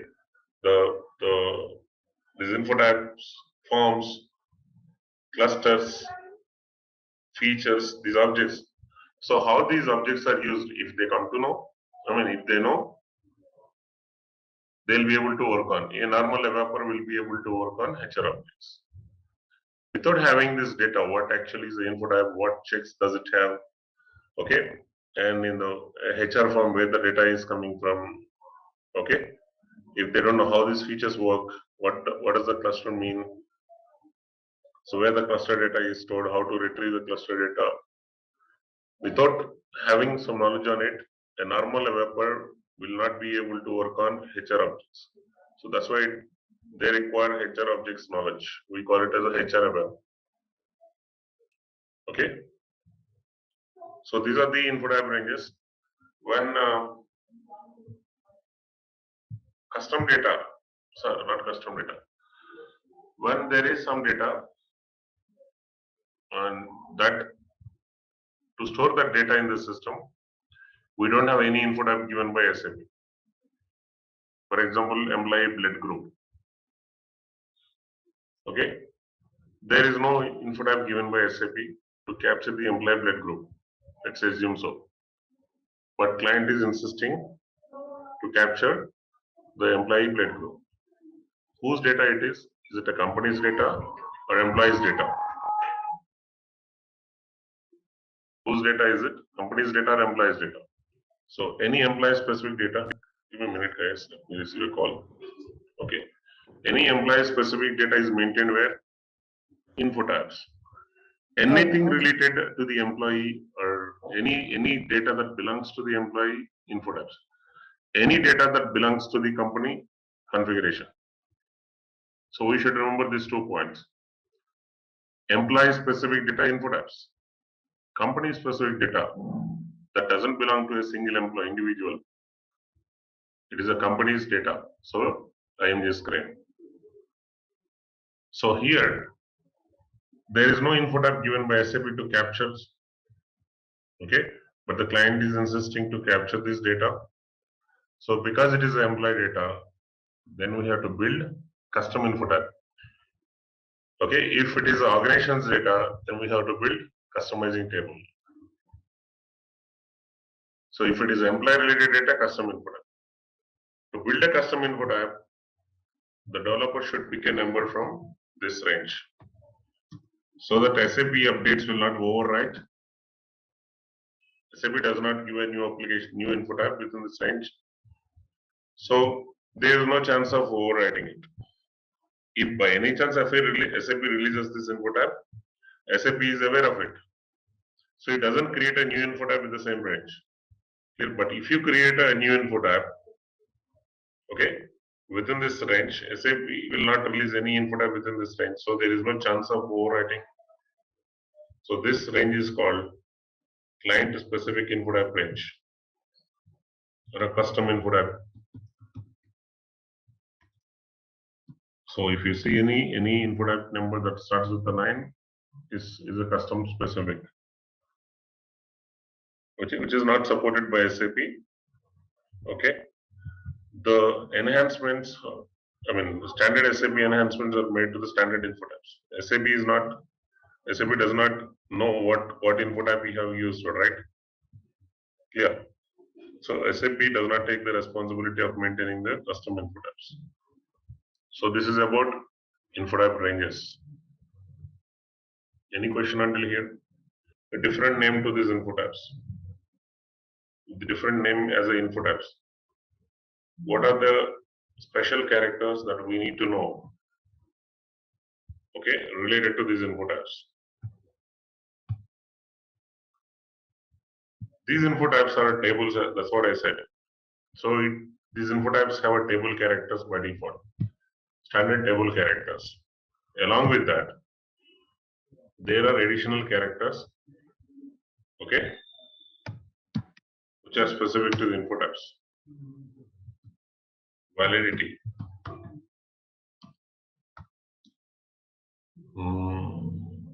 Sometimes.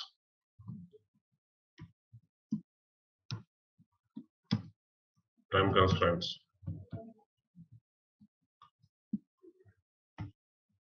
I'm just listing the important characters. There are other characters as well. So why validity? The validity can be a period or a single date. So this is one of the key difference between HR data and other modules. HR data is very much effective date based. Okay, you take employment information or you take enterprise data. Okay, so when you talk about employment data or employee data, every data is a validity driven data. The employment itself start with the data file, right? Does it have an impact on payroll or not? The data file has an impact on payroll or not? Based on that only your initial month salary is determined, right? Yes. If you join in the mid-month, salary is reduced. If you join in the first of the month, full salary is paid. So every data that we are maintaining in the info tabs is validity based. Every application read the info tabs based on the validity only, be it a report or a form or anything. The data is read from these tables based on its validity, effective date, based data. So that's why if you go to any table, every employment information, suppose position change, the position change is effective from, department change effective from, reporting manager change effective from, and the grade and level change effective from, salary increment effective from. So without this effective from, there is no change in the employment information. Yes or no? Okay. So every info tab is a validity based info tab. Okay. The validity is the first thing that you see when you maintain info tab. For example, take employment information. Validity. Take personal information.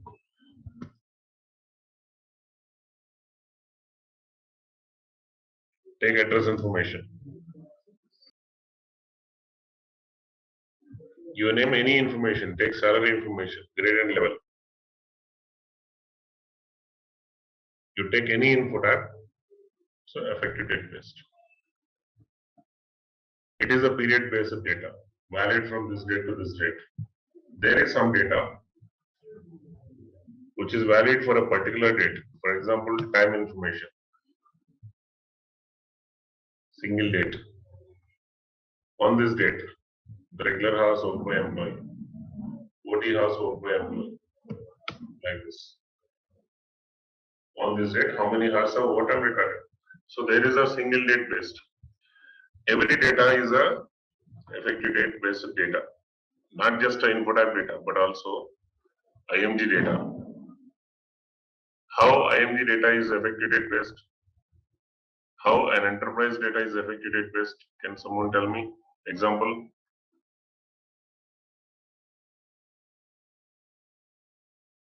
See, you understood the effective date based, right? In info tabs. Okay. So when employee is promoted, the promotion is effective from so and so date. That's what we say. When employee salary is increased, the salary is increased effective from so and so date. So the effective from date is compulsory for every change in the info tab. Is that understood? Now the question is, in IMG table also, we need a effective date setting. Why is it required? In what case does it require? So when pay policy is changed by the company, so far until, for example, until the March 31st, the rate is this. Effective from April 1st, the rate is different. So it's not a change in the info tab level. It is a change in the configuration level, or the customer changing the formula of arriving the amount. The formula is not a info tab data. The formula is what? Configuration data. Clear? Okay. So the reason is, the only reason is, in payroll and time management, there is something called recalculations and the retro calculations. Okay. So without having the effective date settings, both in info tab level as well as the configuration level, you will not be able to manage it. The retro calculations and the recalculations. Going back to the past payroll periods is a retro. I'll explain this retro concept in a while. Okay. So it is compulsory. We need effective date based control both in front end tables as well as the back end tables. The front end tables are info tabs. Okay. Every event on employee data is recorded in the system with the effective date. You transfer an employee, You say the employee transfer is effective from so and so date. You change the position of an employee, you promote him. This promotion is valid from effective date. Salary increment, work schedule change, everything. So we have to keep effective date settings. So every info type is validity driven in data. Every info type data is a validity driven. Or you can say in other words, the info type validity is the lifetime of the data maintained in that info type.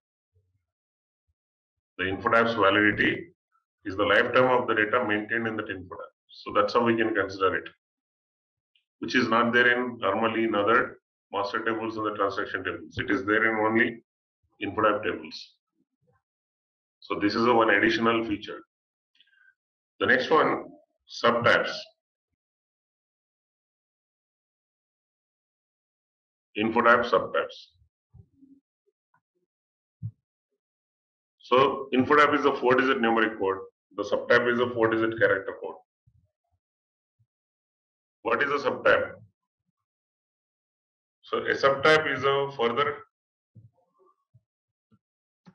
classification of the data.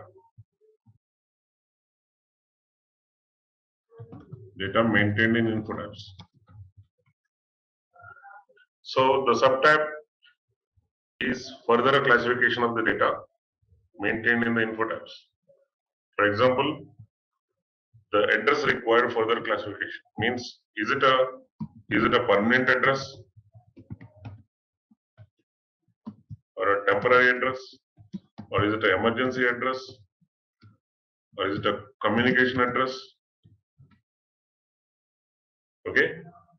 So address is a info type 0006, main info type. Subtypes are what? Permanent address, temporary address, emergency address, communication address. These are the subtypes. And for example, dependent information. Okay, dependent details. So here spouse details, father and mother details and child details, all this are the subtypes. Okay, ID. Like in India, we have a passport ID, Aadhaar, okay, PAN number. Okay, these are the details. Not every info type has a subtype. Very few info types have a subtype. Wherever a further classification, a further identification of the data is required, SAP has given us subtypes. Suppose if you go to employee personal information, it doesn't have a subtype. But if you go to address information, you will have a subtypes. So if you go to employee communication information, you will have a subtypes. This is a character code, not numeric code. Maximum 4 digits you can use to identify the subtypes. Okay, at the same time, employment information, does it have subtypes? No. Plan working time, work schedule information of an employee, does it have subtypes?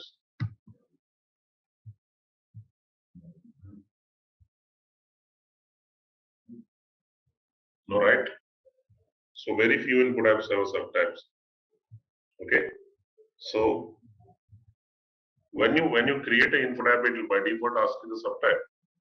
If there is no subtype, it will show you the info type directly. If there is a subtype, it will ask you to choose a subtype.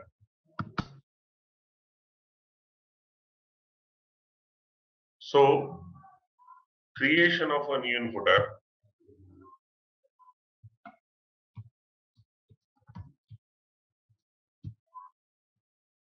is a developer task.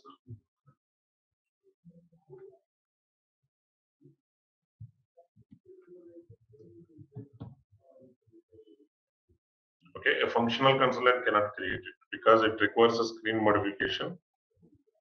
Okay, creation of a subtype is a functional task, just like a table updation. Okay, Next, time constraint is a very important validation.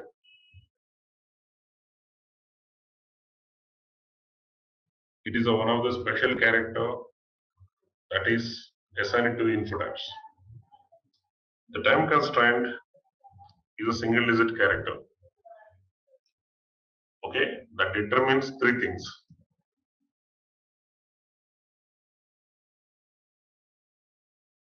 The first one,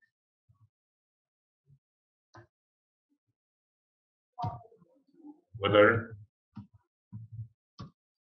the data maintained in info tab can be deleted or not. If you remember, we were getting error message. Okay, earlier. For example, I'm trying to delete this address. Read that message. It is not allowing me to delete the record. Okay, whereas I created a data in the system, in this info tab, and I'm trying to delete it. Does it stop me? So there is some reason why the SAP stopped me deleting the permanent address, but allowed me to delete communication address, communication details. So the reaction is different between these two input tabs, right? The system reaction. One is giving me error message. Another one is allowing me to delete the record. So this is controlled by time constraint. Whether the data maintained in the info tab can be deleted or not. Whether multiple records can be created on any given date or not. Okay, multiple records can be created any given date in the info tab or not. Example, I have a permanent address.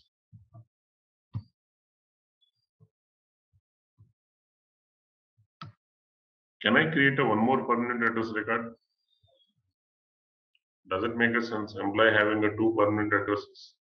If it is emergency address, I can maintain two emergency addresses and I can delete this record. Permanent address is not allowing us to delete the record. Let's say emergency address will allow me to delete the record.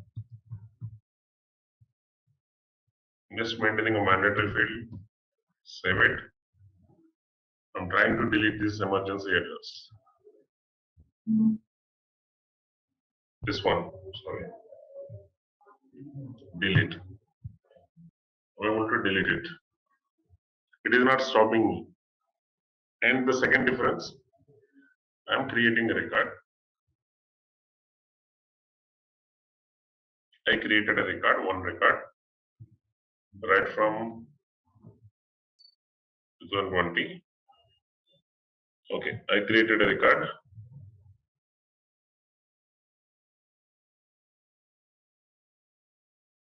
So I'm changing the time constraint to 3. I'll tell you what is the time constraint, what time constraint does what. We'll see. So now see, for this employee, I created already the emergency address. It is visible. And I create one more record effective from 2021 test. This is the second record. Will it allow me? Save it. There is no error message or a warning message. So if you see, there are two records. Valid. If you see 2020 only one record valid. But 2021 and onwards, how many records valid? This record also valid in 2021, right? And this is also valid in 2021. Both the records are valid on any given date, means 2021, both the records are valid. You see, this is valid from 2020, which means valid from 2021 also. This is valid from 2021. So right from 2021, both the records are valid. Okay, it is allowing me to have a multiple records. What if I create a permanent address? When there is already a record,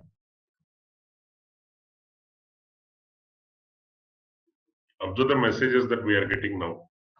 What does it say? The previous record valid is being delimited at the end. The reason is this is colliding with the existing record, which is created with this date. Permanent address time constraint does not allow to have two records on any given date. It does not allow to have two records on any given date. That's the reason previous record is being delimited so that the system ensures no two records exist on any given date. So if you look at the previous record of permanent address, you see this is the previous record valid from 2004 to all nights, unlimited. Now I'm creating a permanent address again. Okay, this is valid from 2021. Save it. What happened? Look at it. If you go to both the records, look at the first record.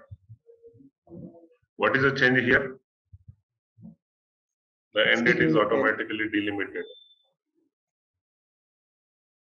Okay, earlier it was 31st/12/9999. It is delimited because new record is created with a new start date. So it is delimited to the immediate, the previous date of the new record start date. Okay, so this is what the records are not allowed, multiple records not allowed on any single date. Okay, so it has this type of time constraint, whereas for the emergency address it is different. You can have multiple records on any given date, and permanent address cannot be deleted. Emergency address can be deleted. Okay, so whether the record can be deleted or not, whether we can have multiple records on any given date in the same input app for same employee or not. The third one, gaps between validity of input app records, allowed or not. Allowed or not. For example, look at this. I'm creating one more record in input app 1 effective from 2025. So obviously the previous one get delimited.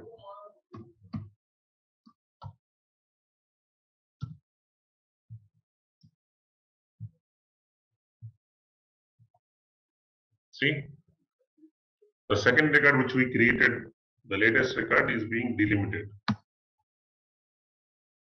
So this is fine. What we are testing is, suppose if I delete a middle record, that I'm creating a gap of how many years? 4 years. Right? If I delete a record, the middle record, there is a 4 years gap created, right? Okay, I'm trying to delete it. See what happens. See what message does the system give us. Read it carefully.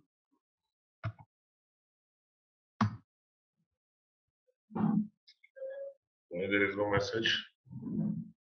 It should give us the message. It should give us a message. See, this record is extended. The very first record is extended. New record started. So the gap is filled by the previous record. It should give us the message. Somehow it is not giving the message now. It says the previous record is extended. Okay. So do we have a gap of records now? No. You see, January 1st, 2025, the last record is this clear? So what happens is, if the gaps are not allowed, suppose I have a record created, initial record created from when I create a new record, effective from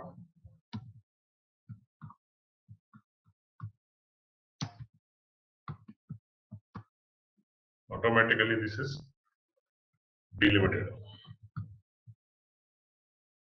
When I create a third record,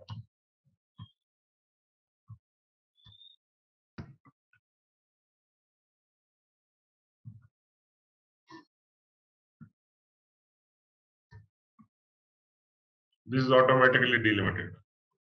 Now what I'm trying to do is, I'm trying to delete this so that I'll be able to create 4 years gap between two records. So system does not allow it. What it has done is, it has extended the end date record because gaps are not allowed.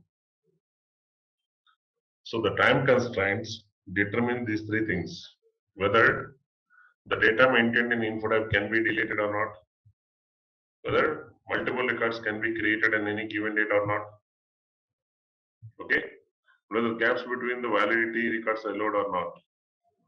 So there are various time constraints, various reactions given by SAP. Okay, so if you look at that, the introduction document I shared, this is all information that I've maintained in the document. The roles and the landscape, system strategy, and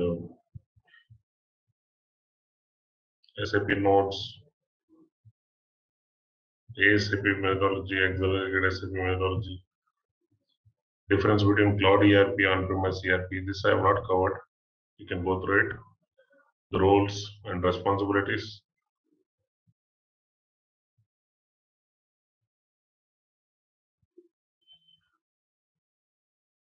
Difference between IMG screen and EG access screen. What is the definition of input app?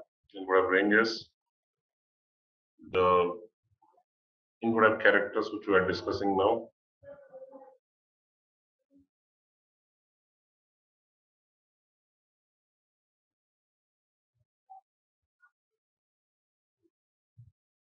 You see? So there are time constraints given by SAP. If any input app, it is a compulsory rule.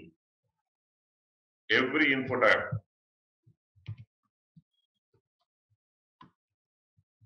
and subtab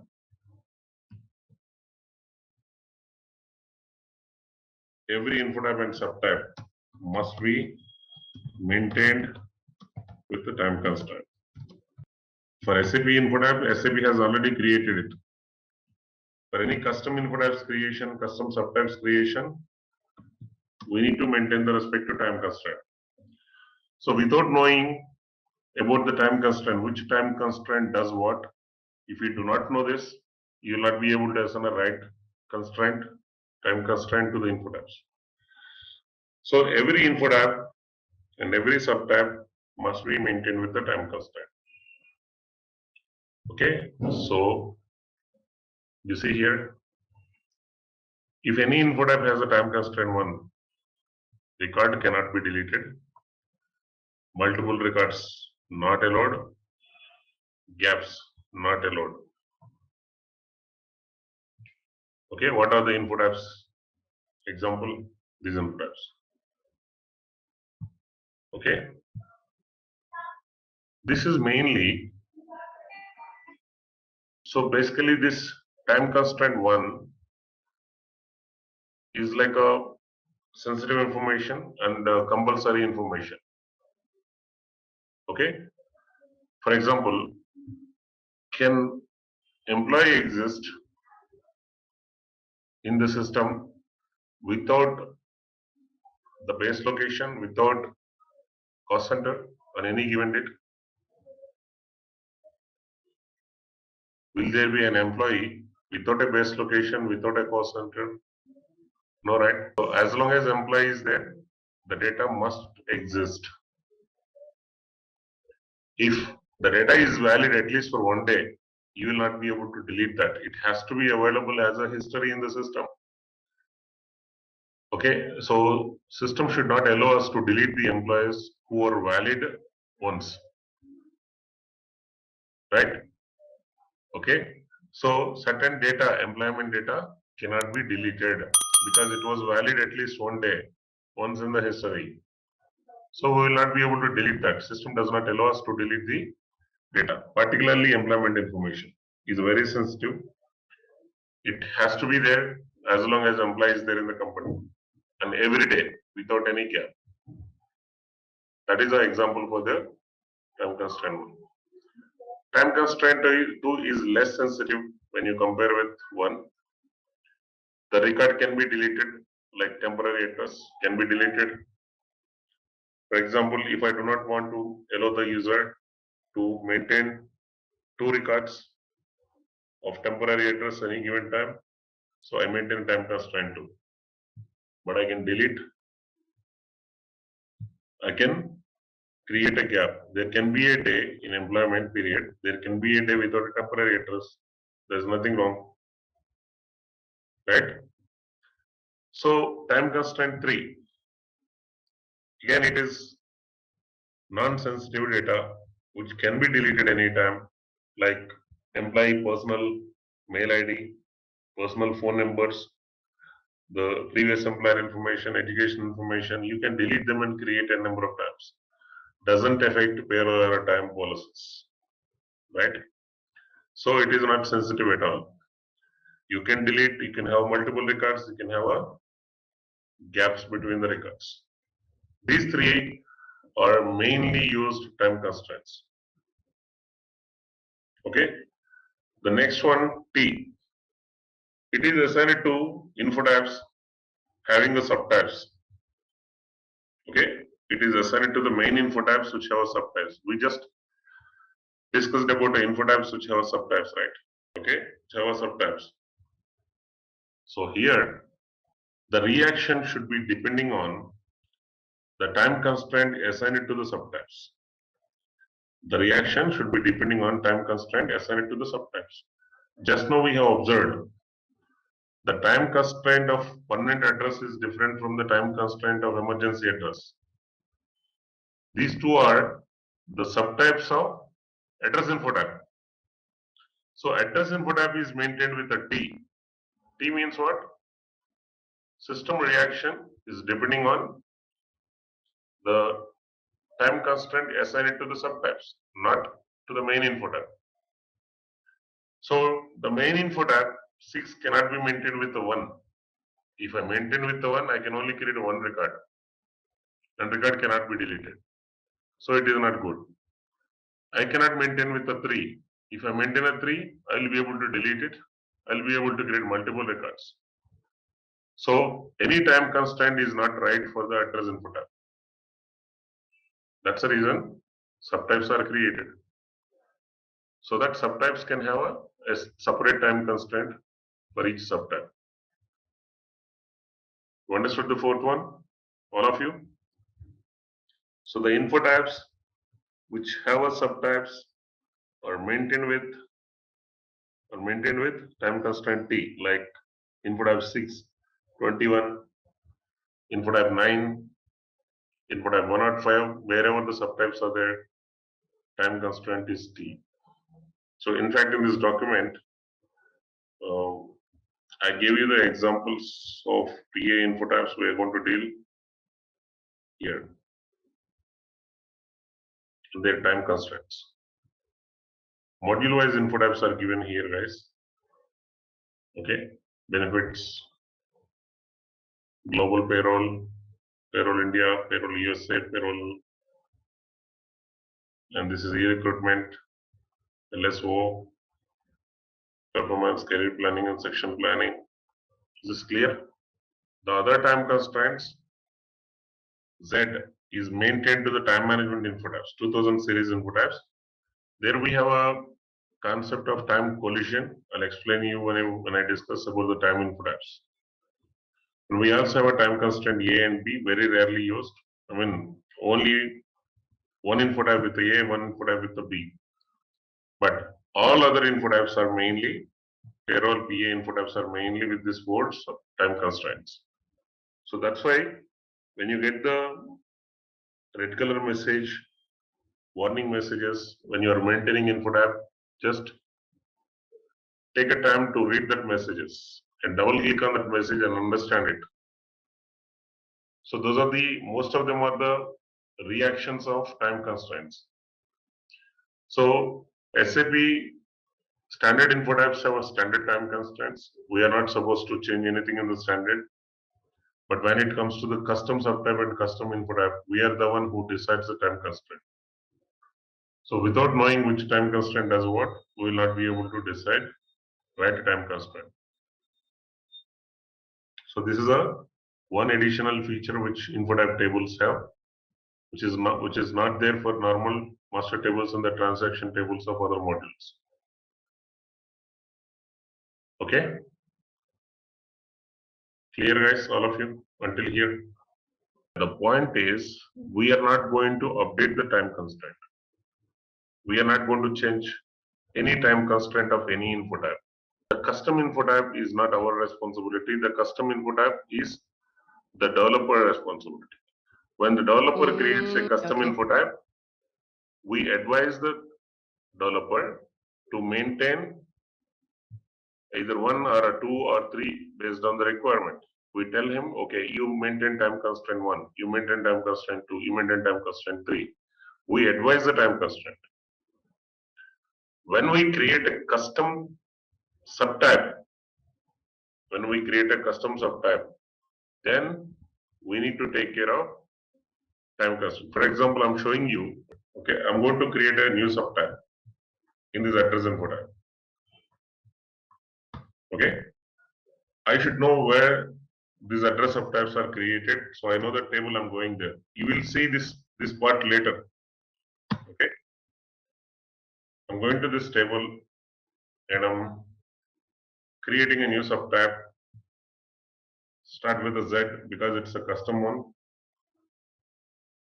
Okay, this is like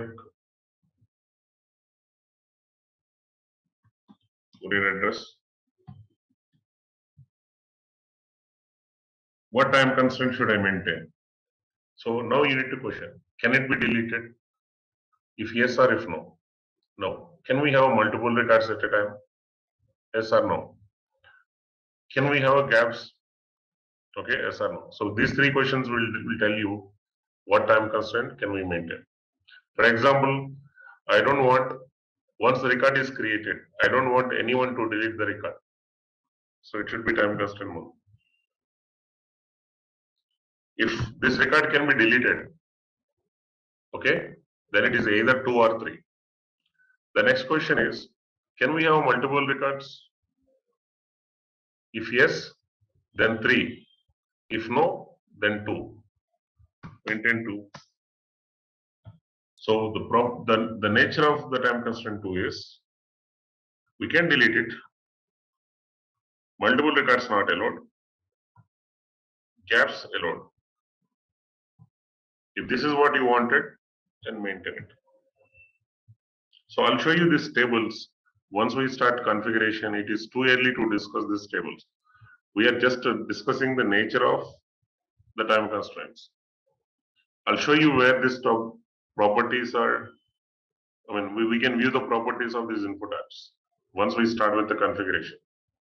The last important character of info type is retro character.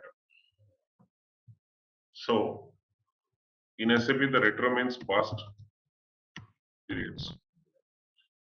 Okay. So recalculating something for the past payroll period, recalculating the payroll for the past payroll period is retro calculation. Generally, for example, I completed payroll for month of January, salary is settled. February, salary settled. March payroll completed. We are about to run the payroll for the month of April. Now we realized that there is some allowance that's supposed to be paid to the employee in the month of February, but we missed it. Either employee identifies it and inform the payroll admin, or payroll admin himself identify that issue. Then what they do? They go to the record, respective record, info tab. They maintain that allowance with the date February. But February payroll is already settled, right? And March also already settled. We are in April. We are able to run payroll for April. So when we run April, the system recognizes the change. Okay, the change in which pay period? February. So it goes back to the February and repeat the payroll run for the February and March and bring that differences carry forward to the current month. It could be a positive difference or negative difference. Bring that differences carry forward to the current month and pay it in, settle it in April period. So making a changes to the pay periods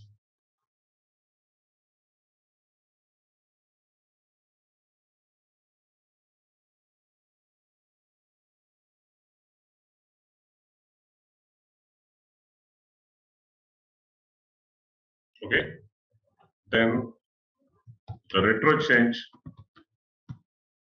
trigger recalculation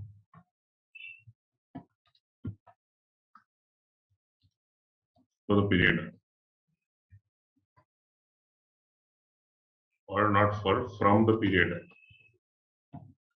is retro run, retro payroll run.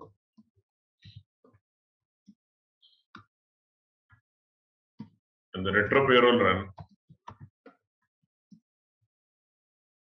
brings the difference forward to current period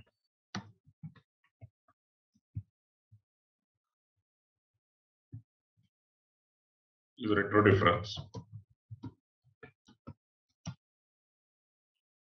So the point is here, this retro triggering for the changes is not active for all info tabs. Tell me, if I change my temporary address effective from January, where the payroll is already completed for January, February, and March, we are in April. So when I change my temporary address, should the system trigger for a payroll run, retro payroll run? Should the system trigger a retro payroll run for a changing a temporary address? Not required, because that data doesn't affect payroll. But when it comes to the missing absence, in January there is a missing absence of 5 days. I'm uploading it now. In April, before I run April payroll, I go back to January and I update the missing absence. Then, should the system trigger a payroll run for January for a missing absence, which is supposed to be maintained in January, but we didn't maintain, but we identified it now, and now we are maintaining to the January. So it is a past change, retro change. So should the system trigger a recalculation of January or not? Okay, because absence is part of payroll. It affects payroll. Be it a paid absence or unpaid absence, it affects payroll. Okay. So when you maintain a missing payments and deductions, when you change the work schedule information, when you change the grades and levels, okay, all these changes trigger a recalculation. If you make the changes to the past pay periods, trigger a recalculation. But when you change the education info tab, previous employment information, skills information, ID proof information, should it trigger a recalculation? No, not required. Certain info tabs are activated for the retro triggering, certain info tabs are not activated for the retro triggering. So if it is related to the payroll, we call it as a retro. If it is related to the time management, we call it as a recalculation. Retro is pay period wise. Recalculation is date wise. In time management, we use the word for the same scenario, recalculation. In payroll, we call it as a retro calculation. So some info types are activated for retro, some info types are not activated for retro. That's another character. I'll show you where we can activate that. Okay, so this is the reason why SAP has named to these tables where the master data and the transaction data is stored as the info types because of these 4 features. These features, these characters are not there for a normal tables in other modules. All right, let's test your knowledge. Here's a question for you. Which of the following is not a component of the SAP HCM payroll process? Option A, time evaluation. Option B, payroll control records. Option C, general ledger posting. Option D, material requirements planning. Take a moment to think, and when you're ready, choose the correct option. Remember, each choice holds a key to unlocking the answer. Good luck! Type the correct answer in the comment section. Hey there, ready to master SAP HCM US and Canada payroll? Our course has got you covered. You can learn at your own pace right here on our platform. In this course, you will dive deep into SAP HCM US and Canada payroll. It's like a Swiss Army knife for managing employee pay, making sure everyone gets what they are owed on time. We cover it all, from the basics to some pretty nifty tricks.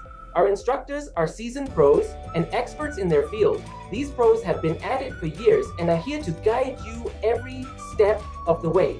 Got questions? They have got answers. And guess what? Our students love the course too. Folks just like you have found it incredibly useful. The best part? It's budget friendly. You won't break the bank with this awesome opportunity to level up your skills.